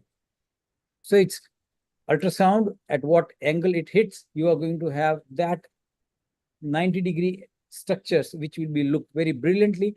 But the structures which are parallel to that ultrasound beam, it won't be visible. So if you are looking at anterior fontanelle, it is going to be this corpus callosum, which is going to be seen brilliantly. But fourth ventricle and the vermis will not be seen that very good. Here again, you see very different kind of fetal brain. If you are looking at posterior fossa, it's a posterior fontanelle, where you should have a very crystal clear clarity about what you should be looking at. Now, basic plane in ultrasound evaluation, that's what we today I'm going to discuss. In the basic plane evaluation, this is, I think if you read the reference, if you read the date, this is 2007. In 2007, ESWOG has come out with a basic plane in CNS examination. First plane is what is known as transventricular plane. This is the transventricular plane. Then it is this line where if you cut the brain, it is transthalamic plane. And if you cut obliquely, this is going to be transcerebellar plane. All three plane, important structure is these cavum septum pellucidum has to be seen, has to be visible. That is what one of the primary thing, and we are going to discuss each of the section right now. So a basic examination, but in that examination, they have not incorporated only axial scan. They also have incorporated a mid-sagittal section and the parasagittal section of the brain, and then also the coronal section of the brain, and where interhemispheric fissure, frontal horn, septum pellucidum, thalami, you will have these are the important structures to identify many of the subtle malformations for the fetal brain infection and the intraventricular hemorrhage. They are the one where we will have a clear-cut examination. In the spine, also it has to be incorporated. We all know about the bony structure of the fetal spine, but the spinal cord, that is one of the important, and the cord ends at the L2 level, and from what is known as conus medullaris, you will have a very tapered cord, and you will have CSF posterior to that cord. That has to be seen, and that should be a basic examination. So according to the East work, as I told you, there are three baseline planes. But now what we have considered it as a Paras concept of only axial plane evaluation. If you follow these rules, I do not want you to learn the 90-degree evaluation of the mid-sagittal plane or coronal sections of many things, because it requires a lot of skill. Taking axial section, if you have learned axial section, I think you will be good in identifying 70% of the fetal CNS anomalies. And I think and for a basic evaluation, that should be quite all right. So what are these basic planes? First thing is what we call as a transventricular plane. In a transventricular plane, single plane evaluation, what are the structures you should be looking at? This is intact calvarium that you are supposed to look for, but make sure that in calvarium, there has to be gap. These suture line which has to be seen, which is supposed to be present. If it is not there, you are facing problem. Second, from top, you go to this side of the brain. Compare this side of the brain with the near brain, which is near to the probe. You can't see the structures very clearly near the probe. The reason is the skull creates artifact, and it does not allow penetration of the ultrasound beam that way, and does not allow to reflect. So that is where you don't see the structures very well. If you can see exactly the structures which are here, if you can replicate here without any maneuver, that means you are having problems. These fetus has got a very soft skull, and very soft skull, you are talking about osteogenesis imperfecta and hypophosphatasia. Two skeletal defects which are going to be there if you can see this brain very clearly. So make sure that you have seen that. Second, going below, what you find is this anterior horn of lateral ventricle. You can find a similar anterior horn of lateral ventricle that is supposed to be seen. And what is importantly has to be seen is these anterior horn lateral wall should continue with the medial wall, and that forms this lateral wall of cavum septum pellucidum, and which is known as septum pellucidi. So this is septum pellucidi. There are supposed to be two septi pellucidi, and these septum pellucidum should be continued as anterior horn.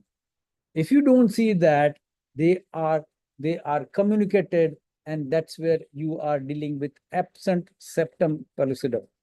There you need a coronal section confirmation and further evaluation. Going even further, with the same section, you have to measure the width and the length. The length has to be at least 1.5 times than the width. If it is other way around, if the width is equal to the length, you may have possibility of partial agenesis of corpus callosum agenesis. It's a partial agenesis of corpus callosum, which you may have.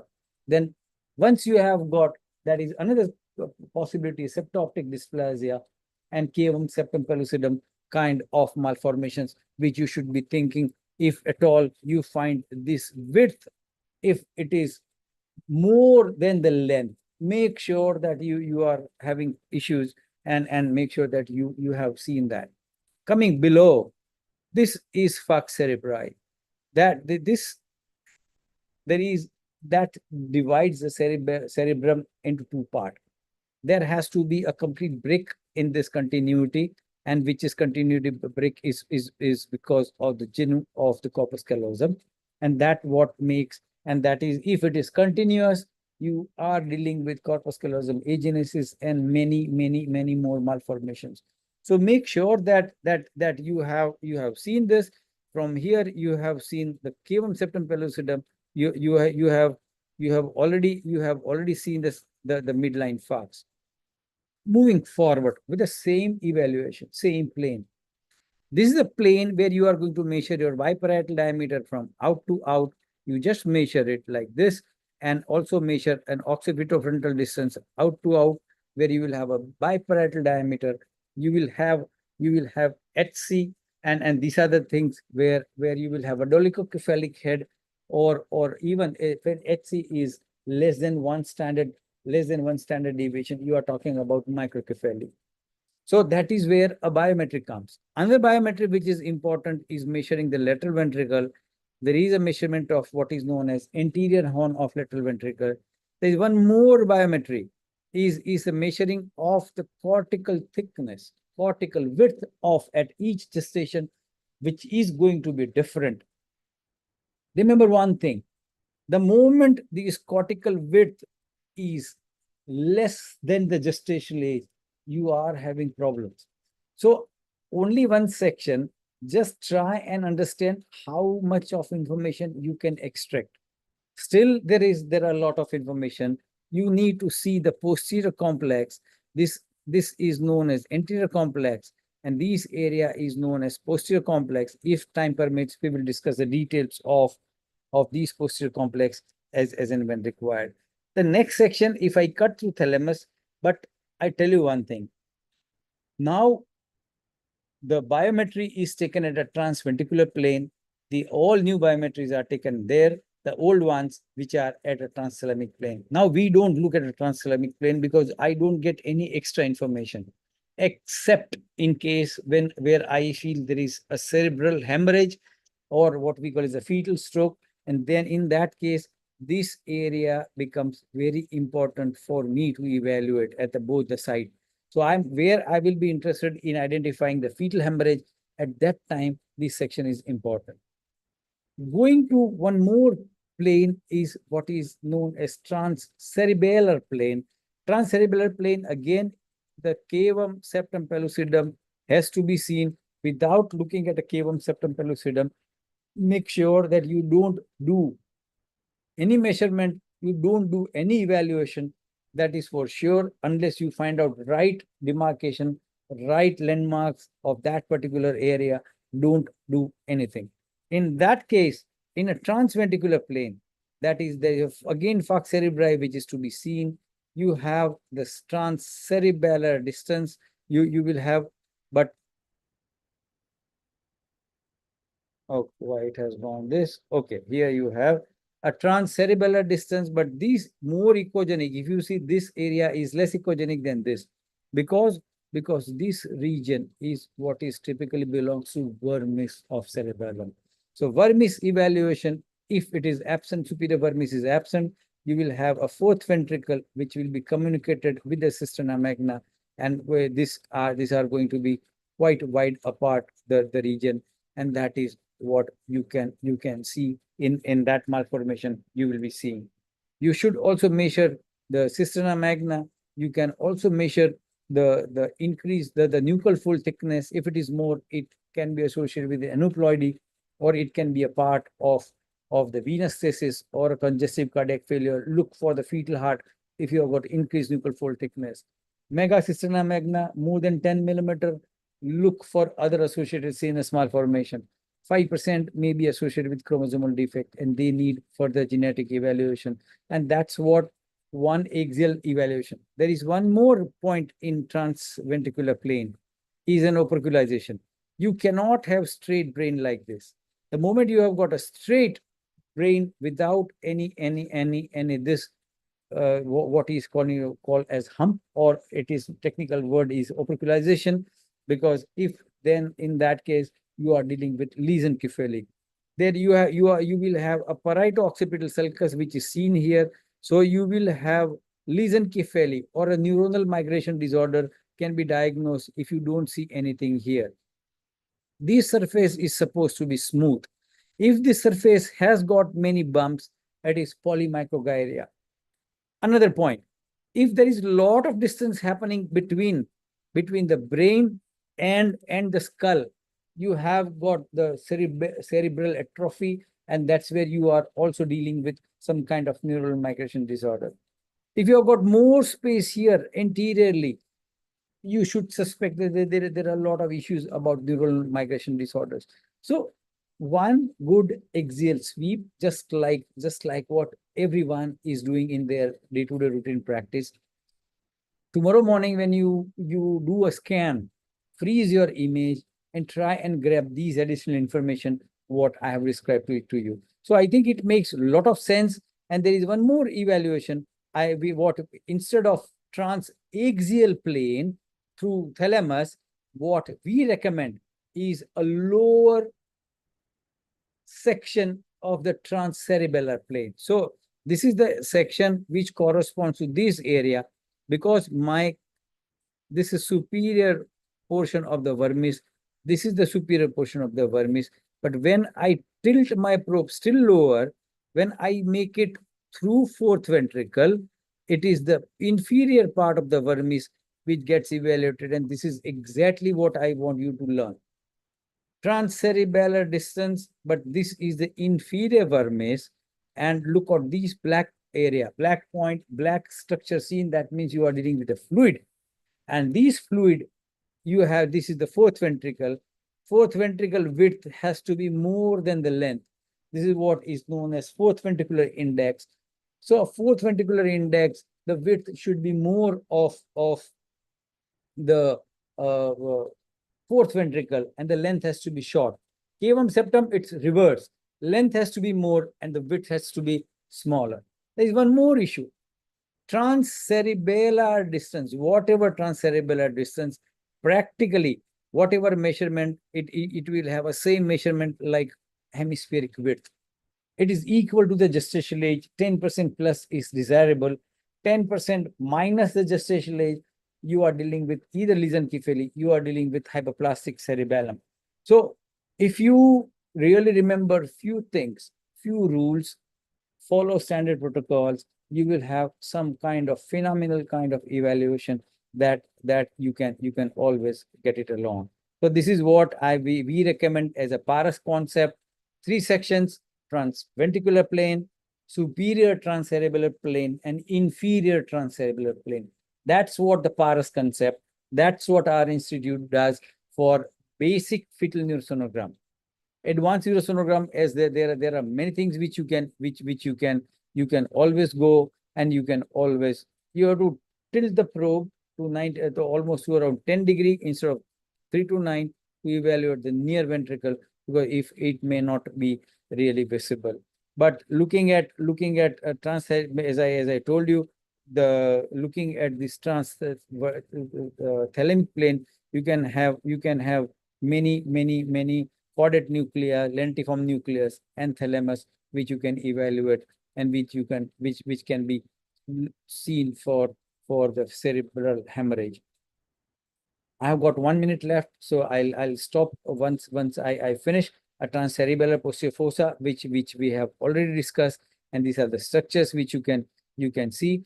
But when you are dealing with the posterior fossa, cerebellum, you should do the field biometry of the cerebellum. You should measure the vermis.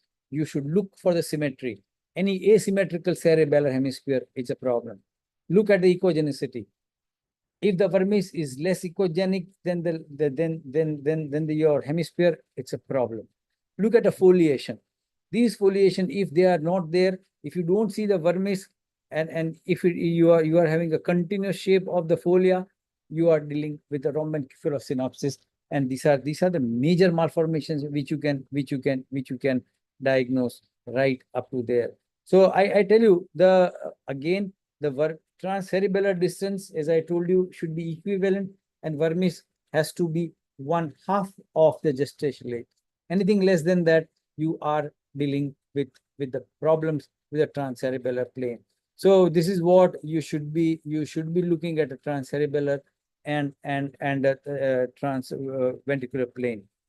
In a mid-sagittal section of the brain, if you are well versed with this, you have spent 1 year with a axial plane, then embark upon your mid-sagittal plane to evaluate the full-fledged corpus callosum, tectal plate, tectum, tegmentum, the full cerebellar vermis. You have got aqueduct, you have got midbrain anomalies. You can diagnose so many things, but I request, because we have to do many things to do. Start focusing on one plane or one system, brain, 3 sections. If you are done, then move forward for the next section. So this is where my time ends. So thank you, Dr. Meenu, and thank you, Dr. MC Patel. All the very best, so that you win the election. And this is what my best wishes to you all. Thank you very much. Over to Dr. Supriya. Okay, Dr. Monica. Thank you so much, sir. Thank you. Thank you. Monica, can you Ma'am, are you there for your comments?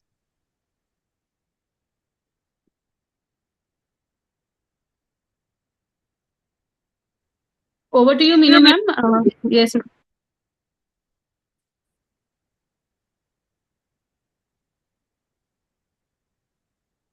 Ma'am, your audio is off. Ma'am, sir, it was an excellent presentation as usual.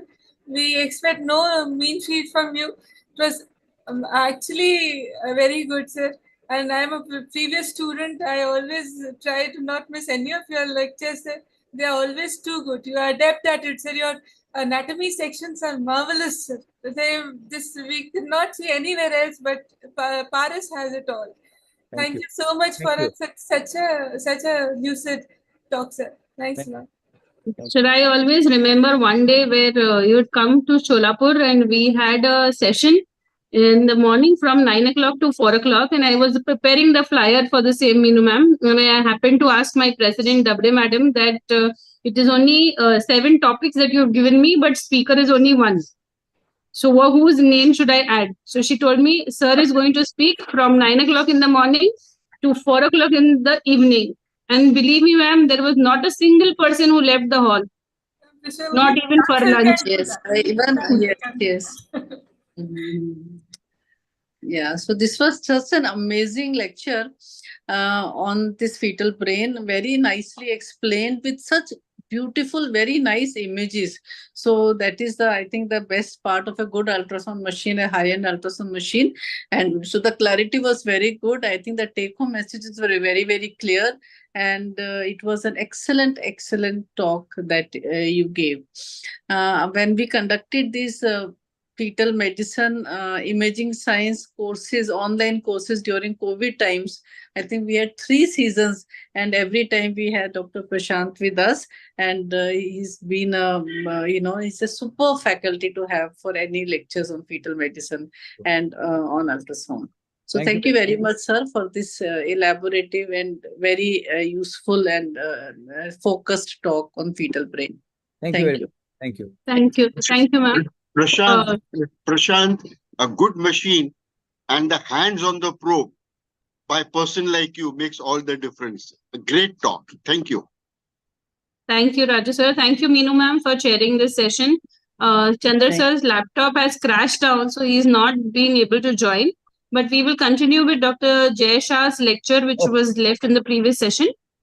Over to you, Neeraj and Mayank. Please allow sir to start sharing his screen so that we can start with that session at least. Yes, ma'am. Yes, ma'am. We are sharing. Yeah, so we have already introduced Dr. Dr. Shah sir, and yeah, so we can go ahead with this talk. I think he had already started the talk, and then yes, ma'am. Continue. Correct.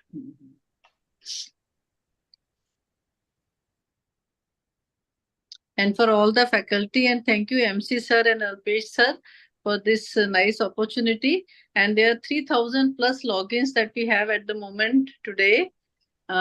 So this is all due to the fabulous faculty that we have and the fabulous program that MC sir has put in place, and also Alpesh sir. So yes, sir, we can go ahead, sir.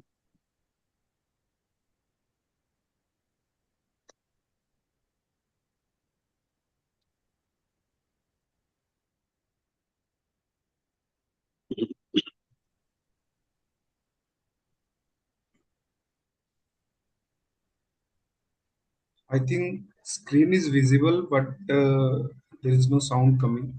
So, sir. And sir has to move his slides. I think this is the first slide. So sir needs to move the slides. Yes, perfect, sir. But the audio is not there at the moment.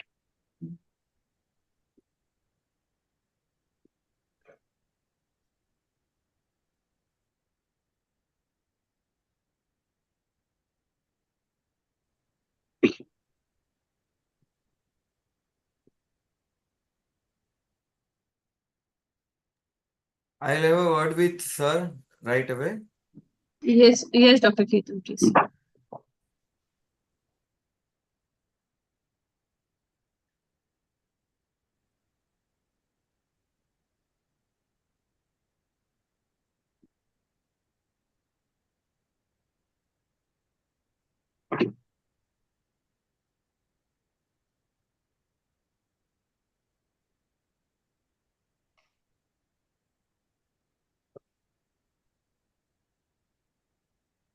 I think sir is still facing the technical issue. The speakers are not working.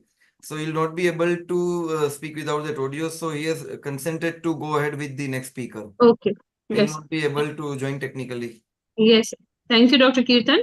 I request the next coordinator, Dr. Monica, to please take over for the next session. Dr. Monica Gupta, ma'am, please unmute yourself. So many Monicas that we have. Yes, ma'am. When all of them are active, ma'am. Oh, yes, that's more active Monicas.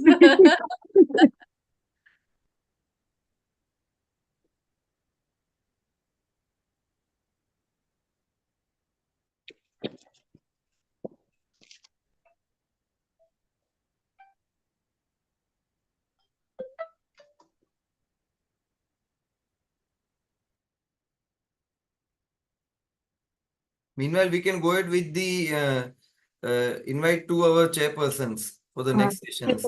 She's just coming back, sir. I've just called her. Okay, okay, fine, Yeah, fine. sure. Yeah.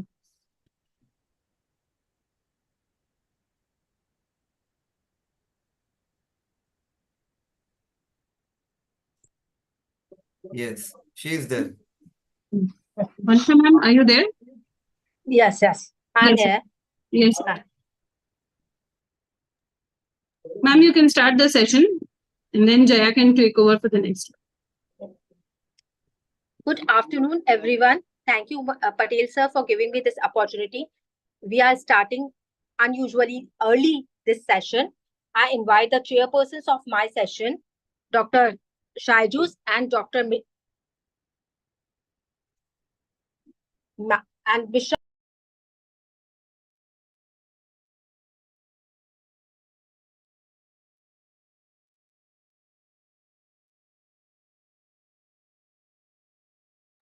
Monica ma'am, you are muted. Okay, fine. Shaiju sir is the chairperson of the Midlife Management Committee. He's a he was in the research committee of KFOG. He's a past joint secretary of Kerala Foundation of OBGY and the past president of Kannur OBGY Society. And we welcome you, sir. Pragya Mishra ma'am, are you there? Please put the CV of Pragya Mishra ma'am.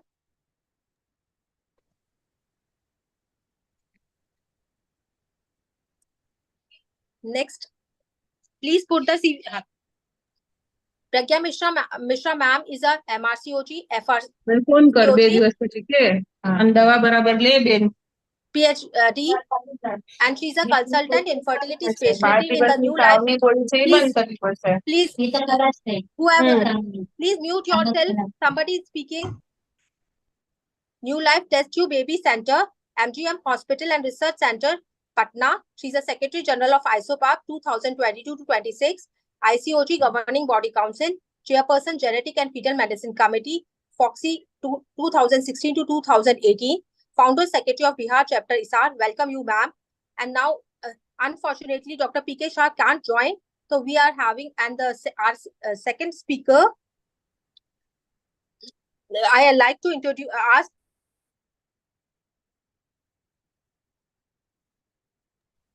Monica ma'am, you are again muted.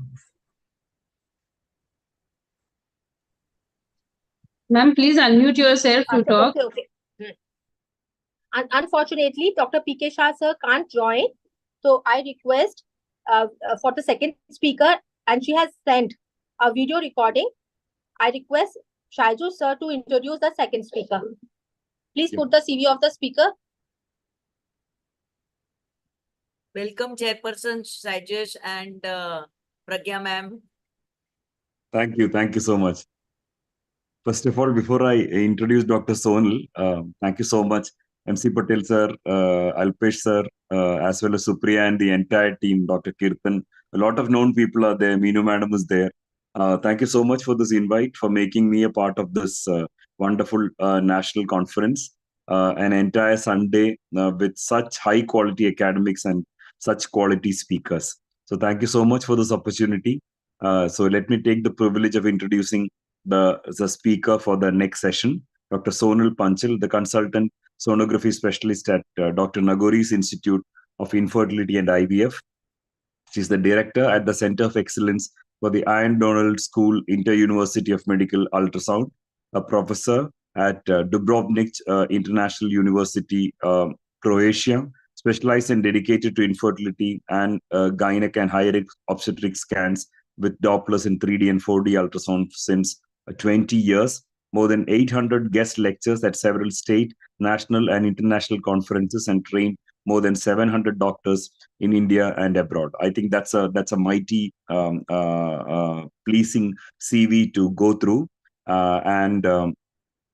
She would be talking on tracking ovulation and optimizing a fertility window.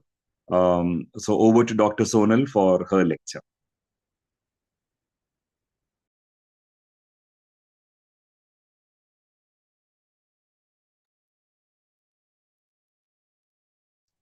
Is Dr. Sonal here?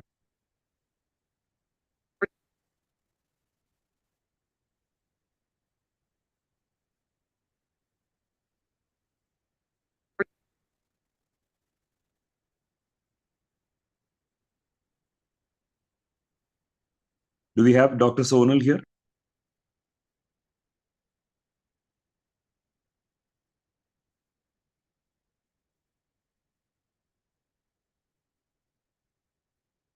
Hello, everybody. My special thanks to Dr. MC Patel, sir, for this opportunity. My topic today is tracking ovulation, optimizing the fertility window. Fertility in human female is a combined function of ovum and endometrium. It is a synchrony between the two that facilitates fertility. Apart from the ultrasound features that denominate final maturity, it is essential to follow the follicle and the endometrium from the time of the follicular dominance for its dynamicity in terms of size, morphology, and vascularity. Understanding and following these through its maturing process is the key to success of the ART treatment. So let us start with the identification of the follicular dominance. In a normal length cycle, it is around by the 5th day that the dominance of the follicle is selected, and it becomes evident on ultrasound almost instantaneously. But it is to be remembered that the dominance of the follicle is not just the size. It is the sensitivity of the follicle to FSH, and that is denominated by not just the size of the follicle, but the blood flow surrounding the follicle, which starts appearing soon after the dominance of the follicle is selected, as seen for this follicle.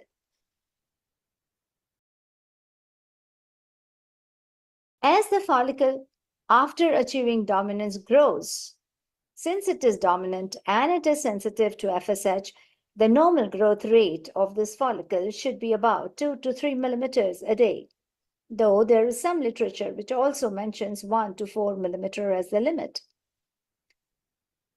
Ovulation usually occurs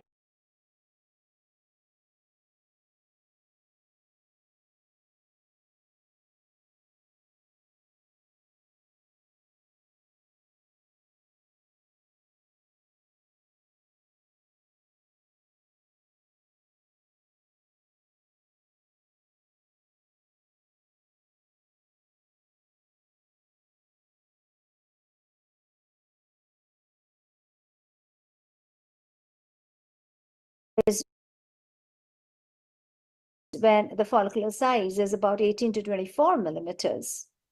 If this follicle is to be followed, the first scan, of course, therefore, must be done on the first dose of gonadotrophin, just before starting gonadotrophin. If on this day all the follicles are smaller than 10 millimeters, the scan is directly posted after 5 days.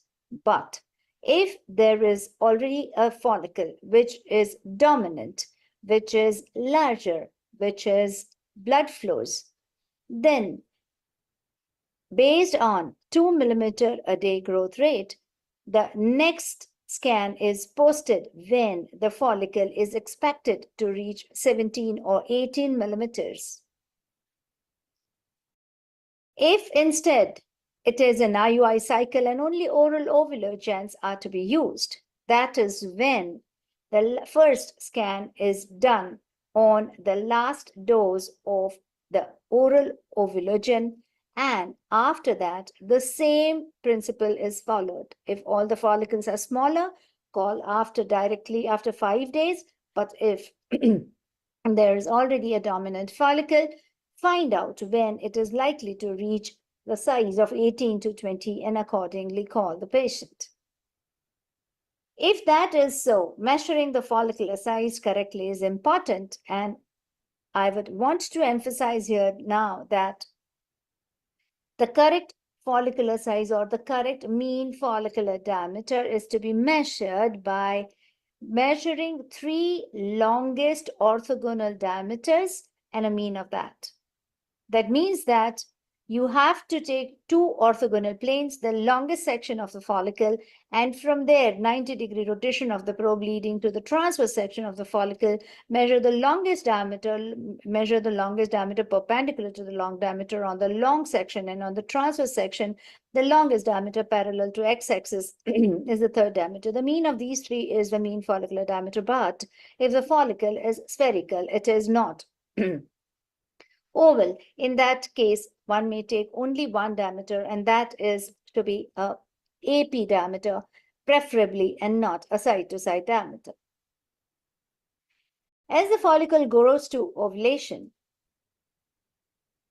about 24 to 36 hours before the ovulation, a hypoechoic halo will appear surrounding the follicle as marked by my arrow, and it is around the same time that a tiny solid projection, which is seen here, may appear, which is probably a cumulus. I say probably a cumulus because you need to confirm in all the 3 planes that it remains as such. It remains still like a tiny solid projection, which will confirm it is a cumulus.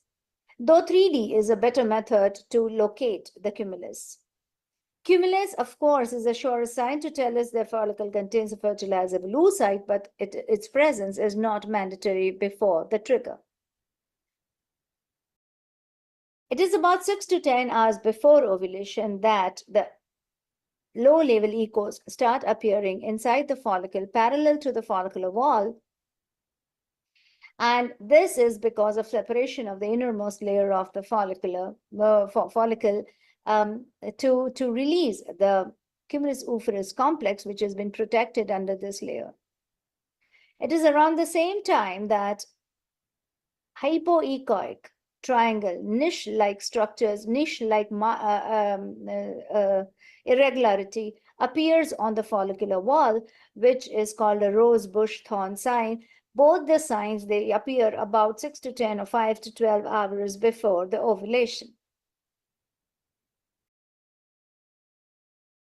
On one hand, when we see this changes on the 2D ultrasound, it is important to mention here that the 2D ultrasound only tells us that the ovulation is impending. It doesn't tell us anything about the quality of the follicle. The quality of the follicle can only be decided by the blood flow. The blood flow which started appearing with the selection of the dominance of the follicle. And this blood flow keeps on increasing, gradually covers at least 2/3 to 3/4 of the follicular circumference. And remember, only the blood vessels which overlap on the follicular wall are perifollicular vessels. If you're seeing the vessel and you're seeing the follicular wall separately, these are not perifollicular vessels. So evaluate that the perifollicular vessels are covering at least 2/3 to 3/4 of the circumference. And it is about 48 hours before ovulation that suddenly the RI of these vessels decrease. It is very important here to make a note that the blood flow is always measured where you find the brightest colors on the color rim. And if there are multiple brightest areas, you may take 2 or 3 measurements instead of just a single measurement. And even if at one place you find that the RI of the follicle goes below 0.5, that tells me that the final estrogen surge has started. So that occurs, the fall in the perifollicular RI correlates with the final surge of the estrogen. It is after that the PSV of the follicle rises, and the PSV of the follicle, when it reaches about 10 centimeters per second, this is the time when the LH surge is going to start.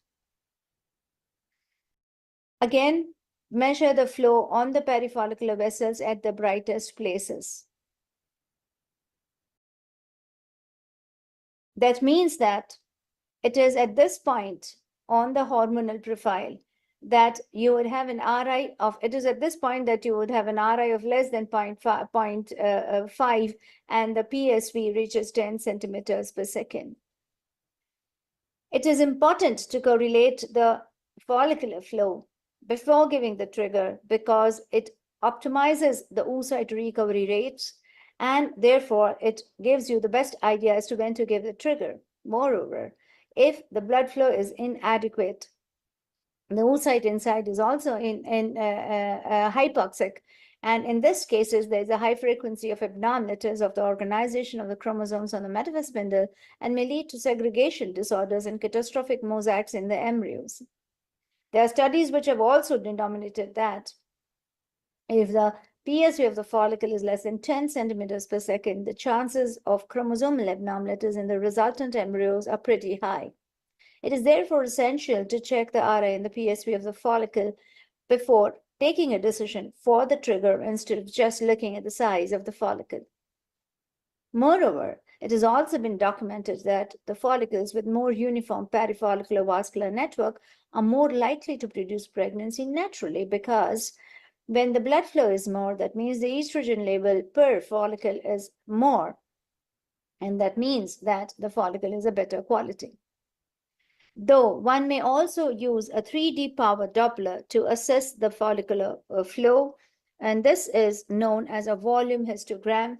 You have to acquire the volume of the follicle as seen here with the power Doppler, and not just evaluating subjectively. You can use volume histogram to find out the VI vascularity index values, FI flow index values, and VFI vascularity flow index values, which respectively present the abundance of the flow, the average intensity of the flow, and the perfusion of the entire follicle. It has been documented that adding color Doppler to the 2D parameters before giving the trigger increases the pregnancy rate by about 25%. And when you add the 3D power Doppler parameters to these Doppler values before taking a decision for the trigger, you may further get at least about 15 to 20% of the pregnancy rate from the failures. That means a good follicle should be at least 16 millimeters when it's a gonadotrophin cycle. When it's an oral ovulation cycle, should be at least 18 to 20 millimeters, should have a vascularity covering at least 2/3, preferably 3/4 of the follicular circumference, and these vessels should have an RI of less than 0.5. In the PS, we have more than 10 centimeters per second. If you can see the cumulus, it's even better. And this is possible when there are 1, 2, or 3 follicles, but sometimes when there's a multifollicular development, especially in the IVF cycles, that's when the follicles are all compressed by each other. Because of that, they are D-shaped. They are no more round or oval. And it is in this cases that the volume of the follicle becomes more important than the mean follicular diameter.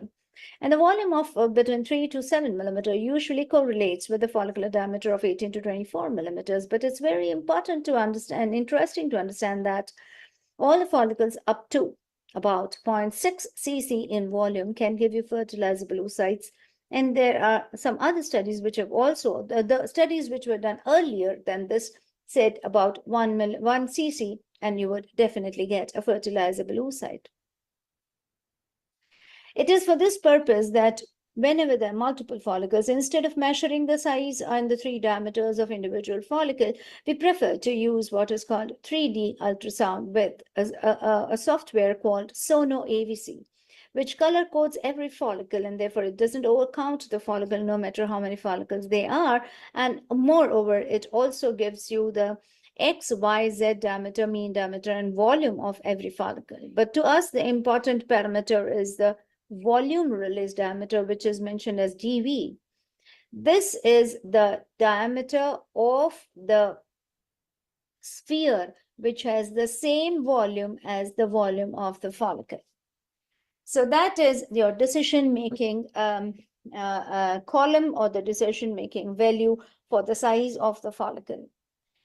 It is this SonoAVC which is also useful to decide what should be the trigger, and the decision-making on the trigger this way prevents not only OHSS, can also be used to prevent the possibility of multiple pregnancies in cases of IUI cycles. It is known that the medium-sized follicles are the culprit for the development of OHSS by the way of VEGF secretion that it continues to do even in the luteal phase. And therefore, based on the SonoAVC, if the number of follicles between 11 and 14 are more, apart from whatever is the number of the larger follicles, that is when HCG is to be avoided, and agonist is to be used as a trigger. Whereas if you want to prevent multiple pregnancies in the IUI patients, that's when all the larger follicles, all the follicles beyond 16 millimeters, the blood flow is to be evaluated. And if there are multiple follicles which has adequate blood flow, in that case, agonist trigger is given instead of HCG to prevent multiple pregnancies. Coming to the endometrial assessment, the endometrium is nothing but just a receptor organ to the follicle. It should be in synchrony with the follicle. As soon as the estrogen secretion starts with the dominance of the follicle, that is when you would see the endometrium getting multilayered. As the estriol level rises and the endometrial thickens, anechoic or severely hypoechoic area is seen in between the lines.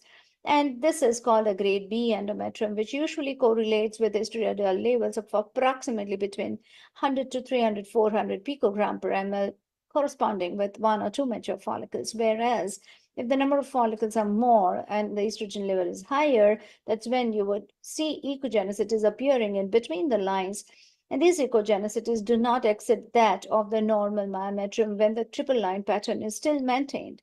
This usually correlates with 3, 4, 5 follicles, whereas if the number of follicles are still more, the estradiol levels are truly supraphysiological, that is when this endometrium would get converted into an isoechoic endometrium, and it is homogeneous. It loses its multilayered pattern.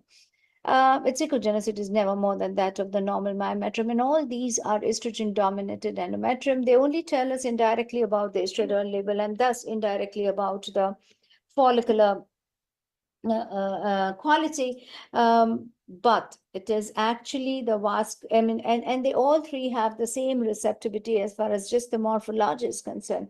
The receptivity actually depends on the vascularity of the endometrium and not on the morphology alone. Of course, it also depends on the growth rate of the follicle. Like optimal growth rate for the follicle is is 2 millimeters, the optimal rate growth rate of the endometrium is about 1 millimeter in the mid-proliferative phase, and in the late proliferative phase, it decreases to about 0.5 millimeters. The endometrial thickness is always measured with a zoomed image of the endometrium when the endometrium is almost perpendicular to the sound beam, and it is measured from the outer margin of the hyperechoic line to the outer echoic line, after margin of the hyperechoic line of the endometrium perpendicular to the central line. Apart from thickness and the morphology, as I told you, increase in the vascularity is the third reflection of the estrogen on the endometrium. Apart from that, estrogen also leads to development of the cervical mucus and hyperechogenicity of the cervical glands, which are all the signs, indirect signs of presence of estrogen and a presence of a mature follicle. Since I said that it is vascularity also which reflects as the effect of estrogen, therefore the vascularity keeps on increasing as the follicle matures and the estrogen level rises, and it should ideally cover at least 5 millimeter square area, or there should be at least 5 closely placed vessels entering into the endometrium from both the anterior and the posterior aspect, reaching the endometrium, which says sufficient area in the endometrium is vascularized, and these vessels should have an RI of less than 0.6. This tells me it is a mature endometrium. This tells me that it is a good receptive endometrium. If the area is less than 5 millimeters square, the chances of pregnancy significantly decreases. If there is no vascularity in the endometrium, that is when there's a high chances, it is a strong predictor of failure of implantation. If the implantation occurs in spite of no vascularity or very scanty vascularity, the chances of abortions are very high. And if the vascularity is present in the pregnancy occurs, there's a very good chance of an ongoing pregnancy. That means that it is the vascularity of the endometrium which not only decides the possibility of pregnancy, it also tells about the possibility of abortions. And if the vascularity was present in, if the vascularity was present in zone 3 and 4, not only the pregnancy rates were very high, but the abortion rates were significantly lower. Whereas when the vascularity was present only in zone 1 and 2, that's when the abortion rates were significantly higher. In cases where there is a persistently thin endometrium, one must take endometrial volume, and the endometrial volume, if it crosses 2 cc, according to the lowest cutoff, though there are different cutoffs for different studies. For our study, it's about 3 cc, but at least 2 cc is essential. And if in spite of good vascularity, the volume is lesser than that, you need to wait and allow the endometrium to grow. But in spite of the thickness being only 6 millimeter, if the volume still reaches 2 cc, then in those cases, and the vascularity is good, one may proceed for embryo transfer or a trigger in cases of IUI cycle. Apart from the endometrial vascularity, uterine artery Doppler is important. Uterine artery flow is measured on the same side as the follicle in the IUI cycles. In the IVF cycles, you take a mean of both the sides, and the PI should be less than 3.2 to say that the receptivity of the uterus is good. But if you have crossed this time, this was the time of trigger. If you have by chance crossed this time, and if you see that the PSV of the follicle is high, it is this PSV of the follicle which correlates with the rise in the LH levels. So if you see that the PSV is not 10, it is higher, 2015, 2025, which all the evidences say it means that the surge has already started. A marked increase in the PSV around the follicle in the presence of relatively constant RI could be a sign of follicle maturity and impending ovulation. And therefore, it is in these cases that to improve the fertility, whenever the PSV of the follicle is high, you can plan an earlier or 2 IUIs, one at about 12 to 14 hours and second at the routine time, which is 24 to 36 hours. And that definitely improves the fertility as seen by the tall yellow bars when the PSV is more than 20 centimeters per second. But on one side, when the PSV of the follicle increases, if you then measure the endometrial flow will be decreased, the uterine artery PI will be increased, the endometrial diameter will also be decreased, and the endometrial outer margin starts becoming fluffy. These are the signs which indicate, so decreased endometrial flow, decrease in the endometrial thickness, fluffiness of the outer margin of the endometrium, and increase in the uterine artery PI. These are the signs which tell that the surge has started, and if that is synchronous with the follicle, then of course it's a time for trigger and it's a time for an early IUI. But if they are seen with a premature follicle, it indicates it's a premature surge. And if these signs are seen when no follicle is evidently seen, look for the CL. And if the CL is seen and you see this sign, that means that it is an early rupture. To conclude, the B mode ultrasound tells us about the anatomical status, but it is the Doppler which leads us to a very close observation of the cycle and closer monitoring. And not only that, it also allows you to decide the exact time of not only the trigger, but also the correct time of IUI, if it is an IUI cycle, or correct time to start progesterone for the endometrium if it's a frozen embryo transfer cycle. Thank you very much for the patient hearing. Thank you, madam, for your video presentation. Now I request Saiju sir to give some inputs. Yeah, thank you. Thank you so much, Dr. Sonal, madam. In her absence, it was a wonderful lecture. I'm sure this is something which not just the fertility specialist, but every gynecologist who's practicing fertility need to know. That was quite in detail, a very wonderfully crafted lecture. I think, with that, I think we can go on to the next lecture. Now I request Jaya Kore, my co-coordinator, to proceed for the further session. Thank you, Monica ma'am. So moving on to the another session after this, the wonderful one, that is talk by Dr. Raju Girardi sir, that is unraveling uterine fibroids and polyps, but could not connect to him. So we have, may I request now the Dr. Sujit sir, if he is there to conduct the talk. Okay. Yes, sir. Thank you so much, sir. So we have a talk by Dr. Sujit Konkar sir, that is uterine architectures, a sonographic exploration of anomalies. So I would like to request Dr. Saiju sir to please introduce our esteemed speaker. Yeah. Such a pleasure to welcome Dr. Sujit. All the best, Sujit, for your future ventures with Foxy, and all the best for the elections. Sujit is MD Ob-Gyn from GMC Aurangabad, done ultrasound training at Dr. Bimal Sahani Sonoscan Center, basic invasive procedure training from Dr. Khurana's Apex Institute of Fetal and Reproductive Sciences, an FMI certified sonographer for the 11 to 13 week scan, the Vice President of Society of Fetal Medicine Marathwada chapter, past chairperson of the Fetal Medicine Committee of EMOX, and director of the Sri Hospital, the Foxy recognized ultrasound training center. So welcome Dr. Sujit for this lecture, and he would be talking on uterine architectures, a sonographic exploration of the anomalies. I'm sure it will be an interesting one. Over to you, Dr. Sujit. Thank you, Dr. Shajus, for nice introduction. Shall I share my screen? Sure, Sujit, welcome. And before we go ahead, on behalf of Dr. Venugopal and myself and Dr. Deliwala as the conveners, we welcome you.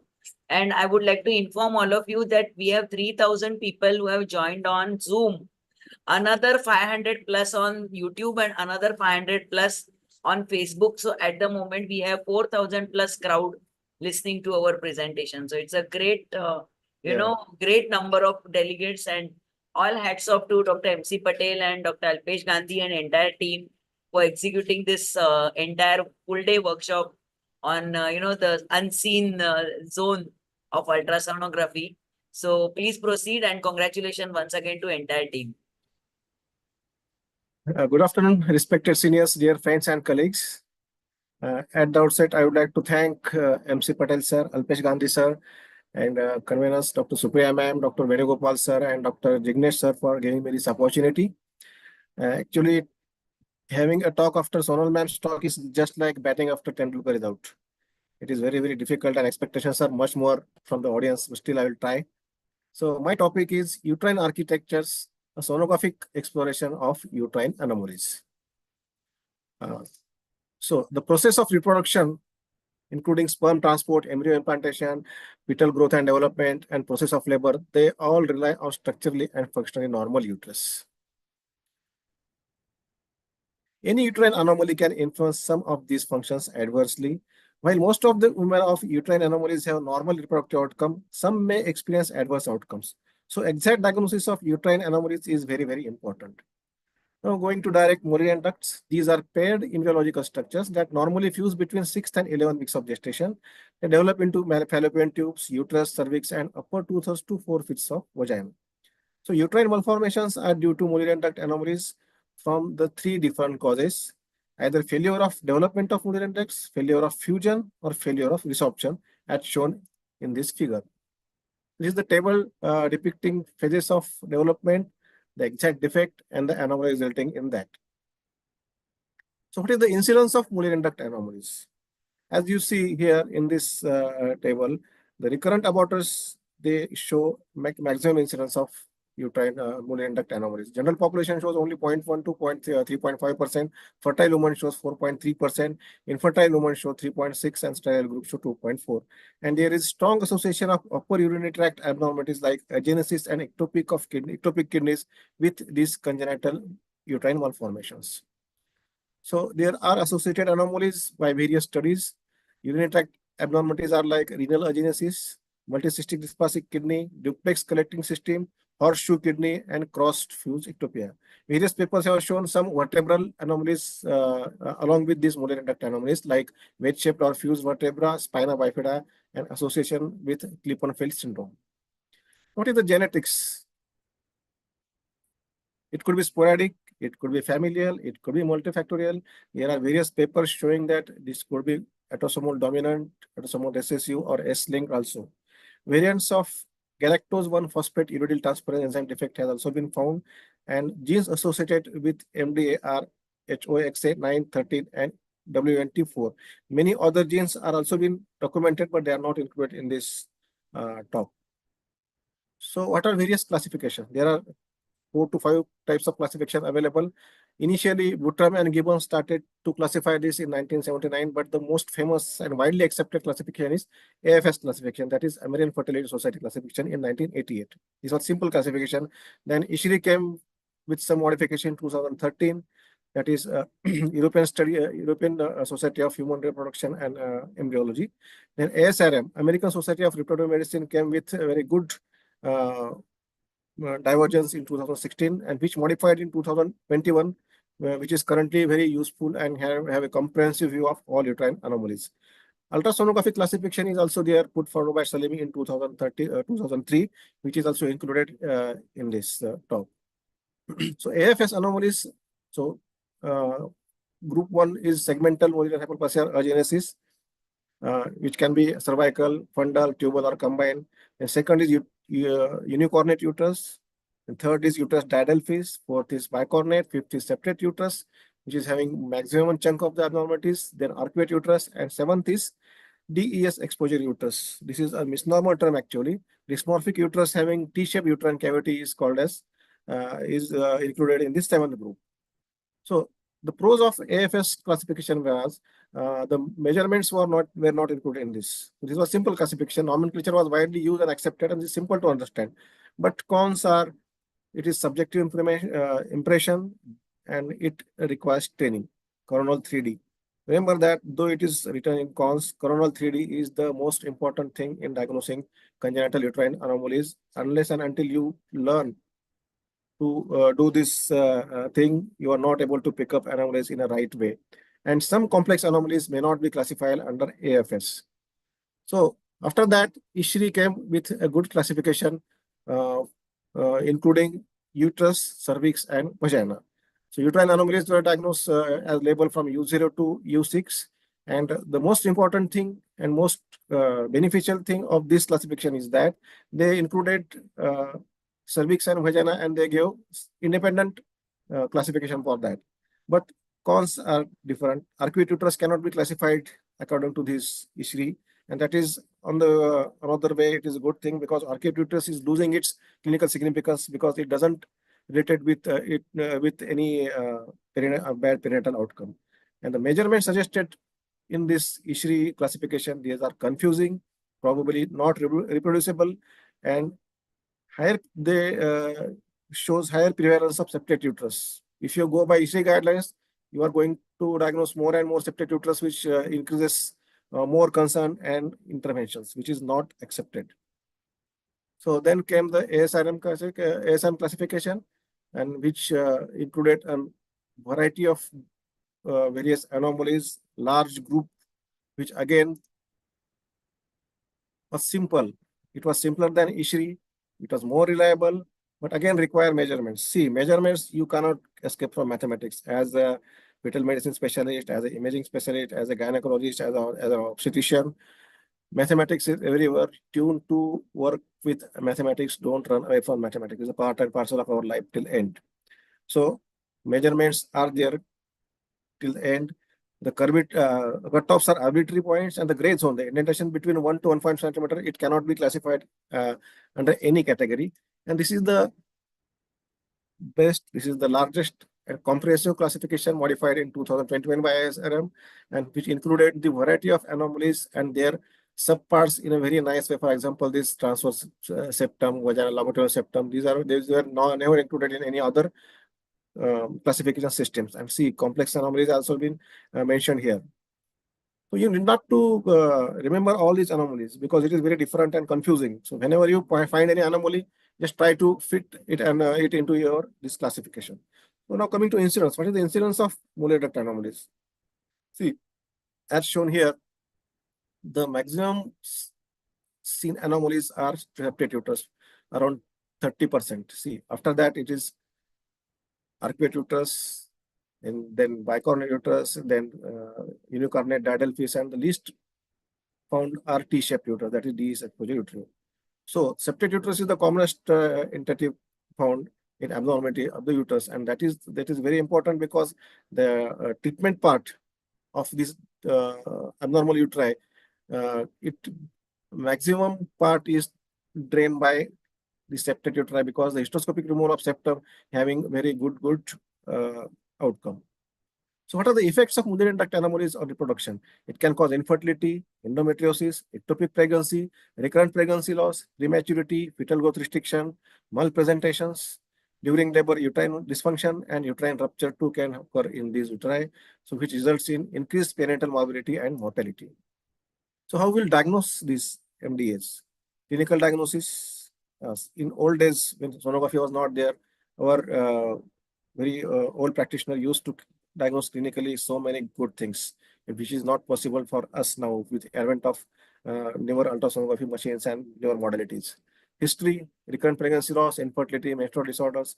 HS-graphy is also having a role in diagnosis, but it has limited role. The gold standard is 3D mid-coronal plane. MRI having 100% accuracy, but histolaparoscopy, laparotomy, visualization during LSCS, these are also giving very much good information, but these are invasive. So when you start scan, don't forget your basics. Always start your scanning from transabdominal with full bladder. Go sagittally to tilt to one side to look at the corpus, tilt probe to another side to look at the other corpus, then move the transducer in a transverse section from cervix to fundus. Similarly, here also on transvaginal scan, we start at the introitus. You can see this urethra, then bladder, then again, you'll always direct your probe to rectum so that uterine discomfort, the discomfort to patient should be avoided, and you get this beautiful mid-sagittal plane of uterus. Look at the anterior part, posterior part, and this endometrium. Then move the uterus to slightly right side to visualize the right part of uterus, and then you can see adnex also here like this. Then move the transducer to left side to see left part of uterine cavity, uterine side. You can have left adnex also here, and again rotate it to get a transverse plane like this as shown here from cervix to fundus, and remember that at the level of fundus, your endometrial line should be continuation with the interosteal line in T-shaped. So these are the basics of 2D scan. But after 2D scan, the gold standard to diagnose uterine anomalies is mid-coronal 3D USG. It has got high degree of diagnostic accuracy. It is less invasive and less expensive, and with this, you can have many measurements like indentations and angles and so on. You can use multiplanar, having three different planes. This is sagittal plane, this is transverse plane, and this is the coronal plane. You can use VCI, where the images, the borders are very nicely delineated. You can use TUI with multiple slices. You can use OmniView with the trace from fundus of uterus along with endometrial line to cervix, which gives the information very nicely on flat surface. You can use curved rendered mode SD Live. This is the beautiful picture. This is very useful. You can use saline contrast sonohysterography. Because of the fluid, the margins are very nicely delineated. You can use curved rendered SD Live in sonography, sonohysterography. You can use OmniView in that. Minimum mode and inversion mode, they are not very routinely used. Sono AVC has been tried by Ludwin and group for this, and in one article they showed that the ratio of D1 divided by D1 plus D3, this ratio has got more sensitivity than D1 divided by uterine wall thickness. Septation volumetric index has been also studied, which shows the loss of uterine tissue between these two horns. For example, here in this third image, 70% of uterine tissue has lost. Sonovaginal sonography has been also done to visualize the cervix, the vaginal septum, and see beautifully here two different cervices are there with septum. So this is the basic 3D coronal image of the uterus, and here are some basic measurements. First is the interosteal line between two ostia. Second is parallel line along serosal surface. Then uterine wall thickness, and the fourth is the septal indentation length. So all the classifications, and there are some angles also, all the classifications, whatever it may be, they revolve around these measurements. So this is classification based on ultrasound put forward by Salim et al. In 2003. This was a very simple classification, taking into account the indentation less than 1 centimeter. Now coming to AFS classification, class 1, I am taking this classification because it is very simple to understand. This agenesis of hypoplasia, it is because of bilateral non-development or arrested development of uterine ducts. It results in complete agenesis of proximal vagina and anomalous cervix and uterus. Ovaries are normal, but tubes may be closed. The vaginal aplasia may vary from complete absence to blind and pouch. Patients usually present in early puberty with primary amenorrhea. Associated renal anomalies are common. So this is the pictorial schematic representation. Second class is unicornate uterus.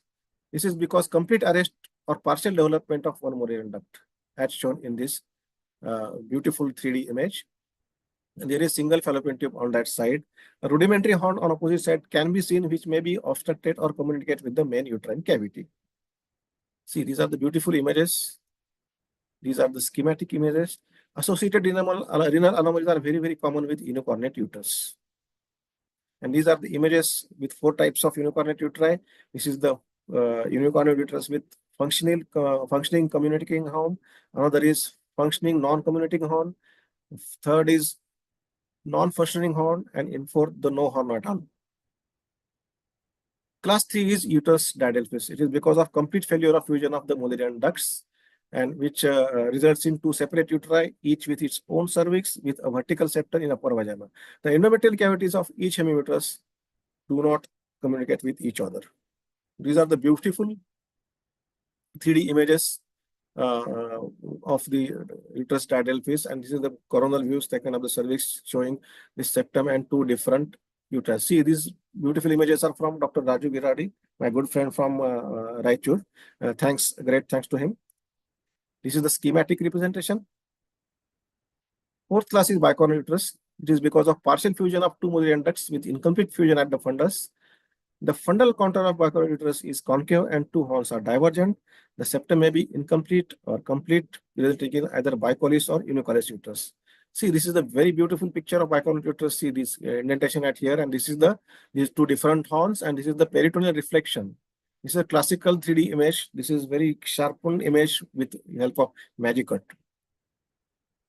Again, septate uterus. This needs very good discussion and importance because this is the this has been discussed more widely in literature. It is because of failure of resorption of septum after complete fusion of Mullerian ducts. The septum may be partial or complete. Septum. This type of uterus can be suspected initially on your routine 2D scan. See here, I will show directly the marks.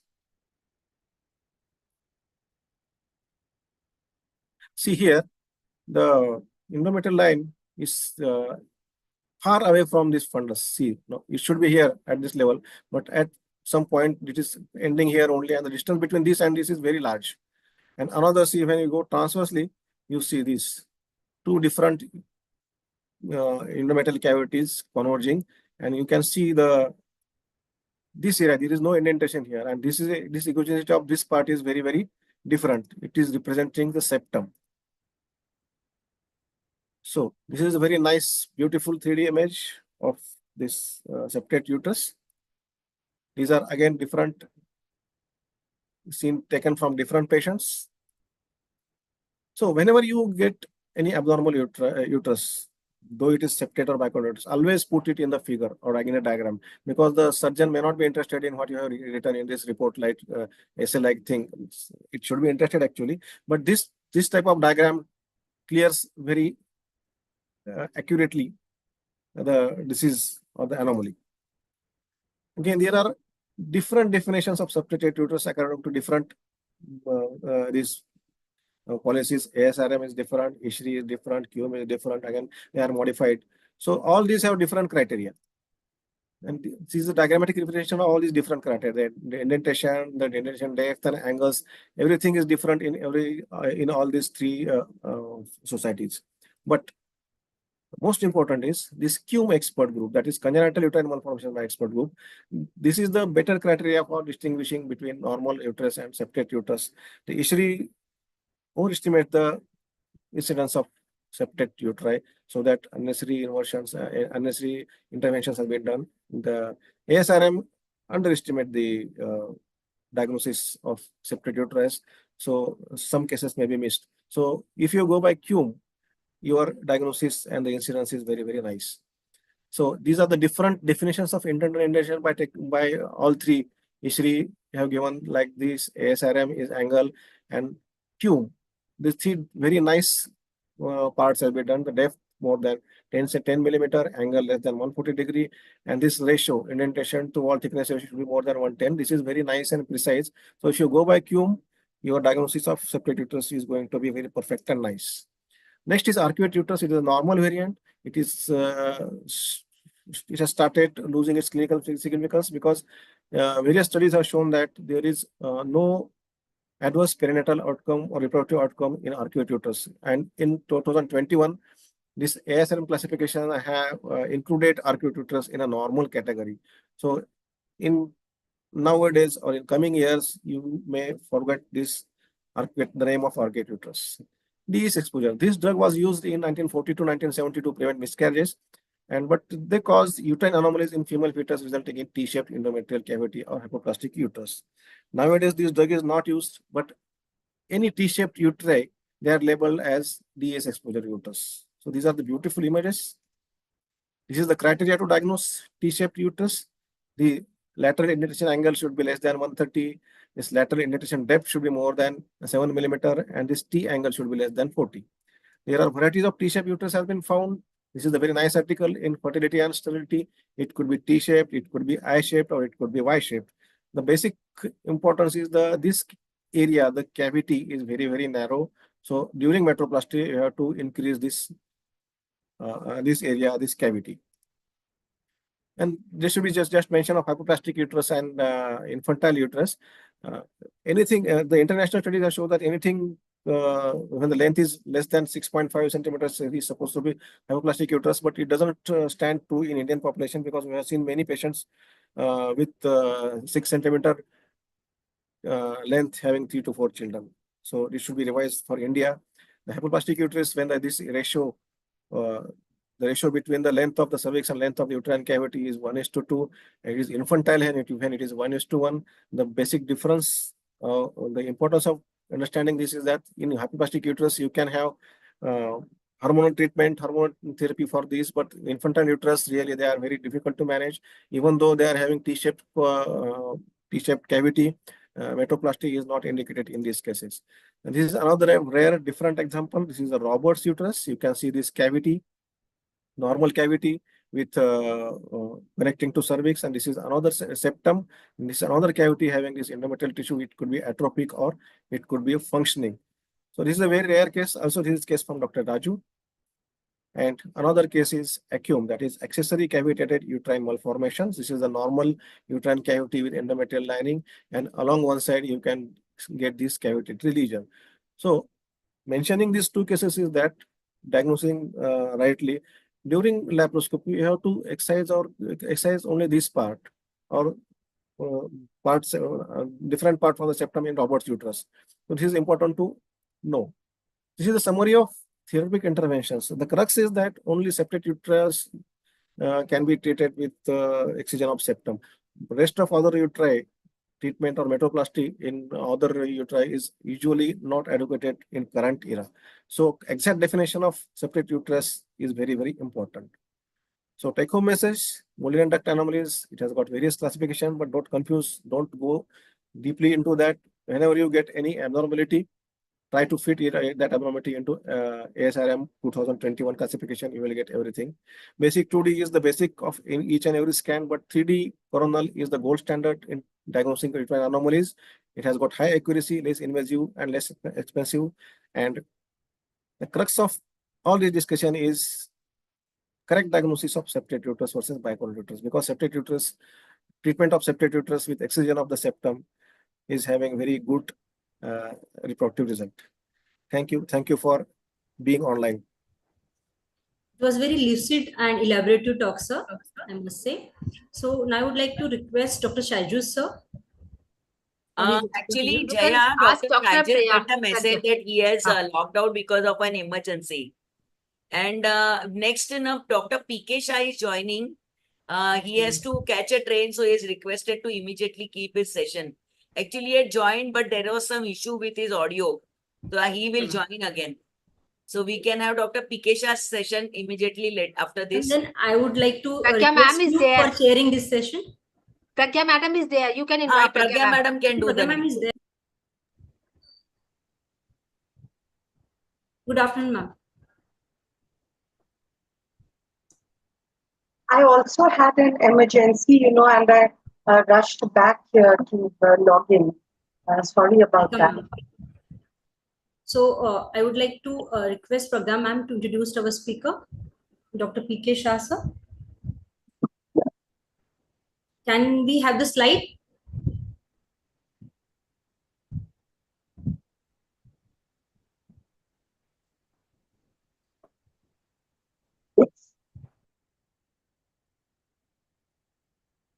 Good afternoon to all of you.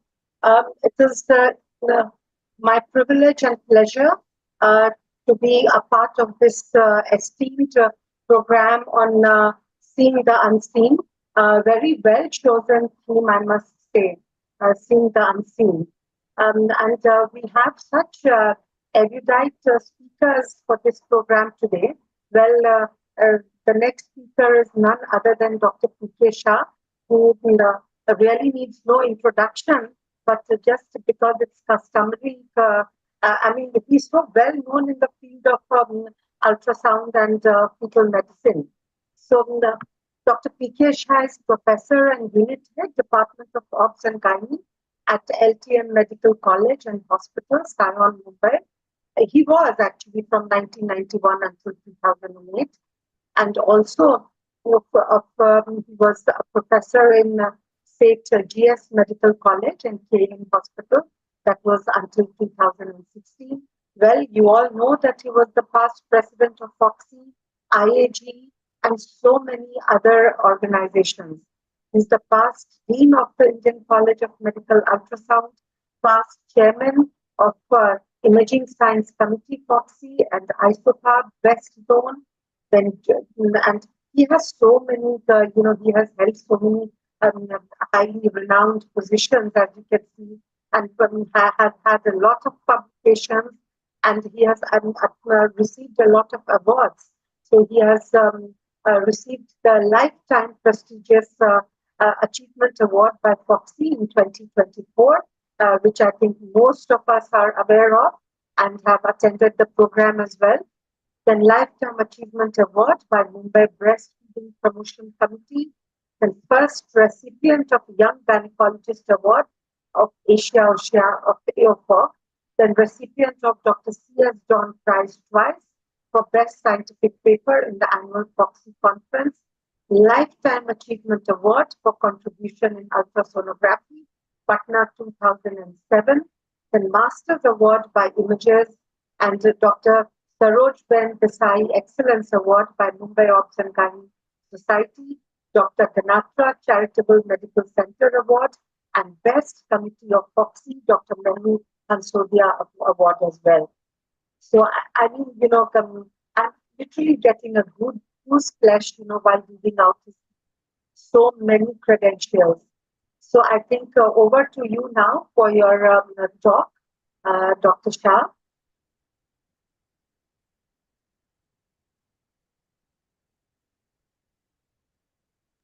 Mr. Vasu or whoever is on the back end, can you please try to unmute, sir? He is unable to do it himself. Dr. Parmanand Shah, you can see there. Yes, ma'am. I will try, ma'am. Please do it, na? Yeah. Yes, ma'am. Yes, ma'am. His video and audio he cannot open. And you will have to make him host so that he can share slides. Yes, yes. Exactly, everybody can share the slides. That permission we have already given to everybody. Okay. Yes, ma'am. Somehow he can't unmute himself. Can you help him out? Yes, exactly. I'm just trying. Sir, तुम्ही try करा आता. Sir, can you try now? We have sent the request to PK Shah sir. I think. Yes.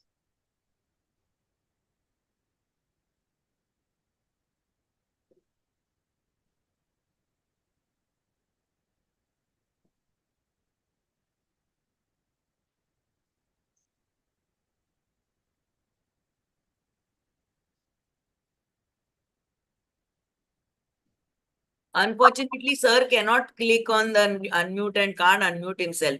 Yes, ma'am. Exactly. I have already. Yes, ma'am. Yeah, I have already tried. I have already sent this link to already sir to unmute exactly, but on the link sir has to click. I have already sent him the link to unmute and to start the video, ma'am. He has tried clicking on that link, but he is unable to do is what he's saying. I think maybe there is a problem in his system, ma'am. Okay. I think he can rejoin. That will solve the madam, problem. he did that. Yes. एक बार exit करके rejoin किया sir ने. Because otherwise, he'll miss his train, so he's in a rush.